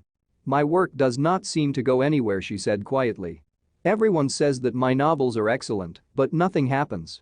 So I keep my job with the paper. At least it pays the bills. Do you have any suggestions? Yes, I do, I said brightly.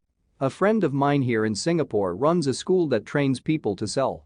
He runs sales training courses for many of the top corporations here in Singapore, and I think attending one of his courses would greatly enhance your career. She stiffened. Are you saying I should go to school to learn to sell? I nodded. You aren't serious, are you? Again, I nodded. What is wrong with that? I was now backpedaling. She was offended by something, and now I was wishing I had not said anything. In my attempt to be helpful, I found myself defending my suggestion. I have a master's degree in English literature. Why would I go to school to learn to be a salesperson? I am a professional. I went to school to be trained in a profession so I would not have to be a salesperson. I hate salespeople. All they want is money. So tell me why I should study sales? She was packing her briefcase. The interview was over. On the coffee table sat a copy of an earlier best-selling book I wrote. I picked it up as well as the notes she had jotted down on her legal pad. "Do you see this?" I said, pointing to her notes. She looked down at her notes. "What?" she said, confused. Again, I pointed deliberately to her notes. On her pad she had written, "Robert Kiyosaki, best-selling author." "It says best-selling author, not best-writing author," I said quietly. Her eyes widened. "I am a terrible writer," I said. "You are a great writer. I went to sales school. You have a master's degree. Put them together and you get a best-selling author and a best-writing author." Anger flared from her eyes.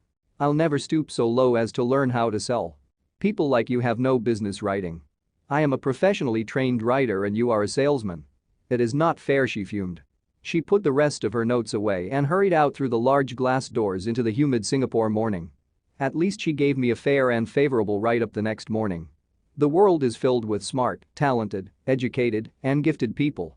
We meet them every day. They are all around us. A few days ago, my car was not running well. I pulled into a garage and the young mechanic had it fixed in just a few minutes. He knew what was wrong by simply listening to the engine. I was amazed. I am constantly shocked at how little talented people earn. I have met brilliant, highly educated people who earn less than $20,000 a year.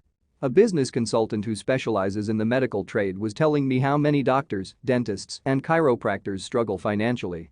All this time, I thought that when they graduated, the dollars would pour in. It was this business consultant who gave me the phrase. They are one skill away from great wealth.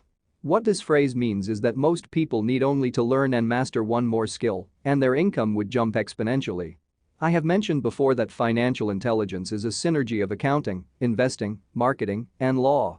Combine those 4 technical skills, and making money with money is easier than most people would believe. When it comes to money, the only skill most people know is to work hard. The classic example of a synergy of skills was that young writer for the newspaper. If she diligently learned the skills of sales and marketing, her income would jump dramatically. If I were her, I would take some courses in advertising copywriting as well as sales. Then, instead of working at the newspaper, I would seek a job at an advertising agency.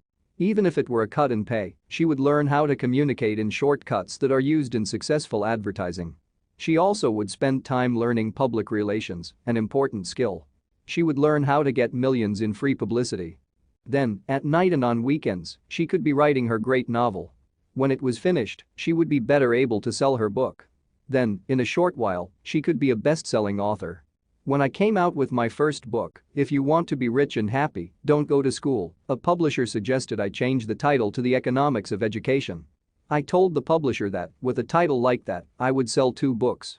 One to my family and one to my best friend. The problem is that they would expect it for free. The obnoxious title, If You Want to Be Rich and Happy, Don't Go to School, was chosen because we knew it would get tons of publicity. I am pro-education and believe in education reform. If I were not pro-education, why would I continue to press for changing our antiquated educational system? So I chose a title that would get me on more TV and radio shows simply because I was willing to be controversial. Many people thought I was a fruitcake, but the book sold and sold. When I graduated from the U.S. Merchant Marine Academy in 1969, my educated dad was happy. Standard Oil of California had hired me for its oil tanker fleet as a third mate. The pay was low compared with my classmates, but it was okay for a first real job after college. My starting pay was about $42,000 a year, including overtime, and I only had to work for 7 months. I had 5 months of vacation. If I had wanted to, I could have taken the run to Vietnam with a subsidiary shipping company and easily doubled my pay instead of taking 5 months of vacation. I had a great career ahead of me, yet I resigned after 6 months with the company and joined the Marine Corps to learn how to fly. My educated dad was devastated. Rich Dad congratulated me. In school and in the workplace, the popular opinion is the idea of specialization. That is, in order to make more money or get promoted, you need to specialize. That is why medical doctors immediately begin to seek a specialty such as orthopedics or pediatrics. The same is true for accountants, architects, lawyers, pilots, and others. My educated dad believed in the same dogma. That is why he was thrilled when he eventually achieved his doctorate. He often admitted that schools reward people who study more and more about less and less. Rich Dad encouraged me to do exactly the opposite. You want to know a little about a lot was his suggestion. That is why for years I worked in different areas of his companies. For a while, I worked in his accounting department. Although I would probably never have been an accountant, he wanted me to learn via osmosis. Rich Dad knew I would pick up jargon and a sense of what is important and what is not. I also worked as a bus boy and construction worker, as well as in sales, reservations, and marketing. He was grooming Mike in me. That is why he insisted we sit in on the meetings with his bankers, lawyers, accountants, and brokers. He wanted us to know a little about every aspect of his empire. When I quit my high-paying job with Standard Oil, my educated dad had a heart-to-heart talk with me. He was bewildered. He could not understand my decision to resign from a career that offered high pay, great benefits, lots of time off, and opportunity for promotion. When he asked me one evening, "Why did you quit?" I could not explain it to him, though I tried hard to. My logic did not fit his logic. The big problem was that my logic was my rich dad's logic. Job security meant everything to my educated dad. Learning meant everything to my rich dad. Educated dad thought I went to school to learn to be a ship's officer. Rich Dad knew that I went to school to study international trade. So as a student, I made cargo runs, navigating large freighters, oil tankers, and passenger ships to the Far East and the South Pacific. Rich Dad emphasized that I should stay in the Pacific instead of taking ships to Europe because he knew that the emerging nations were in Asia, not Europe. While most of my classmates, including Mike, were partying at their fraternity houses, I was studying trade, people, business styles, and cultures in Japan, Taiwan, Thailand, Singapore, Hong Kong, Vietnam, Korea, Tahiti, Samoa, and the Philippines. I was partying also, but it was not in any frat house. I grew up rapidly.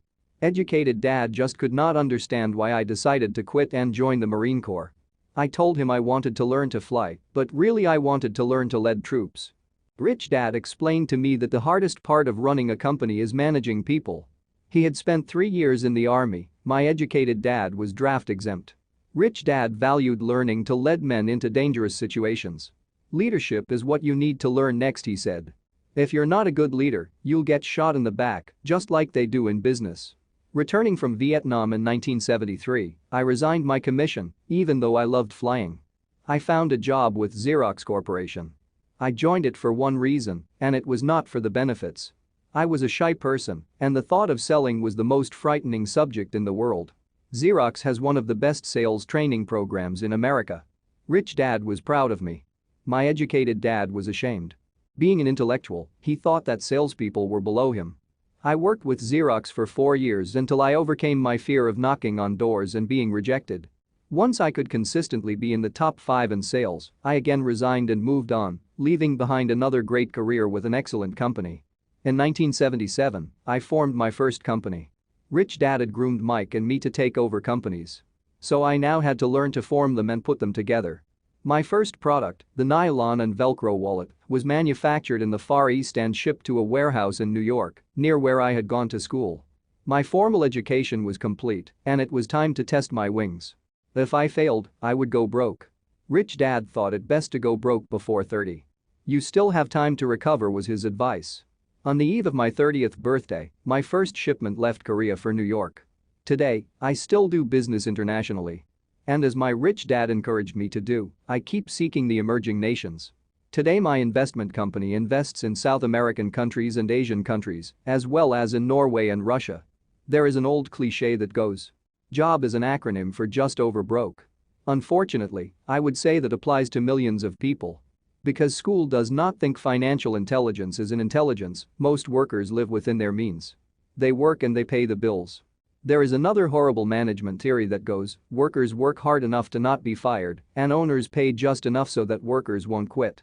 And if you look at the pay scales of most companies, again I would say there is a degree of truth to that statement. The net result is that most workers never get ahead.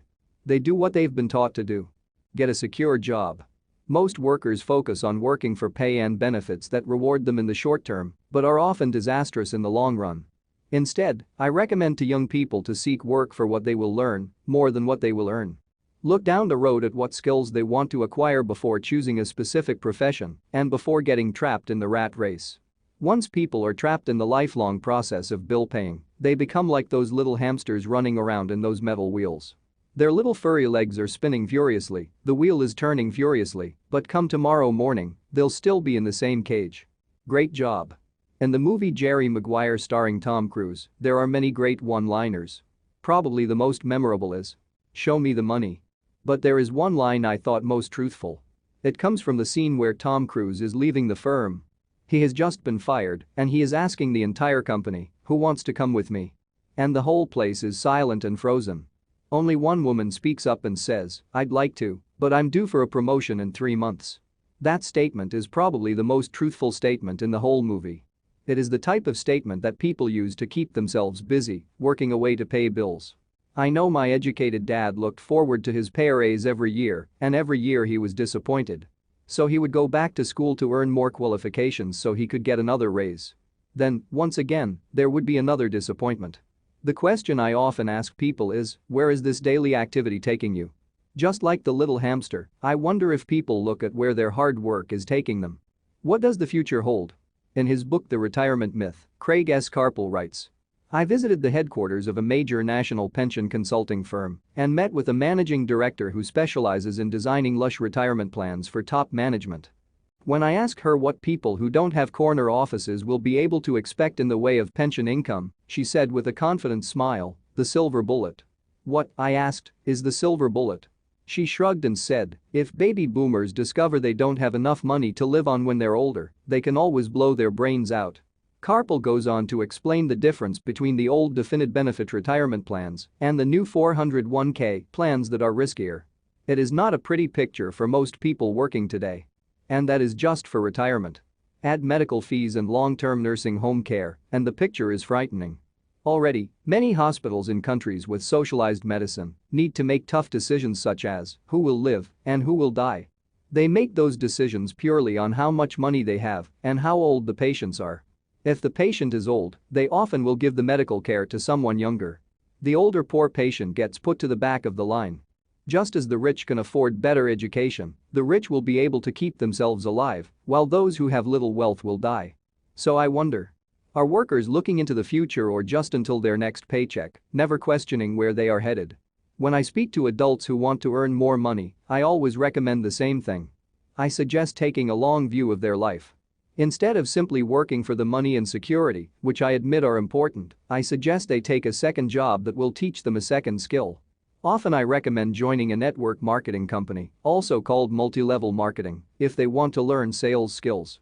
Some of these companies have excellent training programs that help people get over their fear of failure and rejection, which are the main reasons people are unsuccessful. Education is more valuable than money in the long run. When I offer this suggestion, I often hear in response, "Oh, that is too much hassle," or "I only want to do what I am interested in." If they say, "It's too much of a hassle," I ask, "So you would rather work all your life giving 50% of what you earn to the government?" If they tell me, "I only do what I am interested in," I say, "I'm not interested in going to the gym, but I go because I want to feel better and live longer." Unfortunately, there is some truth to the old statement, you can't teach an old dog new tricks. Unless a person is used to changing, it's hard to change. But for those of you who might be on the fence when it comes to the idea of working to learn something new, I offer this word of encouragement. Life is much like going to the gym. The most painful part is deciding to go. Once you get past that, it's easy. There have been many days I have dreaded going to the gym, but once I am there and in motion, it is a pleasure. After the workout is over, I am always glad I talked myself into going. If you are unwilling to work to learn something new and instead insist on becoming highly specialized within your field, make sure the company you work for is unionized. Labor unions are designed to protect specialists. My educated dad, after falling from grace with the governor, became the head of the teachers' union in Hawaii. He told me that it was the hardest job he ever held. My rich dad, on the other hand, spent his life doing his best to keep his companies from becoming unionized. He was successful. Although the unions came close, Rich Dad was always able to fight them off. Personally, I take no sides because I can see the need for and the benefits of both sides. If you do as school recommends, become highly specialized. Then seek union protection. For example, had I continued with my flying career, I would have sought a company that had a strong pilots union. Why? Because my life would be dedicated to learning a skill that was valuable in only one industry. If I were pushed out of that industry, my life skills would not be as valuable to another industry. A displaced senior pilot with 100,000 hours of heavy airline transport time, earning $150,000 a year would have a hard time finding an equivalent high-paying job teaching in school. Skills do not necessarily transfer from industry to industry. Skills the pilots are paid for in the airline industry are not as important in, say, the school system. The same is true even for doctors today. With all the changes in medicine, many medical specialists are needing to conform to medical organizations such as HMOs. School teachers definitely need to be union members. Today in America, the teachers' union is the largest and the richest labor union of all. The NEA, the National Education Association, has tremendous political clout. Teachers need the protection of their union because their skills are also of limited value to an industry outside of education. So the rule of thumb is highly specialized, then unionize. It's the smart thing to do. When I ask the classes I teach, how many of you can cook a better hamburger than McDonald's? Almost all the students raise their hands. I then ask, so if most of you can cook a better hamburger, how come McDonald's makes more money than you? The answer is obvious. McDonald's is excellent at business systems. The reason so many talented people are poor is because they focus on building a better hamburger and know little to nothing about business systems. A friend of mine in Hawaii is a great artist. He makes a sizable amount of money. One day his mother's attorney called to tell him that she had left him $35,000. That is what was left of her estate after the attorney and the government took their shares. Immediately, he saw an opportunity to increase his business by using some of this money to advertise. 2 months later, his first 4-color, full-page ad appeared in an expensive magazine that targeted the very rich. The ad ran for 3 months. He received no replies from the ad, and all of his inheritance is now gone. He now wants to sue the magazine for misrepresentation. This is a common case of someone who can build a beautiful hamburger but knows little about business.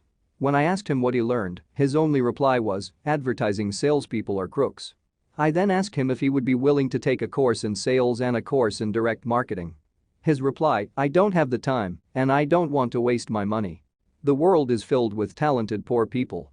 All too often, they're poor or struggle financially or earn less than they are capable of, not because of what they know, but because of what they do not know.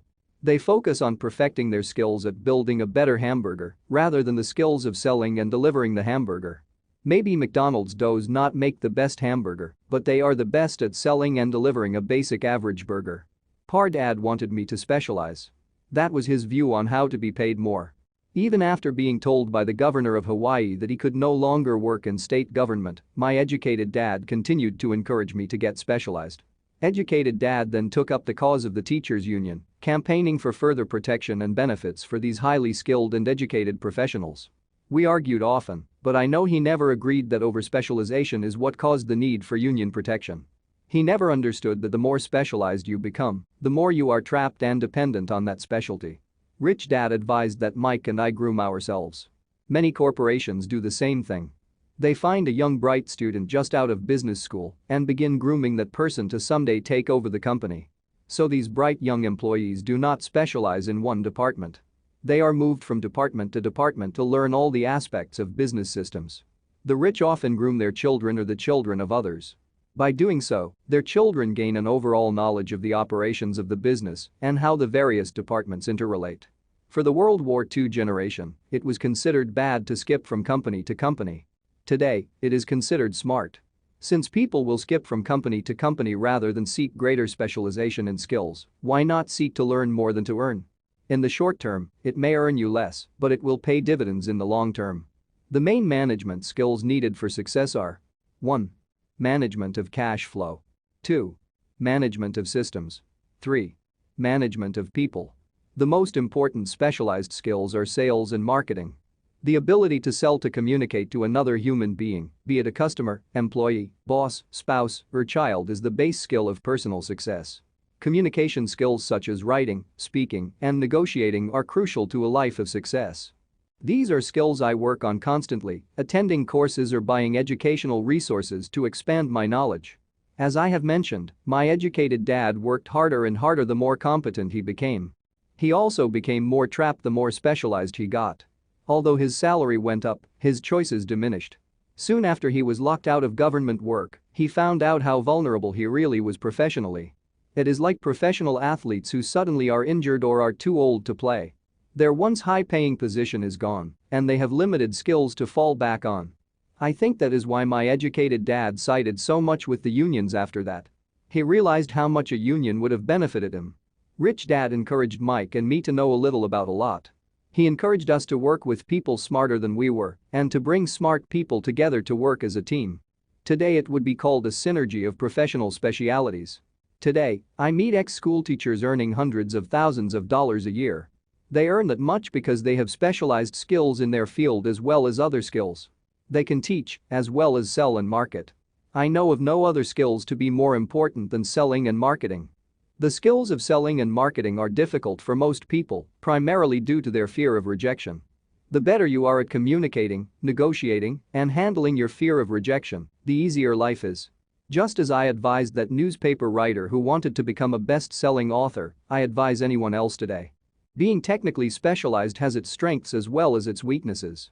I have friends who are geniuses, but they cannot communicate effectively with other human beings, and, as a result, their earnings are pitiful. I advise them to just spend a year learning to sell. Even if they earn nothing, their communication skills will improve. And that is priceless. In addition to being good learners, sellers, and marketers, we need to be good teachers as well as good students.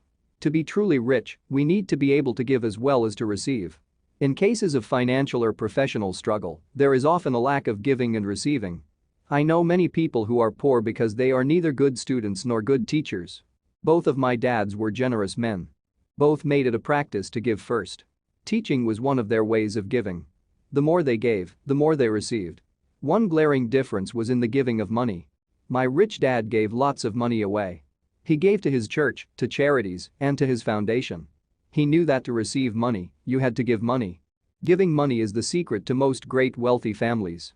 That is why there are organizations like the Rockefeller Foundation and the Ford Foundation. These are organizations designed to take their wealth and increase it, as well as give it away in perpetuity. My educated dad always said, "When I have some extra money, I'll give it." The problem was that there was never any extra. So he worked harder to draw more money in, rather than focus on the most important law of money. Give, and you shall receive. Instead, he believed in receive, and then you give. In conclusion, I became both dads. One part of me is a hardcore capitalist who loves the game of money making money. The other part is a socially responsible teacher who is deeply concerned with this ever-widening gap between the haves and have-nots. I personally hold the archaic educational system primarily responsible for this growing gap. Chapter 7. Overcoming obstacles. The primary difference between a rich person and a poor person is how they manage fear. Once people have studied and become financially literate, they may still face roadblocks to becoming financially independent. There are 5 main reasons why financially literate people may still not develop abundant asset columns that could produce a large cash flow. The 5 reasons are: 1. Fear. 2. Cynicism. 3. Laziness. 4. Bad habits. 5. Arrogance. Overcoming fear. I have never met anyone who really likes losing money. And in all my years, I have never met a rich person who has never lost money. But I have met a lot of poor people who have never lost a dime investing, that is, the fear of losing money is real. Everyone has it. Even the rich. But it's not having fear that is the problem. It's how you handle fear. It's how you handle losing. It's how you handle failure that makes the difference in one's life. The primary difference between a rich person and a poor person is how they manage that fear. It's okay to be fearful. It's okay to be a coward when it comes to money. You can still be rich. We're all heroes at something and cowards at something else. My friend's wife is an emergency room nurse.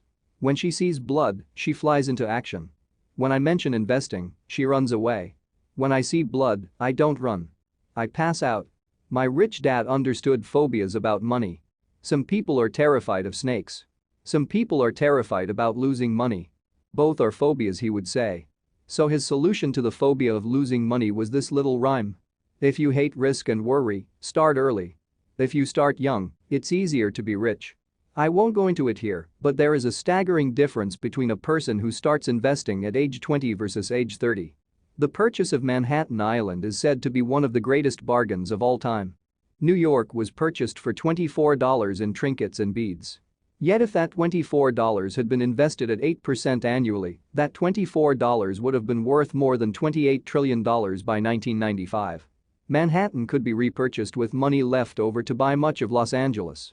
But what if you don't have much time left or would like to retire early? How do you handle the fear of losing money? My poor dad did nothing.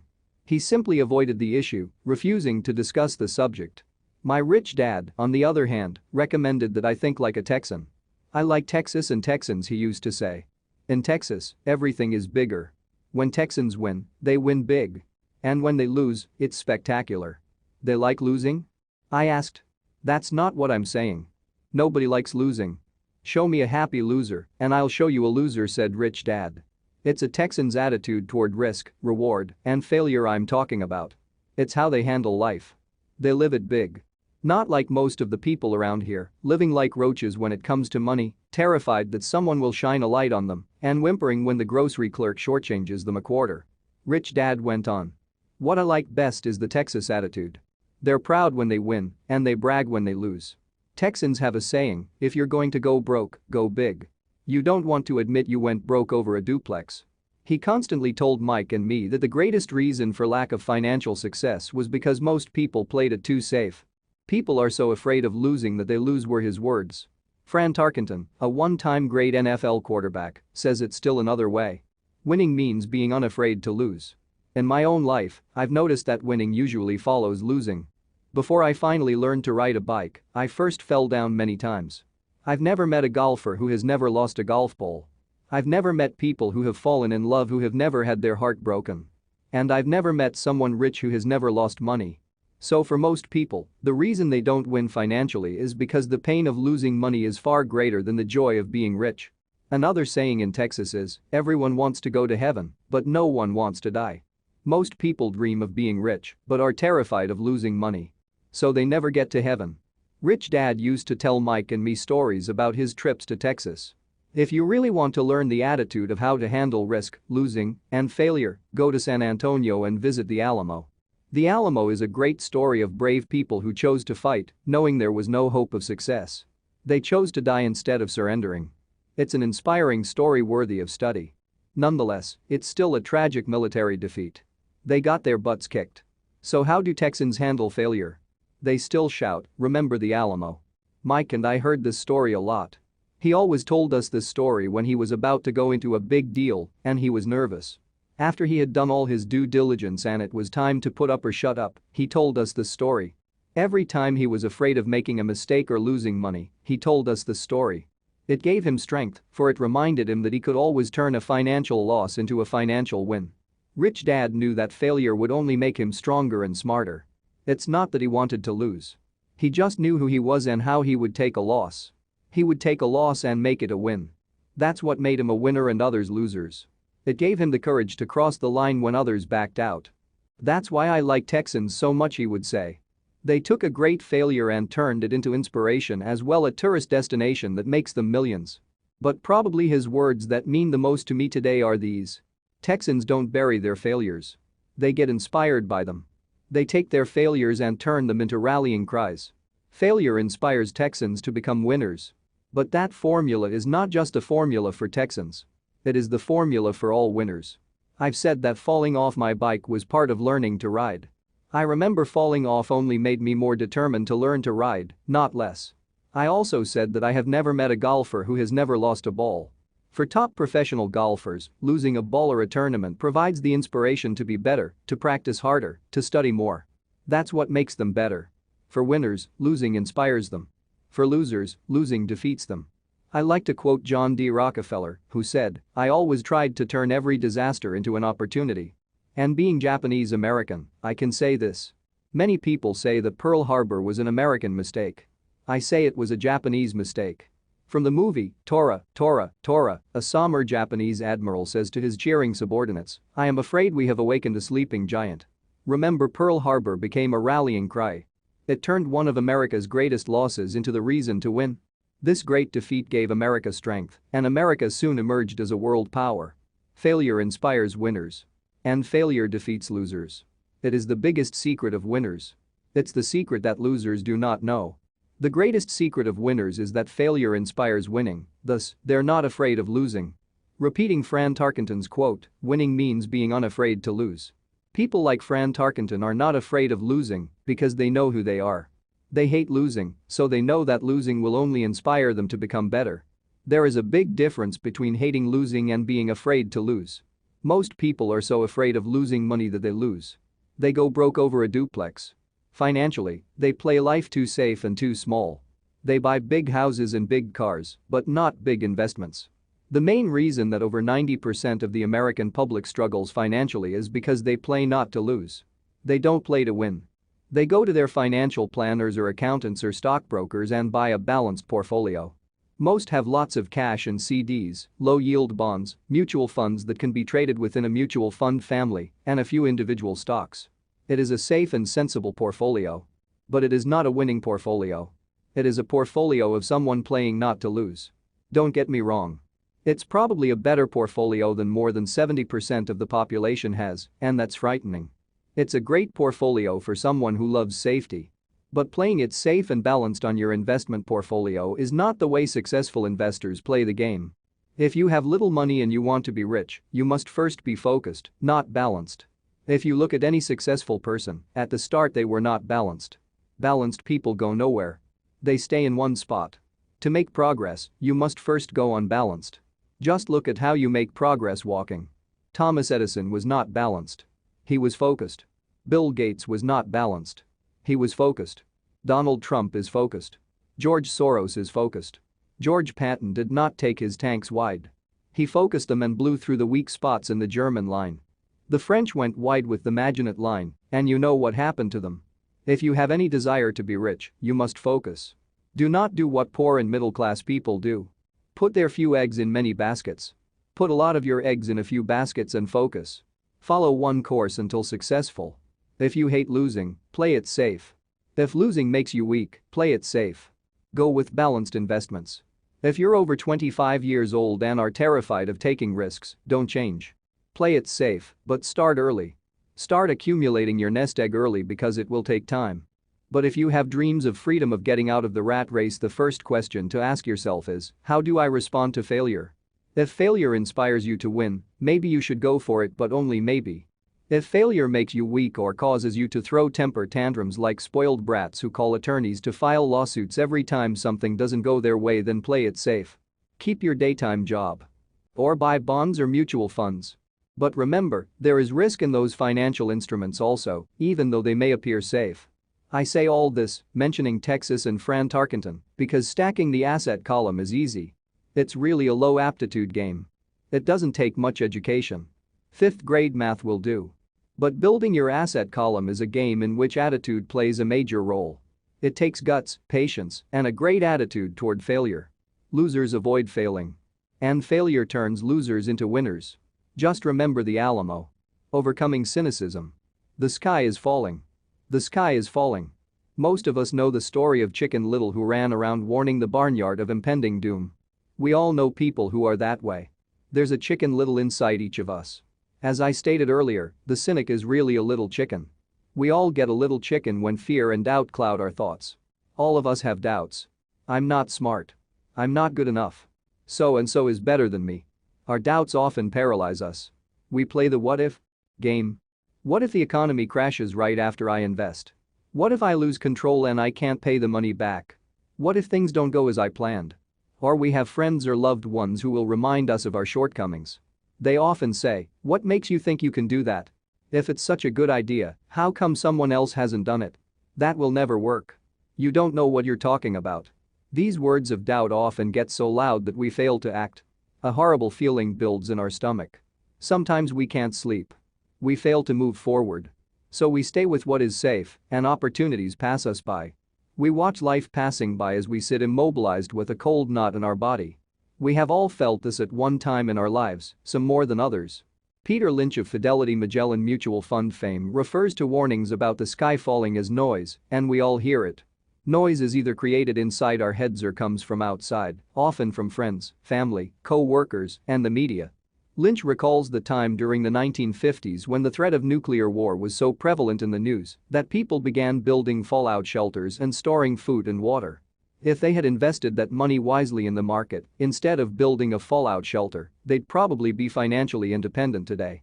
When violence breaks out in a city, gun sales go up all over the country. A person dies from rare hamburger meat in the state of Washington, and the Arizona Health Department orders restaurants to have all beef cooked well done. A drug company runs a TV commercial in February showing people catching the flu. Colds go up as well as sales of cold medicine. Most people are poor because, when it comes to investing, the world is filled with Chicken Littles running around yelling, "The sky is falling. The sky is falling." And Chicken Littles are effective because every one of us is a little chicken. It often takes great courage to not let rumors and talk of doom and gloom affect your doubts and fears.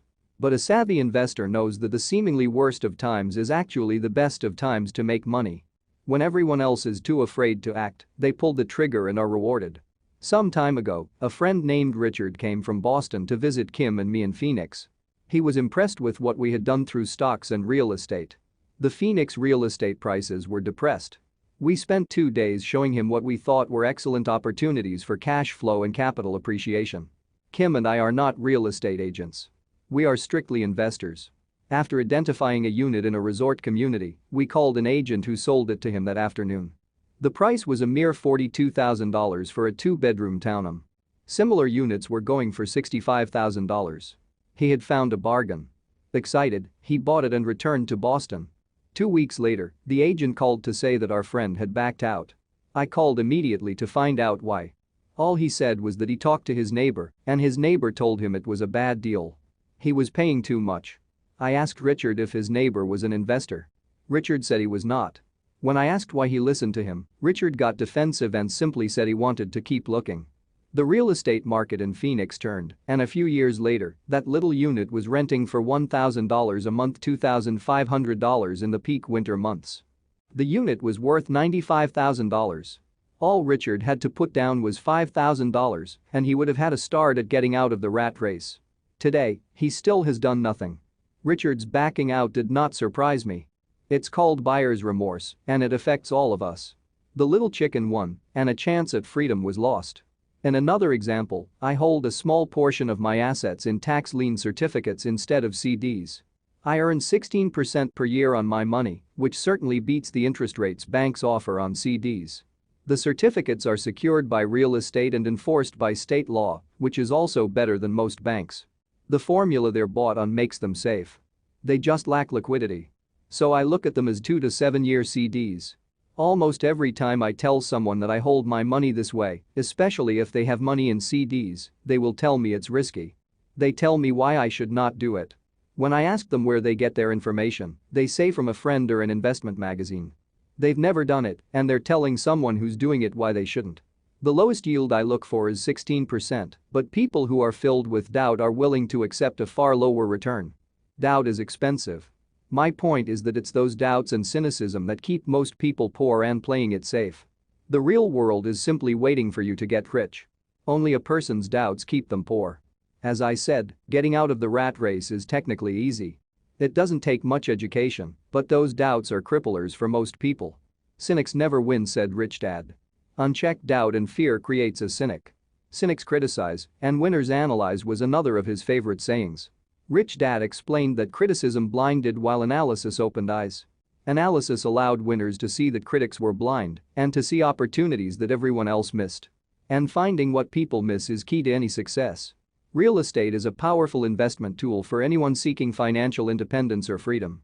It is a unique investment tool. Yet every time I mention real estate as a vehicle, I often hear, "I don't want to fix toilets." That's what Peter Lynch calls noise. That's what my rich dad would say is the cynic talking, someone who criticizes and does not analyze, someone who lets their doubts and fears close their mind instead of open their eyes. So when someone says, "I don't want to fix toilets, I want to fire back," what makes you think I want to? They're saying a toilet is more important than what they want. I talk about freedom from the rat race, and they focus on toilets. That is the thought pattern that keeps most people poor. They criticize instead of analyze. "I don't once hold the key to your success," Rich Dad would say. Because I, too, do not want to fix toilets, I shop hard for a property manager who does fix toilets. And by finding a great property manager who runs houses or apartments, well, my cash flow goes up. But, more importantly, a great property manager allows me to buy a lot more real estate since I don't have to fix toilets. A great property manager is key to success in real estate. Finding a good manager is more important to me than the real estate. A great property manager often hears of great deals before real estate agents do, which makes them even more valuable. That is what Rich Dad meant by "I don't once hold the key to your success." Because I do not want to fix toilets either, I figured out how to buy more real estate and expedite my getting out of the rat race. The people who continue to say I don't want to fix toilets often deny themselves the use of this powerful investment vehicle. Toilets are more important than their freedom. In the stock market, I often hear people say, I don't want to lose money. Well, what makes them think I or anyone else likes losing money? They don't make money because they choose to not lose money. Instead of analyzing, they close their minds to another powerful investment vehicle, the stock market. I was riding with a friend past our neighborhood gas station. He looked up and saw that the price of gas was going up and thus the price of oil. My friend is a worry-warder at Chicken Little. To him, the sky is always going to fall, and it usually does, on him. When we got home, he showed me all the stats as to why the price of oil was going to go up over the next few years, statistics I had never seen before, even though I already owned substantial shares of an existing oil company. With that information, I immediately began looking for and found a new, undervalued oil company that was about to find some oil deposits. My broker was excited about this new company, and I bought 15,000 shares for 65 cents per share. 3 months later, this same friend and I drove by the same gas station, and sure enough, the price per gallon had gone up nearly 15%. Again, the Chicken Little worried and complained. I smiled because, a month earlier, that little oil company hit oil, and those 15,000 shares went up to more than $3 per share since he had first given me the tip. And the price of gas will continue to go up if what my friend says is true. If most people understood how a stop worked in stock market investing, there would be more people investing to win instead of investing not to lose. A stop is simply a computer command that sells your stock automatically if the price begins to drop, helping to minimize your losses and maximize some gains. It's a great tool for those who are terrified of losing. So whenever I hear people focusing on their I don't wants rather than what they do want, I know the noise in their head must be loud. Chicken Little has taken over their brain and is yelling, the sky is falling and toilets are breaking. So they avoid their don't wants, but they pay a huge price. They may never get what they want in life. Instead of analyzing, their inner Chicken Little closes their mind. Rich Dad gave me a way of looking at Chicken Little. Just do what Colonel Sanders did. At the age of 66, he lost his business and began to live on his Social Security check. It wasn't enough. He went around the country selling his recipe for fried chicken. He was turned down 1,009 times before someone said yes. And he went on to become a multimillionaire at an age when most people are quitting. He was a brave and tenacious man, Rich Dad said of Harlan Sanders. So when you're in doubt and feeling a little afraid, just do what Colonel Sanders did to his little chicken. He fried it. Overcoming laziness. Busy people are often the most lazy. We have all heard stories of a businessman who works hard to earn money. He works hard to be a good provider for his wife and children. He spends long hours at the office and brings work home on weekends. One day he comes home to an empty house. His wife has left with the kids. He knew he and his wife had problems, but rather than work to make the relationship strong, he stayed busy at work. Dismayed, his performance at work slips and he loses his job. Today, I often meet people who are too busy to take care of their wealth. And there are people too busy to take care of their health. The cause is the same. They're busy, and they stay busy as a way of avoiding something they do not want to face. Nobody has to tell them. Deep down they know.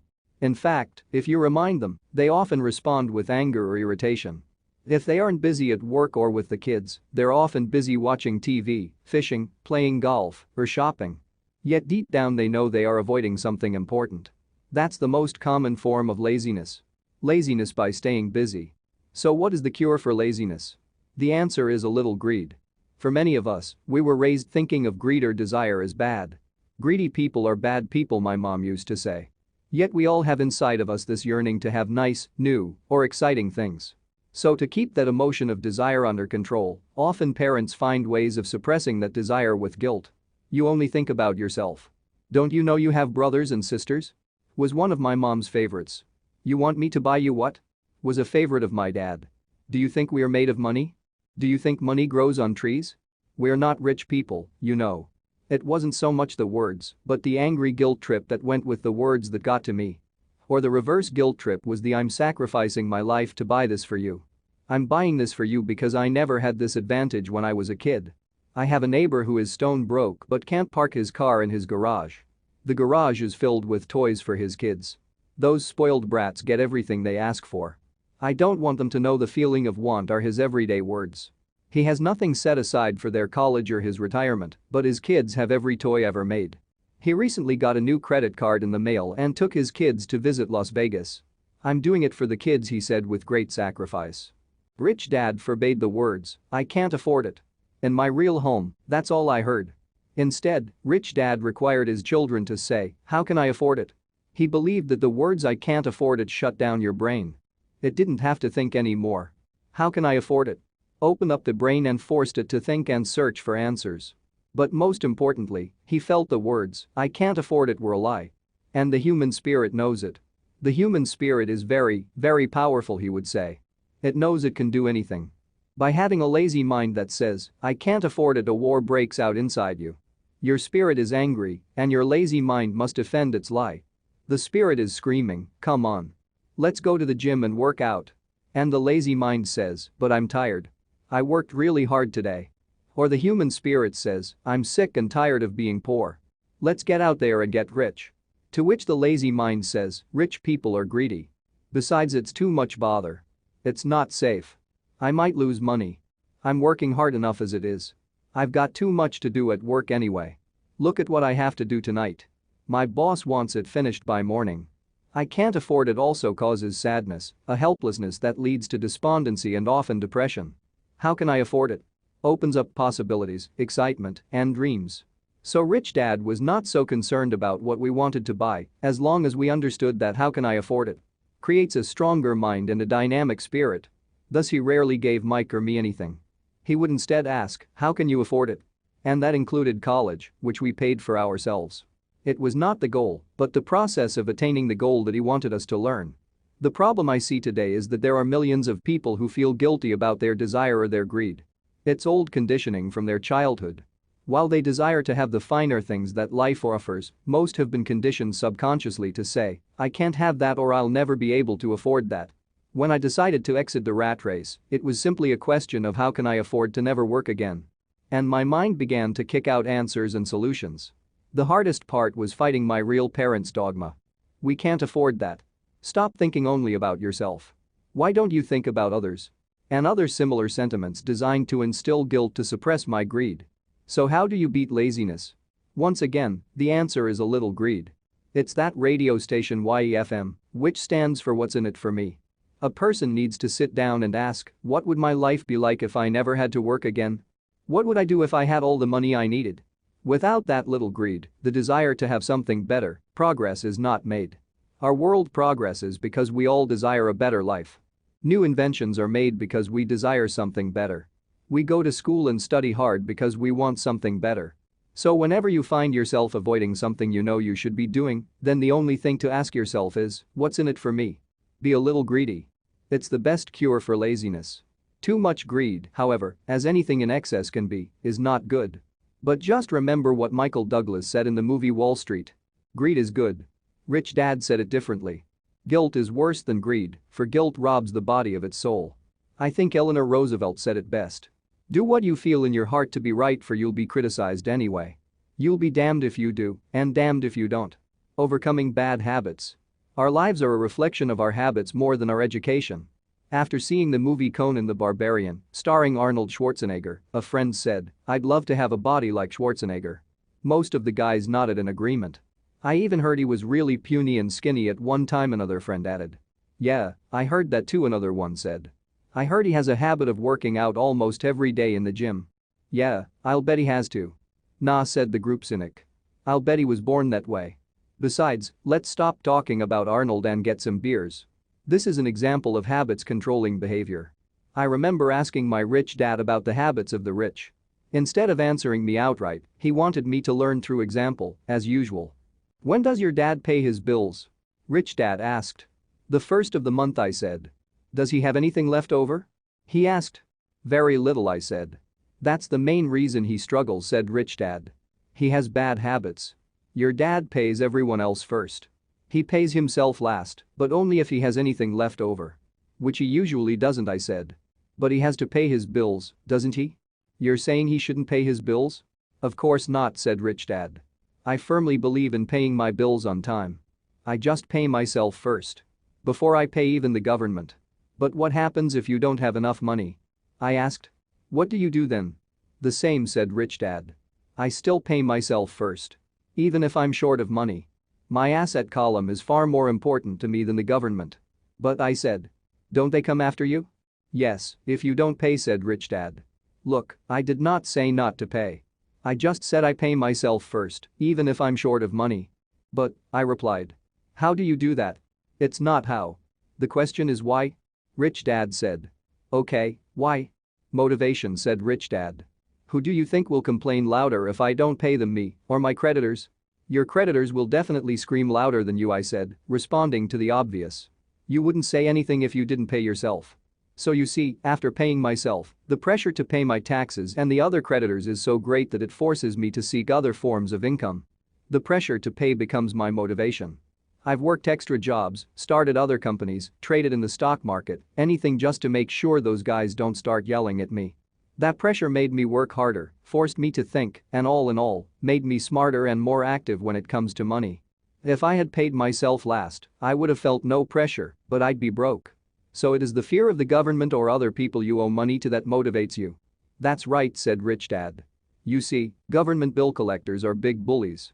So are bill collectors in general. Most people give in to these bullies.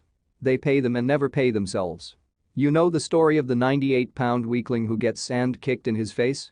I nodded. I see that ad for weightlifting and bodybuilding lessons in the comic books all the time. Well, most people let the bullies kick sand in their faces. I decided to use the fear of the bully to make me stronger.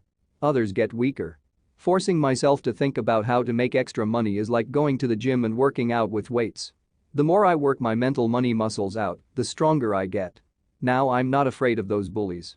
I liked what Rich Dad was saying. So if I pay myself first, I get financially stronger, mentally and fiscally. Rich Dad nodded. And if I pay myself last, or not at all, I get weaker. So people like bosses, managers, tax collectors, bill collectors, and landlords push me around all my life just because I don't have good money habits. Rich Dad nodded. Just like the 98-pound weakling. Overcoming arrogance. What I know makes me money. What I don't know loses me money. Every time I have been arrogant, I have lost money. Because when I'm arrogant, I truly believe that what I don't know is not important, Rich Dad would often tell me. I have found that many people use arrogance to try to hide their own ignorance. It often happens when I am discussing financial statements with accountants or even other investors. They try to bluster their way through the discussion. It is clear to me that they don't know what they're talking about. They're not lying, but they are not telling the truth. There are many people in the world of money, finances, and investments who have absolutely no idea what they're talking about. Most people in the money industry are just spouting off sales pitches like used car salesmen. When you know you are ignorant in a subject, start educating yourself by finding an expert in the field or a book on the subject. Chapter 8. Getting started. There is gold everywhere. Most people are not trained to see it. I wish I could say acquiring wealth was easy for me, but it wasn't. So in response to the question, how do I start? I offer the thought process I go through on a day-to-day basis. It really is easy to find great deals. I promise you that. It's just like riding a bike. After a little wobbling, it's a piece of cake. But when it comes to money, it takes determination to get through the wobbling. That's a personal thing. To find million-dollar deals of a lifetime requires us to call on our financial genius. I believe that each of us has a financial genius within us. The problem is that our financial genius lies asleep, waiting to be called upon. It lies asleep because our culture has educated us into believing that the love of money is the root of all evil. It has encouraged us to learn a profession so we can work for money, but failed to teach us how to have money work for us. It taught us not to worry about our financial future because our company or the government would take care of us when our working days are over. However, it is our children, educated in the same school system, who will end up paying for this absence of financial education. The message is still to work hard, earn money, and spend it, and when we run short, we can always borrow more. Unfortunately, 90% of the Western world subscribes to the above dogma simply because it's easier to find a job and work for money. If you are not one of the masses, I offer you the following 10 steps to awaken your financial genius. I simply offer you the steps I have personally followed. If you want to follow some of them, great. If you don't, make up your own. Your financial genius is smart enough to develop its own list. While in Peru, I asked a gold miner of 45 years how he was so confident about finding a gold mine. He replied, "There is gold everywhere. Most people are not trained to see it." And I would say that is true. In real estate, I can go out and in a day come up with 4 or 5 great potential deals, while the average person will go out and find nothing, even looking in the same neighborhood. The reason is that they have not taken the time to develop their financial genius. I offer you the following 10 steps as a process to develop your God-given powers over which only you have control. 1. Find a reason greater than reality. The power of spirit. If you ask most people if they would like to be rich or financially free, they would say yes. But then reality sets in. The road seems too long with too many hills to climb. It's easier to just work for money and hand the excess over to your broker. I once met a young woman who had dreams of swimming for the US Olympic team. The reality was that she had to get up every morning at 4 o'clock to swim for 3 hours before going to school. She did not party with her friends on Saturday night. She had to study and keep her grades up, just like everyone else. When I asked her what fueled her superhuman ambition and sacrifice, she simply said, "I do it for myself and the people I love. It's love that gets me over the hurdles and sacrifices." A reason or a purpose is a combination of wants and don't wants. When people ask me what my reason for wanting to be rich is, I tell them that it is a combination of deep emotional wants and don't wants. I will list a few. First, the don't wants, for they create the wants. I don't want to work all my life. I don't want what my parents aspired for, which was job security and a house in the suburbs. I don't like being an employee. I hated that my dad always missed my football games because he was so busy working on his career. I hated it when my dad worked hard all his life and the government took most of what he worked for at his death. He could not even pass on what he worked so hard for when he died. The rich don't do that. They work hard and pass it on to their children. Now the wants. I want to be free to travel the world and live in the lifestyle I love. I want to be young when I do this. I want to simply be free. I want control over my time and my life. I want money to work for me. Those are my deep-seated emotional reasons. What are yours? If they are not strong enough, then the reality of the road ahead may be greater than your reasons. I have lost money and been set back many times, but it was the deep emotional reasons that kept me standing up and going forward. I wanted to be free by age 40, but it took me until I was 47, with many learning experiences along the way. As I said, I wish I could say it was easy. It wasn't. But it wasn't that hard either. I've learned that, without a strong reason or purpose, anything in life is hard. If you do not have a strong reason, there is no sense reading further. It will sound like too much work. 2. Make daily choices. The power of choice. Choice is the main reason people want to live in a free country. We want the power to choose. Financially, with every dollar we get in our hands, we hold the power to choose our future. To be rich, poor, or middle class. Our spending habits reflect who we are. Poor people simply have poor spending habits. The benefit I had as a boy was that I loved playing Monopoly constantly. Nobody told me Monopoly was only for kids, so I just kept playing the game as an adult. I also had a rich dad who pointed out to me the difference between an asset and a liability. So a long time ago, as a little boy, I chose to be rich, and I knew that all I had to do was learn to acquire assets, real assets. My best friend, Mike, had an asset column handed to him, but he still had to choose to learn to keep it. Many rich families lose their assets in the next generation simply because there was no one trained to be a good steward over their assets. Most people choose not to be rich.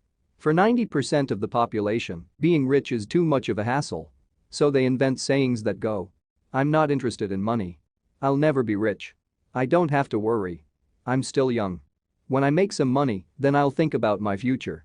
My husband/wife handles the finances." The problem with those statements is that they rob the person who chooses to think such thoughts of 2 things. One is time, which is your most precious asset. The second is learning. Having no money should not be an excuse to not learn. But that is a choice we all make daily. The choice of what we do with our time, our money, and what we put in our heads. That is the power of choice. All of us have choice. I just choose to be rich, and I make that choice every day. Invest first in education. In reality, the only real asset you have is your mind, the most powerful tool we have dominion over. Each of us has the choice of what we put in our brain once we're old enough. You can watch TV, read golf magazines, or go to ceramics class or a class on financial planning. You choose. Most people simply buy investments rather than first investing in learning about investing. A friend of mine recently had her apartment burglarized. The thieves took her electronics and left all the books. And we all have that same choice. 90% of the population buys TV sets, and only about 10% buy business books. So what do? I go to seminars. I like it when they are at least 2 days long because I like to immerse myself in a subject. In 1973, I was watching this guy on TV who was advertising a 3-day seminar on how to buy real estate for nothing down. I spent $385 and that course has made me at least $2 million, if not more. But more importantly, it bought me life. I don't have to work for the rest of my life because of that one course. I go to at least 2 such courses every year. I love CDs and audiobooks. The reason? I can easily review what I just heard. I was listening to an investor say something I completely disagreed with. Instead of becoming arrogant and critical, I simply listened to that 5-minute stretch at least 20 times, maybe more. But suddenly, by keeping my mind open, I understood why he said what he said. It was like magic. I felt like I had a window into the mind of one of the greatest investors of our time. I gained tremendous insight into the vast resources of his education and experience. The net result? I still have the old way I used to think, and I now have a new way of looking at the same problem or situation. I have 2 ways to analyze a problem or trend, and that is priceless. Today, I often say, how would Donald Trump do this, or Warren Buffett or George Soros? The only way I can access their vast mental power is to be humble enough to read or listen to what they have to say. Arrogant or critical people are often people with low self-esteem who are afraid of taking risks. That's because, if you learn something new, you are then required to make mistakes in order to fully understand what you have learned. If you have read this far, arrogance is not one of your problems. Arrogant people rarely read or listen to experts. Why should they? They are the center of the universe. There are so many intelligent people who argue or defend when a new idea clashes with the way they think. In this case, their so-called intelligence combined with arrogance equals ignorance. Each of us knows people who are highly educated or believe they are smart, but their balance sheet paints a different picture. A truly intelligent person welcomes new ideas, for new ideas can add to the synergy of other accumulated ideas. Listening is more important than talking. If that were not true, God would not have given us 2 ears and only 1 mouth. Too many people think with their mouth instead of listening in order to absorb new ideas and possibilities. They argue instead of asking questions. I take a long view on my wealth. I do not subscribe to the get-rich-quick mentality most lottery players or casino gamblers have. I may go in and out of stocks, but I am long on education. If you want to fly an airplane, I advise taking lessons first. I am always shocked at people who buy stocks or real estate but never invest in their greatest asset, their mind. Just because you bought a house or 2 does not make you an expert at real estate. 3. Choose friends carefully. The power of association. First of all, I do not choose my friends by their financial statements. I have friends who have actually taken a vow of poverty as well as friends who earn millions every year. The point is that I learn from all of them. Now, I will admit that there are people I have actually sought out because they had money. But I was not after their money, I was seeking their knowledge. In some cases, these people who had money have become dear friends. I've noticed that my friends with money talk about money. They don't do it to brag. They're interested in the subject. So I learn from them, and they learn from me. My friends who are in dire financial straits do not like talking about money, business, or investing. They often think it rude or unintellectual. So I also learn from my friends who struggle financially. I find out what not to do. I have several friends who have generated over $1 billion in their short lifetimes. The 3 of them report the same phenomenon. Their friends who have no money have never come to them to ask them how they did it. But they do come asking for one of 2 things, or both. A loan or a job. Warning. Don't listen to poor or frightened people. I have such friends, and while I love them dearly, they are the Chicken Littles of life. To them, when it comes to money, especially investments, it's always, the sky is falling. The sky is falling. They can always tell you why something won't work. The problem is that people listen to them. But people who blindly accept doom and gloom information are also Chicken Littles. As that old saying goes, birds of a feather flock together. If you watch business channels on TV, they often have a panel of so-called experts. One expert will say the market is going to crash, and the other will say it's going to boom. If you're smart, you listen to both. Keep your mind open, because both have valid points. Unfortunately, most poor people listen to Chicken Little. I have had many close friends try to talk me out of a deal or an investment. Not long ago, a friend told me he was excited because he found a 6% certificate of deposit. I told him I earned 16% from the state government. The next day he sent me an article about why my investment was dangerous. I have received 16% for years now, and he still receives 6%. I would say that one of the hardest things about wealth building is to be true to yourself and to be willing to not go along with the crowd. This is because, in the market, it is usually the crowd that shows up late that is slaughtered. If a great deal is on the front page, it's too late in most instances. Look for a new deal. As we used to say as surfers, there is always another wave. People who hurry and catch a wave late usually are the ones who wipe out. Smart investors don't time the markets. If they miss a wave, they search for the next one and get themselves in position. This is hard for most investors because buying what is not popular is frightening. Timid investors are like sheep going along with the crowd. Or their greed gets them in when wise investors have already taken their profits and moved on. Wise investors buy an investment when it's not popular. They know their profits are made when they buy, not when they sell. They wait patiently. As I said, they do not time the market. Just like a surfer, they get in position for the next big swell. It's all insider trading. There are forms of insider trading that are illegal, and there are forms of insider trading that are legal. But either way, it's insider trading. The only distinction is, how far away from the inside are you? The reason you want to have rich friends is because that is where the money is made. It's made on information. You want to hear about the next boom, get in, and get out before the next bust. I'm not saying do it illegally, but the sooner you know, the better your chances are for profits with minimal risk. That is what friends are for. And that is financial intelligence. 4. Master a formula and then learn a new one. The power of learning quickly. In order to make bread, every baker follows a recipe, even if it's only held in their head. The same is true for making money. Most of us have heard the saying, you are what you eat. I have a different slant. I say, you become what you study. In other words, be careful what you learn, because your mind is so powerful that you become what you put in your head. For example, if you study cooking, you then tend to cook. If you don't want to be a cook anymore, then you need to study something else. When it comes to money, the masses generally have one basic formula they learned in school, and it's this: work for money. The predominant formula I see in the world is that every day millions of people get up, go to work, earn money, pay bills, balance checkbooks, buy some mutual funds, and go back to work. That is the basic formula or recipe.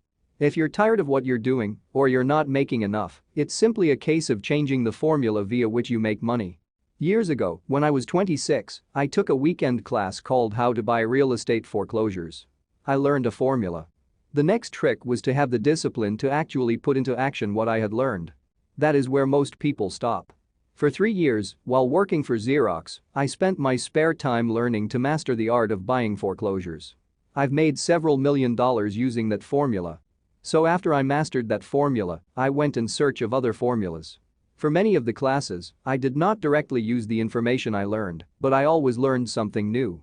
I have attended classes designed for derivative traders, commodity option traders, and geologists. I was way out of my league, being in a room full of people with doctorates in nuclear physics and space science. Yet, I learned a lot that made my stock and real estate investing more meaningful and lucrative. Most junior colleges and community colleges have classes on financial planning and buying traditional investments. They are good places to start, but I always search for a faster formula. That is why, on a fairly regular basis, I make more in a day than many people will make in their lifetime. Another side note. In today's fast-changing world, it's not so much what you know anymore that counts, because often what you know is old. It is how fast you learn. That skill is priceless. It's priceless in finding faster formulas, recipes, if you will, for making dough. Working hard for money is an old formula born in the day of cavemen. 5. Pay yourself first. The power of self-discipline. If you cannot get control of yourself, do not try to get rich. It makes no sense to invest, make money, and blow it. It is the lack of self-discipline that causes most lottery winners to go broke soon after winning millions.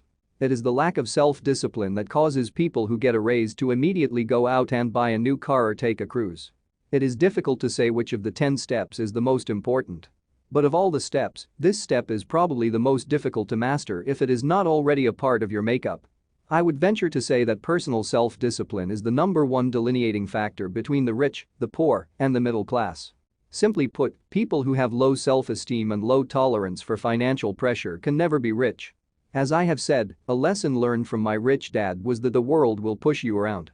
The world pushes people around, not because other people are bullies, but because the individual lacks internal control and discipline. People who lack internal fortitude often become victims of those who have self-discipline.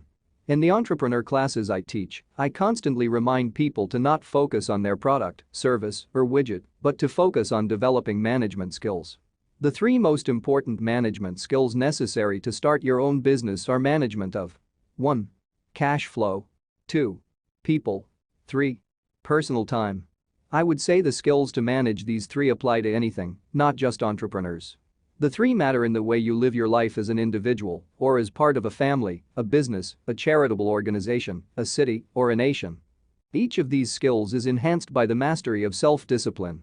I do not take the saying, "Pay yourself first" lightly. The statement, "Pay yourself first" comes from George Clayson's book, The Richest Man in Babylon. Millions of copies have been sold. But while millions of people freely repeat that powerful statement, few follow the advice.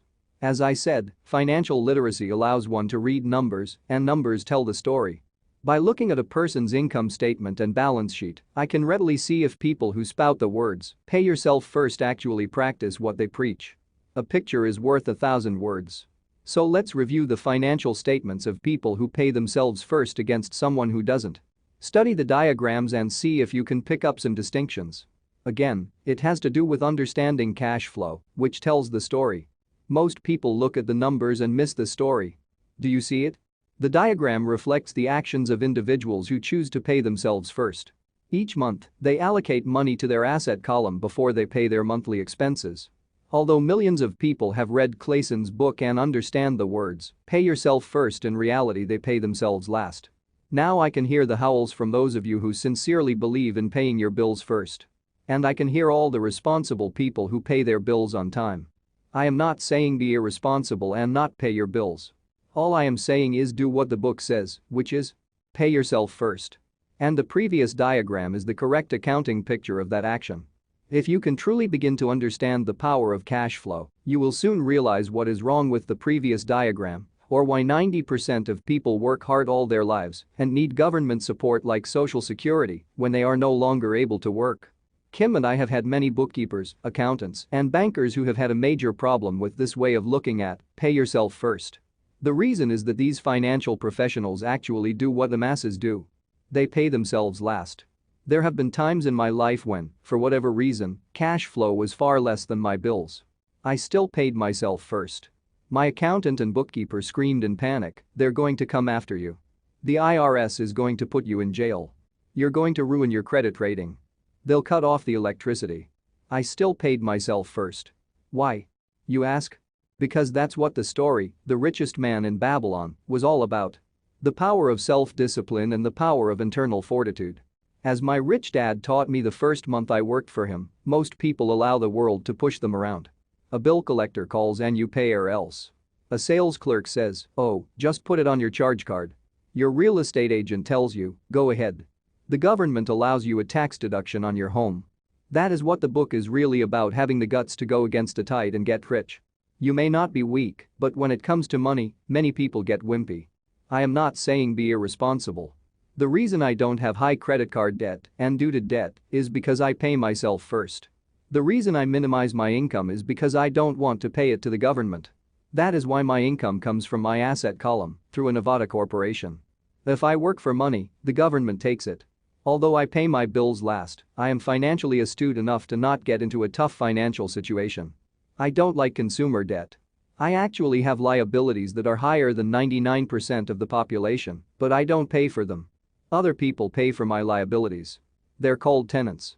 So rule number 1 in paying yourself first is don't get into consumer debt in the first place. Although I pay my bills last, I set it up to have only small unimportant bills that are due. When I occasionally come up short, I still pay myself first. I let the creditors and even the government scream. I like it when they get tough. Why? Because those guys do me a favor. They inspire me to go out and create more money. So I pay myself first, invest the money, and let the creditors yell. I generally pay them right away anyway. Kim and I have excellent credit. We just don't cave into pressure and spend our savings or liquidate stocks to pay for consumer debt. That is not too financially intelligent. To successfully pay yourself first, keep the following in mind. 1. Don't get into large debt positions that you have to pay for. Keep your expenses low. Build up assets first. Then buy the big house or nice car. Being stuck in the rat race is not intelligent. 2. When you come up short, let the pressure build and don't dip into your savings or investments. Use the pressure to inspire your financial genius to come up with new ways of making more money and then pay your bills. You will have increased your ability to make more money as well as your financial intelligence. So many times I have gotten into financial hot water and used my brain to create more income while staunchly defending the assets in my asset column. My bookkeeper has screamed and dived for cover, but I was like a good soldier defending the fort assets. Poor people have poor habits. A common bad habit is innocently called dipping into savings. The rich know that savings are only used to create more money, not to pay bills. I know that sounds tough, but as I said, if you're not tough inside, the world will always push you around anyway. If you do not like financial pressure, then find a formula that works for you. A good one is to cut expenses, put your money in the bank, pay more than your fair share of income tax, buy safe mutual funds, and take the vow of the average. But this violates the pay yourself first rule. This rule does not encourage self-sacrifice or financial abstinence. It doesn't mean pay yourself first and starve. Life was meant to be enjoyed. If you call on your financial genius, you can have all the goodies of life, get rich, and pay bills. And that is financial intelligence. 6. Pay your brokers well. The power of good advice. Sometimes I see people posting a sign in front of their house that says, "For sale by owner." Or I see people on TV claiming to be discount brokers. My rich dad taught me to take the opposite approach. He believed in paying professionals well, and I have adopted that policy also. Today, I have expensive attorneys, accountants, real estate brokers, and stockbrokers. Why? Because if, and I do mean if, the people are professionals, their services should make you money. And the more money they make, the more money I make. We live in the information age. Information is priceless. A good broker should provide you with information, as well as take the time to educate you. I have several brokers who do that for me. Some taught me when I had little or no money, and I am still with them today. What I pay a broker is tiny in comparison with what kind of money I can make because of the information they provide. I love it when my real estate broker or stockbroker makes a lot of money because that usually means I made a lot of money. A good broker saves me time, in addition to making me money, like when I bought the vacant land for $9,000 and sold it immediately for over $25,000 so I could buy my Porsche quicker. A broker is my eyes and ears in the market. They're there every day so I do not have to be. I'd rather play golf. People who sell their house on their own must not value their time much. Why would I want to save a few bucks when I could use that time to make more money or spend it with those I love? What I find funny is that so many poor and middle-class people insist on tipping restaurant help 15 to 20%, even for bad service, but complain about paying a broker 3 to 7%. They enjoy tipping people in the expense column and stiffing people in the asset column. That is not financially intelligent. Keep in mind that not all brokers are created equal. Unfortunately, most brokers are only salespeople. They sell, but they themselves own little or no real estate. There is a tremendous difference between a broker who sells houses and a broker who sells investments. The same is true for stock, bond, mutual fund, and insurance, brokers who call themselves financial planners.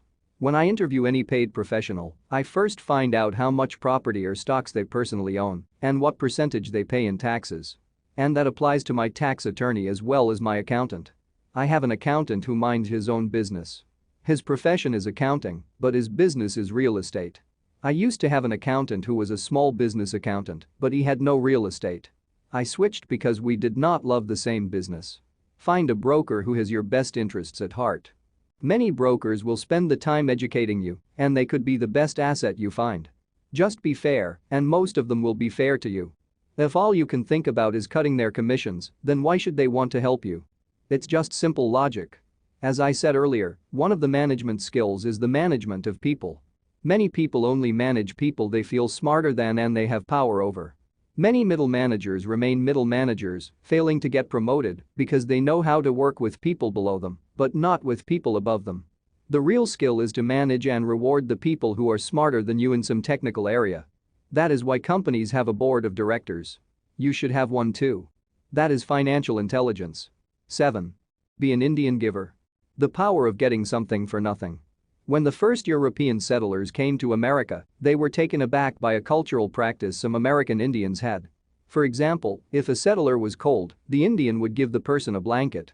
Mistaking it for a gift, the settler was often offended when the Indian asked for it back. The Indians also got upset when they realized the settlers did not want to give it back. That is where the term Indian giver came from, a simple cultural misunderstanding. In the world of the asset column, being an Indian giver is vital to wealth. The sophisticated investor's first question is, how fast do I get my money back? They also want to know what they get for free, also called a piece of the action. That is why the ROI, or return on investment, is so important. For example, I found a small condominium that was in foreclosure a few blocks from where I lived. The bank wanted $60,000 and I submitted a bid for $50,000, which they took simply because, along with my bid, was a cashier's check for $50,000. They realized I was serious. Most investors would say, "Aren't you tying up a lot of cash? Would it not be better to get a loan on it?" The answer is, not in this case. My investment company uses this condominium as a vacation rental in the winter months when the snowbirds come to Arizona. It rents for $2,500 a month for 4 months out of the year. For rental during the off-season, it rents for only $1,000 a month. I had my money back in about 3 years.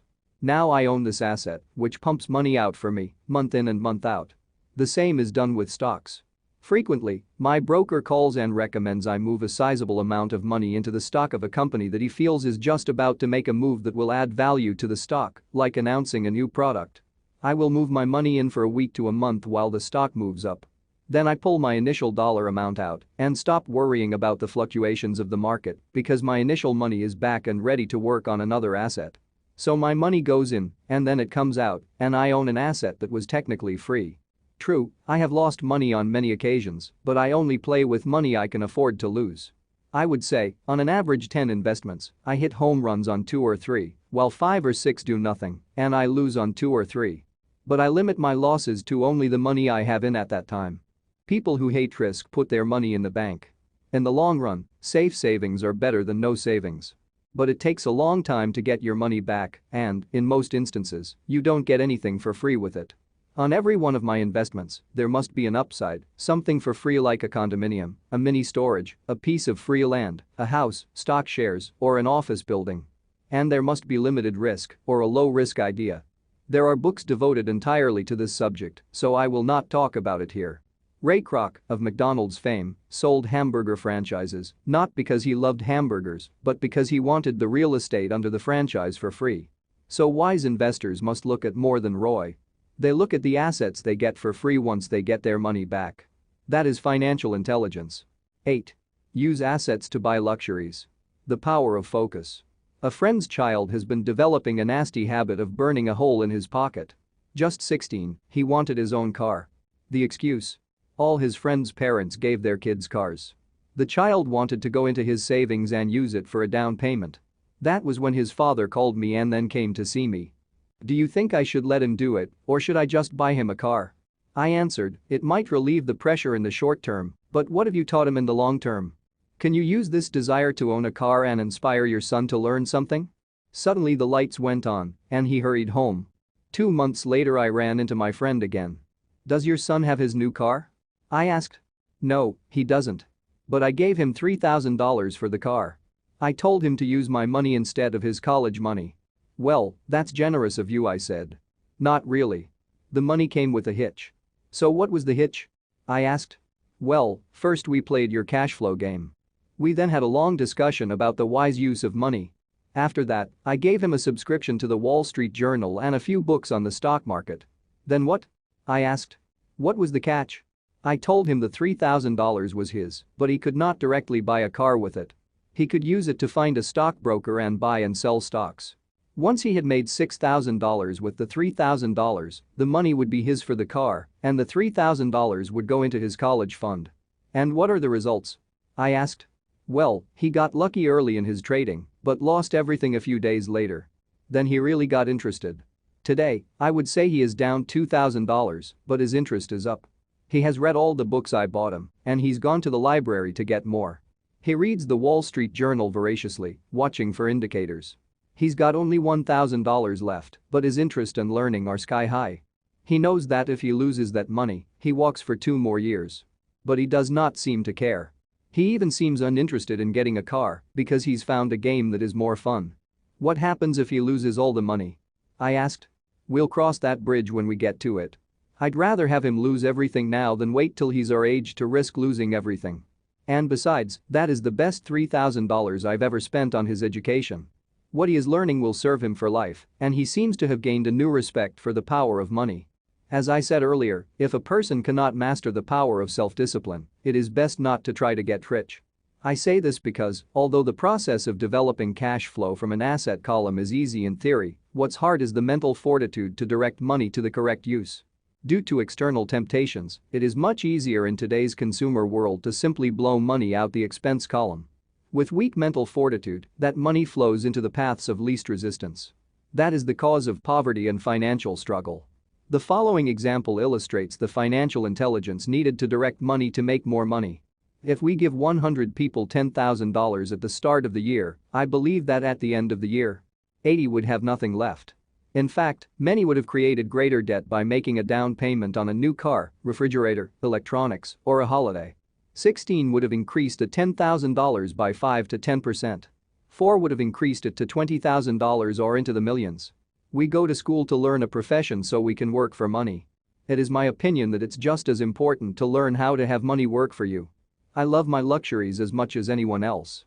The difference is I don't buy them on credit. It's the keep up with the Joneses trap.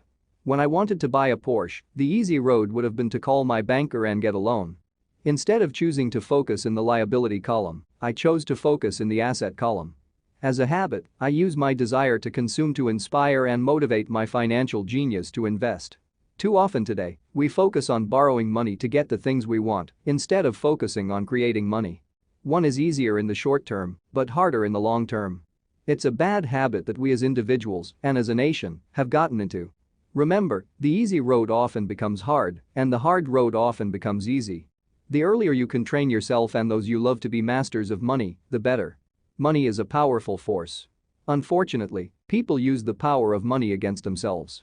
If your financial intelligence is low, money will run all over you. It will be smarter than you.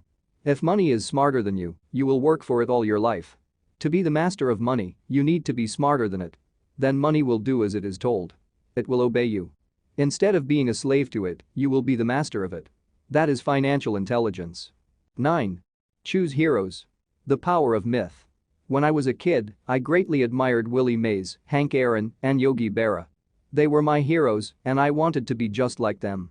I treasured their baseball cards, I knew their stats, the RBIs, the ERAs, their batting averages, how much they got paid, and how they came up from the minor leagues. As a 9-year-old kid, when I stepped up to bat or played first base or catcher, I wasn't me. I pretended I was a famous baseball player. It's one of the most powerful ways we learn, and we often lose that as adults. We lose our heroes.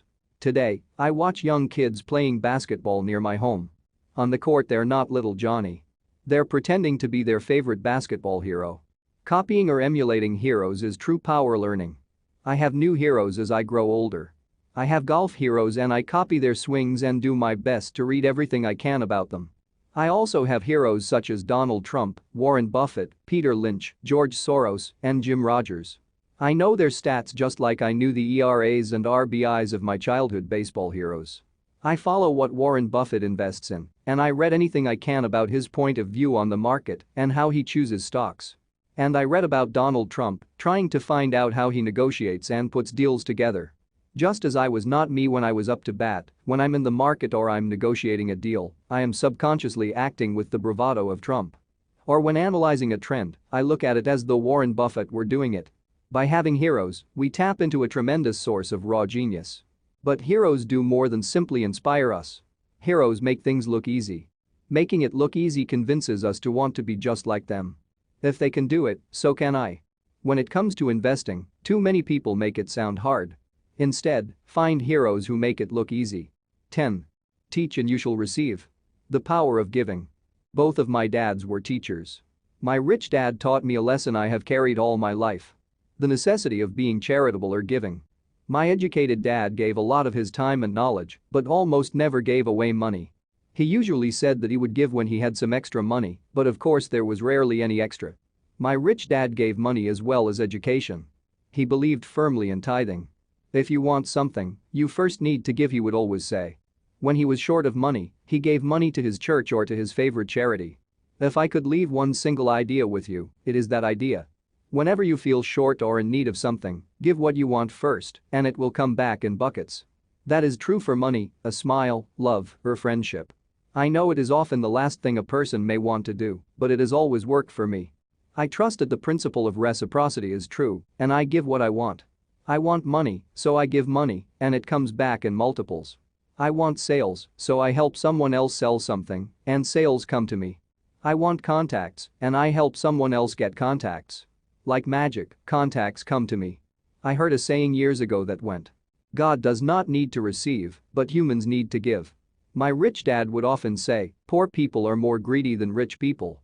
He would explain that if a person was rich, that person was providing something that other people wanted.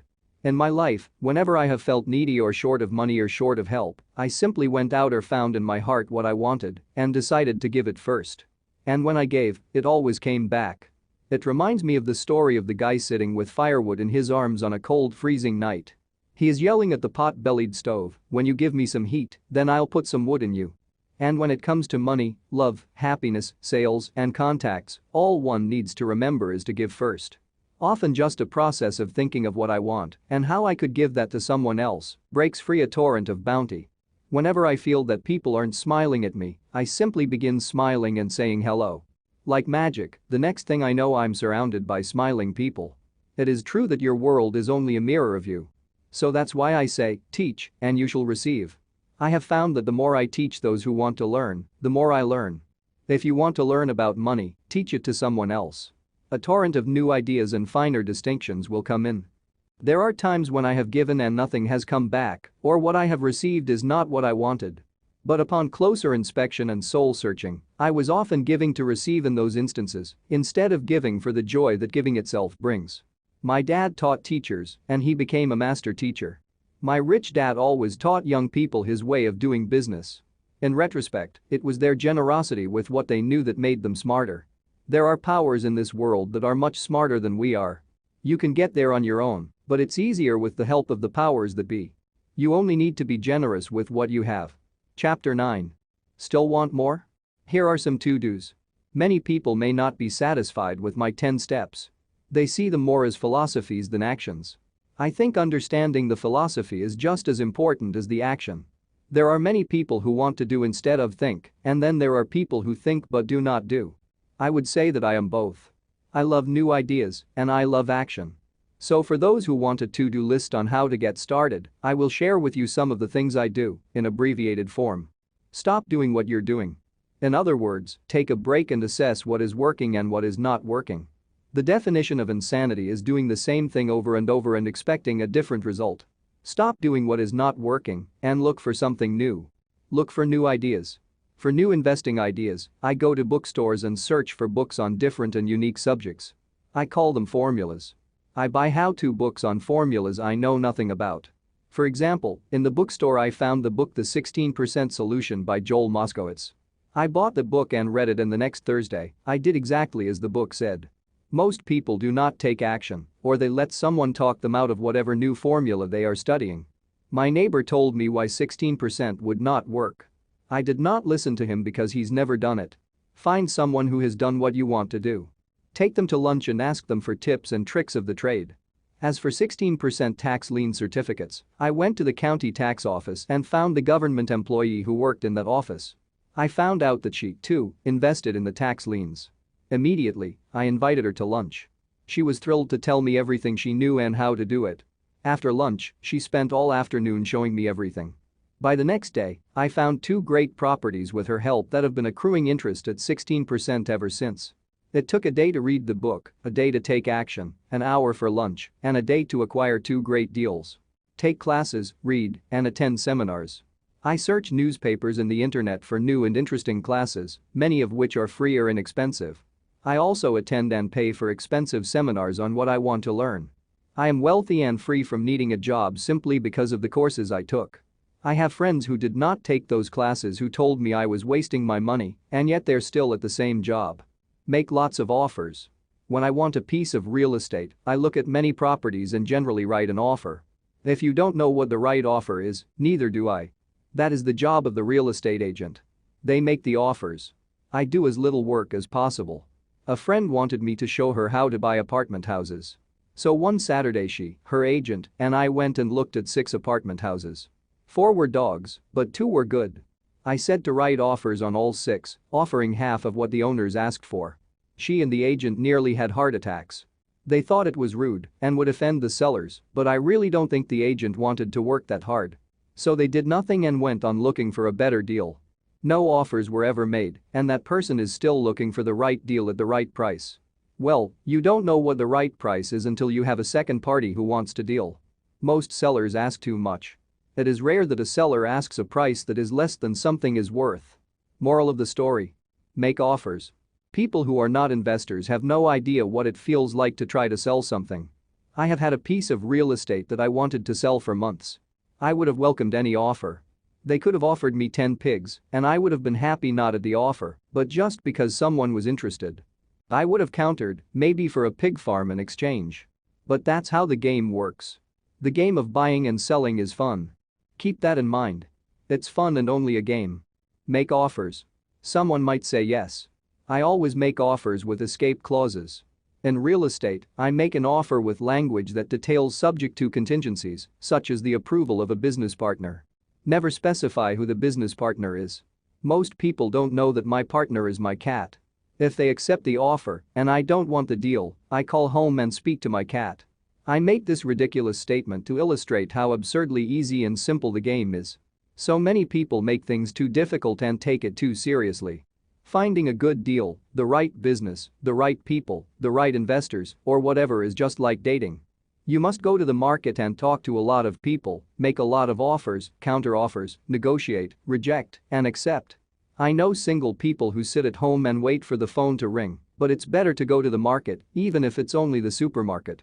Search, offer, reject, negotiate, and accept are all parts of the process of almost everything in life. Jog, walk, or drive a certain area once a month for 10 minutes. I have found some of my best real estate investments doing this. I will jog a certain neighborhood for a year and look for change. For there to be profit in a deal, there must be 2 elements: a bargain and change. There are lots of bargains, but it's change that turns a bargain into a profitable opportunity. So when I jog a neighborhood I might like to invest in. It is the repetition that causes me to notice slight differences. I notice real estate signs that are up for a long time. That means the seller might be more agreeable to deal. I watch for moving trucks going in or out. I stop and talk to the drivers. I talk to the postal carriers. It's amazing how much information they acquire about an area. I find a bad area, especially an area that the news has scared everyone away from. I drive it for sometimes a year waiting for signs of something changing for the better. I talk to retailers, especially new ones, and find out why they're moving in. It takes only a few minutes a month, and I do it while doing something else, like exercising or going to and from the store. Shop for bargains in all markets. Consumers will always be poor. When the supermarket has a sale, say on toilet paper, the consumer runs in and stocks up. But when the housing or stock market has a sale, most often called a crash or correction, the same consumer often runs away from it. When the supermarket raises its prices, the consumer shops somewhere else. But when housing or the stock market raise their prices, the same consumer often rushes in and starts buying. Always remember, profits are made in the buying, not in the selling. Look in the right places. A neighbor bought a condominium for $100,000. I bought the identical condo next door for $50,000. He told me he's waiting for the price to go up. I told him that profit is made when you buy, not when you sell. He shopped with a real estate broker who owns no property of her own. I shopped at the foreclosure auction. I paid $500 for a class on how to do this. My neighbor thought that the $500 for a real estate investment class was too expensive. He said he could not afford the money or the time. So he waits for the price to go up. Look for people who want to buy first. Then look for someone who wants to sell. A friend was looking for a certain piece of land. He had the money but did not have the time. I found a large piece of land, larger than what my friend wanted to buy, tied it up with an option, called my friend, and he said he wanted a piece of it. So I sold the piece to him and then bought the land. I kept the remaining land as mine for free. Moral of the story: buy the pie and cut it in pieces. Most people look for what they can afford, so they look too small. They buy only a piece of the pie, so they end up paying more for less. Small thinkers don't get the big breaks. If you want to get richer, think big. Think big. Retailers love giving volume discounts simply because most business people love big spenders. So even if you're small, you can always think big. When my company was in the market for computers, I called several friends and asked them if they were ready to buy also. We then went to different dealers and negotiated a great deal because we wanted to buy so many. I have done the same with stocks. Small people remain small because they think small, act alone, or don't act all. Learn from history. All the big companies on the stock exchange started out as small companies. Colonel Sanders did not get rich until after he lost everything in his 60s. Bill Gates was one of the richest men in the world before he was 30. Action always beats inaction. These are just a few of the things I have done and continue to do to recognize opportunities. The important words are have done and do.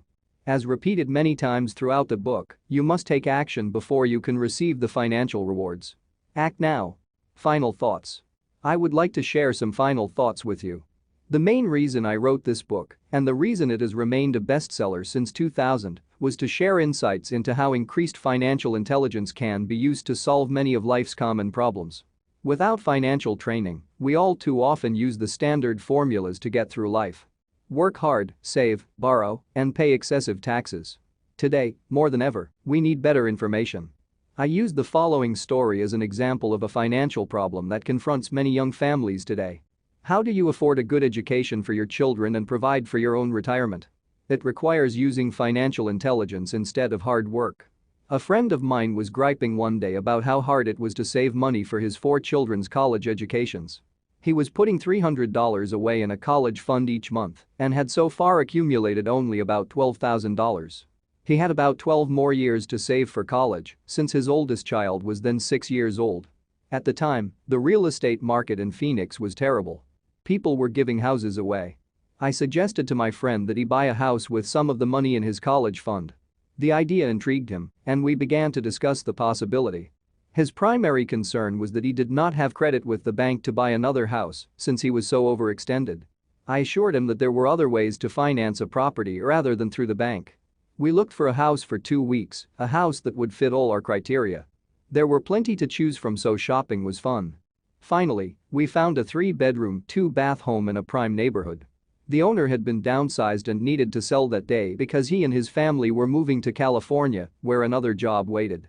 The owner wanted $102,000, but we offered only $79,000. He took it immediately and agreed to carry back the loan with a 10% down payment. All my friend had to come up with was $7,900. As soon as the owner moved, my friend put the house up for rent. After all expenses were paid, including the mortgage, he put about $125 in his pocket each month. His plan was to keep the house for 12 years and let the mortgage get paid down faster by applying the extra $125 to the principal each month. We figured that in 12 years, a large portion of the mortgage would be paid off, and he could possibly be clearing $800 a month by the time his first child went to college.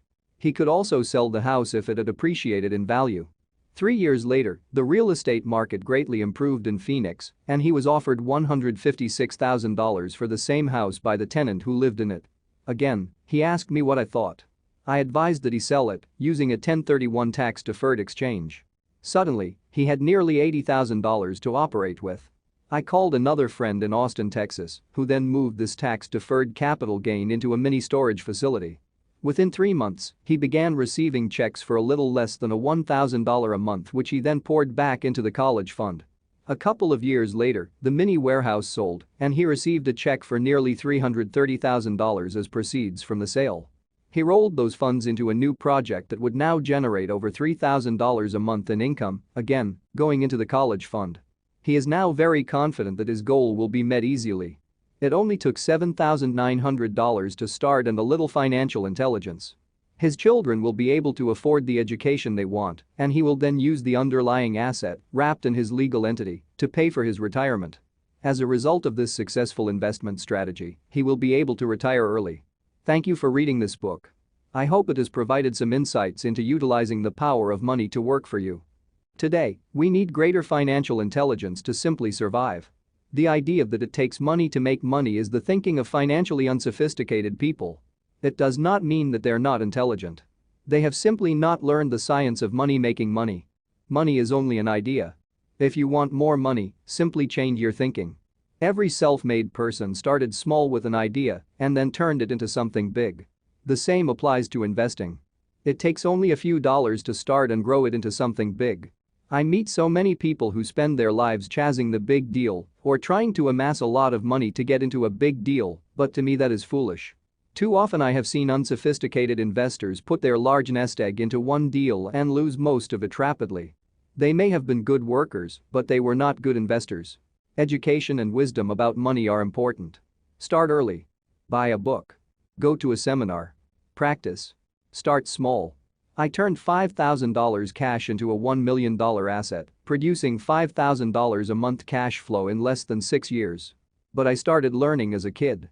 I encourage you to learn because it's not that hard. In fact, it's pretty easy once you get the hang of it. I think I have made my message clear. It's what is in your head that determines what is in your hands. Money is only an idea. There is a great book called Think and Grow Rich.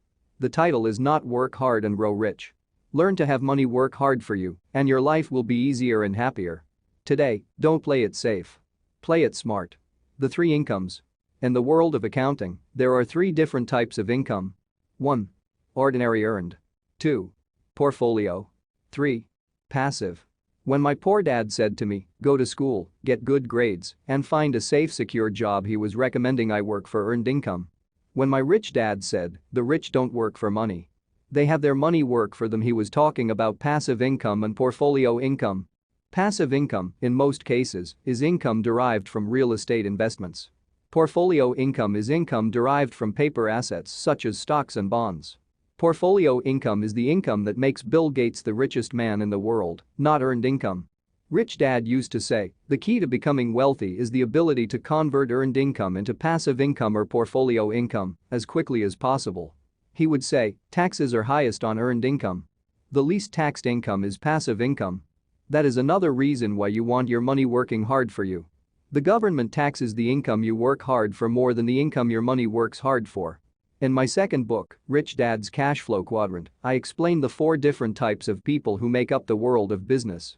They are E. Employee, S. Self-employed, B. Business owner, and I. Investor. Most people go to school to learn to be an E or an S. The cash flow quadrant is written about the core differences of these 4 types and how people can change their quadrant. In fact, most of our products are created for people in the B and I quadrants. In Rich Dad's Guide to Investing, book number 3 in the Rich Dad series, I go into more detail on the importance of converting earned income into passive and portfolio income. Rich Dad used to say, all a real investor does is convert earned income into passive and portfolio income. If you know what you're doing, investing is not risky. It's just common sense. The key to financial freedom. The key to financial freedom and great wealth is a person's ability to convert earned income into passive and/or portfolio income. My rich dad spent a lot of time teaching Mike and me this skill. Having this ability is the reason my wife Kim and I are financially free, never needing to work again. We continue to work because we choose to. Today we own a real estate investment company for passive income and participate in private placements and initial public offerings of stock for portfolio income. We also went back to work to build a financial education company so that we can continue to create and publish books and games. All of our educational products are created to teach the same skills my rich dad taught me, the skills of converting earned income into passive and portfolio income. The games we create are important because they teach what books cannot teach. For example, you could never learn to ride a bicycle by only reading a book. Our cash flow games for adults and cash flow for kids game are designed to teach players the basic investment skills of converting earned income into passive and portfolio income. They also teach the principles of accounting and financial literacy. These games are the only educational products in the world that teach people all of these skills simultaneously.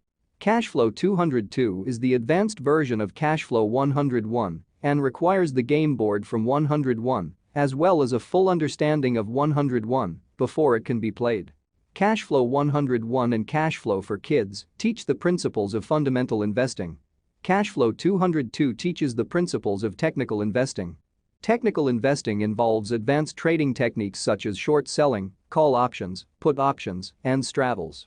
A person who understands these advanced techniques is able to make money when the market goes up, as well as when the market comes down. As my rich dad would say, a real investor makes money in an up market and a down market. That is why they make so much money. One of the reasons they make more money is simply because they have more self-confidence. Rich dad would say, they have more self-confidence because they are less afraid of losing. In other words, the average investor does not make as much money because they are so afraid of losing money. The average investor does not know how to protect themselves from losses, and that is what Cashflow 202 teaches. Average investors think investing is risky because they have not been formally trained to be professional investors. As Warren Buffett, America's richest investor, says, risk comes from not knowing what you're doing.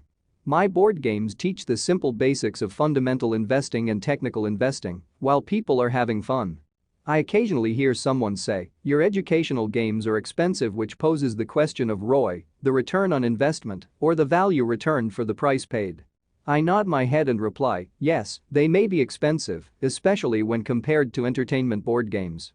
But my games are not as expensive as a college education, working hard all your life for earned income, paying excessive taxes, and then living in terror of losing all of your money in the investment markets. When someone walks away mumbling about the price, I can hear my rich dad saying, if you want to be rich, you must know what kind of income to work hard for, how to keep it, and how to protect it from loss. That is the key to great wealth.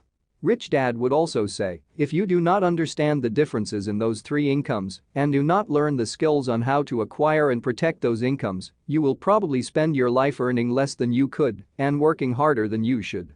My poor dad thought a good education, a good job, and years of hard work were all you needed to be successful. My rich dad also thought a good education was important. But to him it was also important that Mike and I know the differences in the three incomes and what kind of income to work hard for. To him, that was basic financial education. Knowing the differences in the three incomes and learning the investment skills of how to acquire the different incomes is basic education for anyone who strives to acquire great wealth and achieve financial freedom, a special kind of freedom that only a few will ever know. As Rich Dad states in lesson number 1, the rich do not work for money. They know how to have money work hard for them. Rich Dad said, ordinary earned income is money you work for, and passive and portfolio income is money working for you. Knowing that little difference has been significant in my life. Or, as Robert Frost ends his poem, and that has made all the difference. Take action. All of you were given two great gifts. Your mind and your time. It is up to you to do what you please with both. With each dollar bill that enters your hand, you, and only you, have the power to determine your destiny. Spend it foolishly, and you choose to be poor. Spend it on liabilities, and you join the middle class. Invest it in your mind and learn how to acquire assets, and you will be choosing wealth as your goal in your future. The choice is yours, and only yours. Every day with every dollar, you decide to be rich, poor, or middle class. Choose to share this knowledge with your children, and you choose to prepare them for the world that awaits. No one else will. You and your children's future will be determined by choices you make today, not tomorrow. I wish you great wealth and much happiness with this fabulous gift called life. Robert Kiyosaki.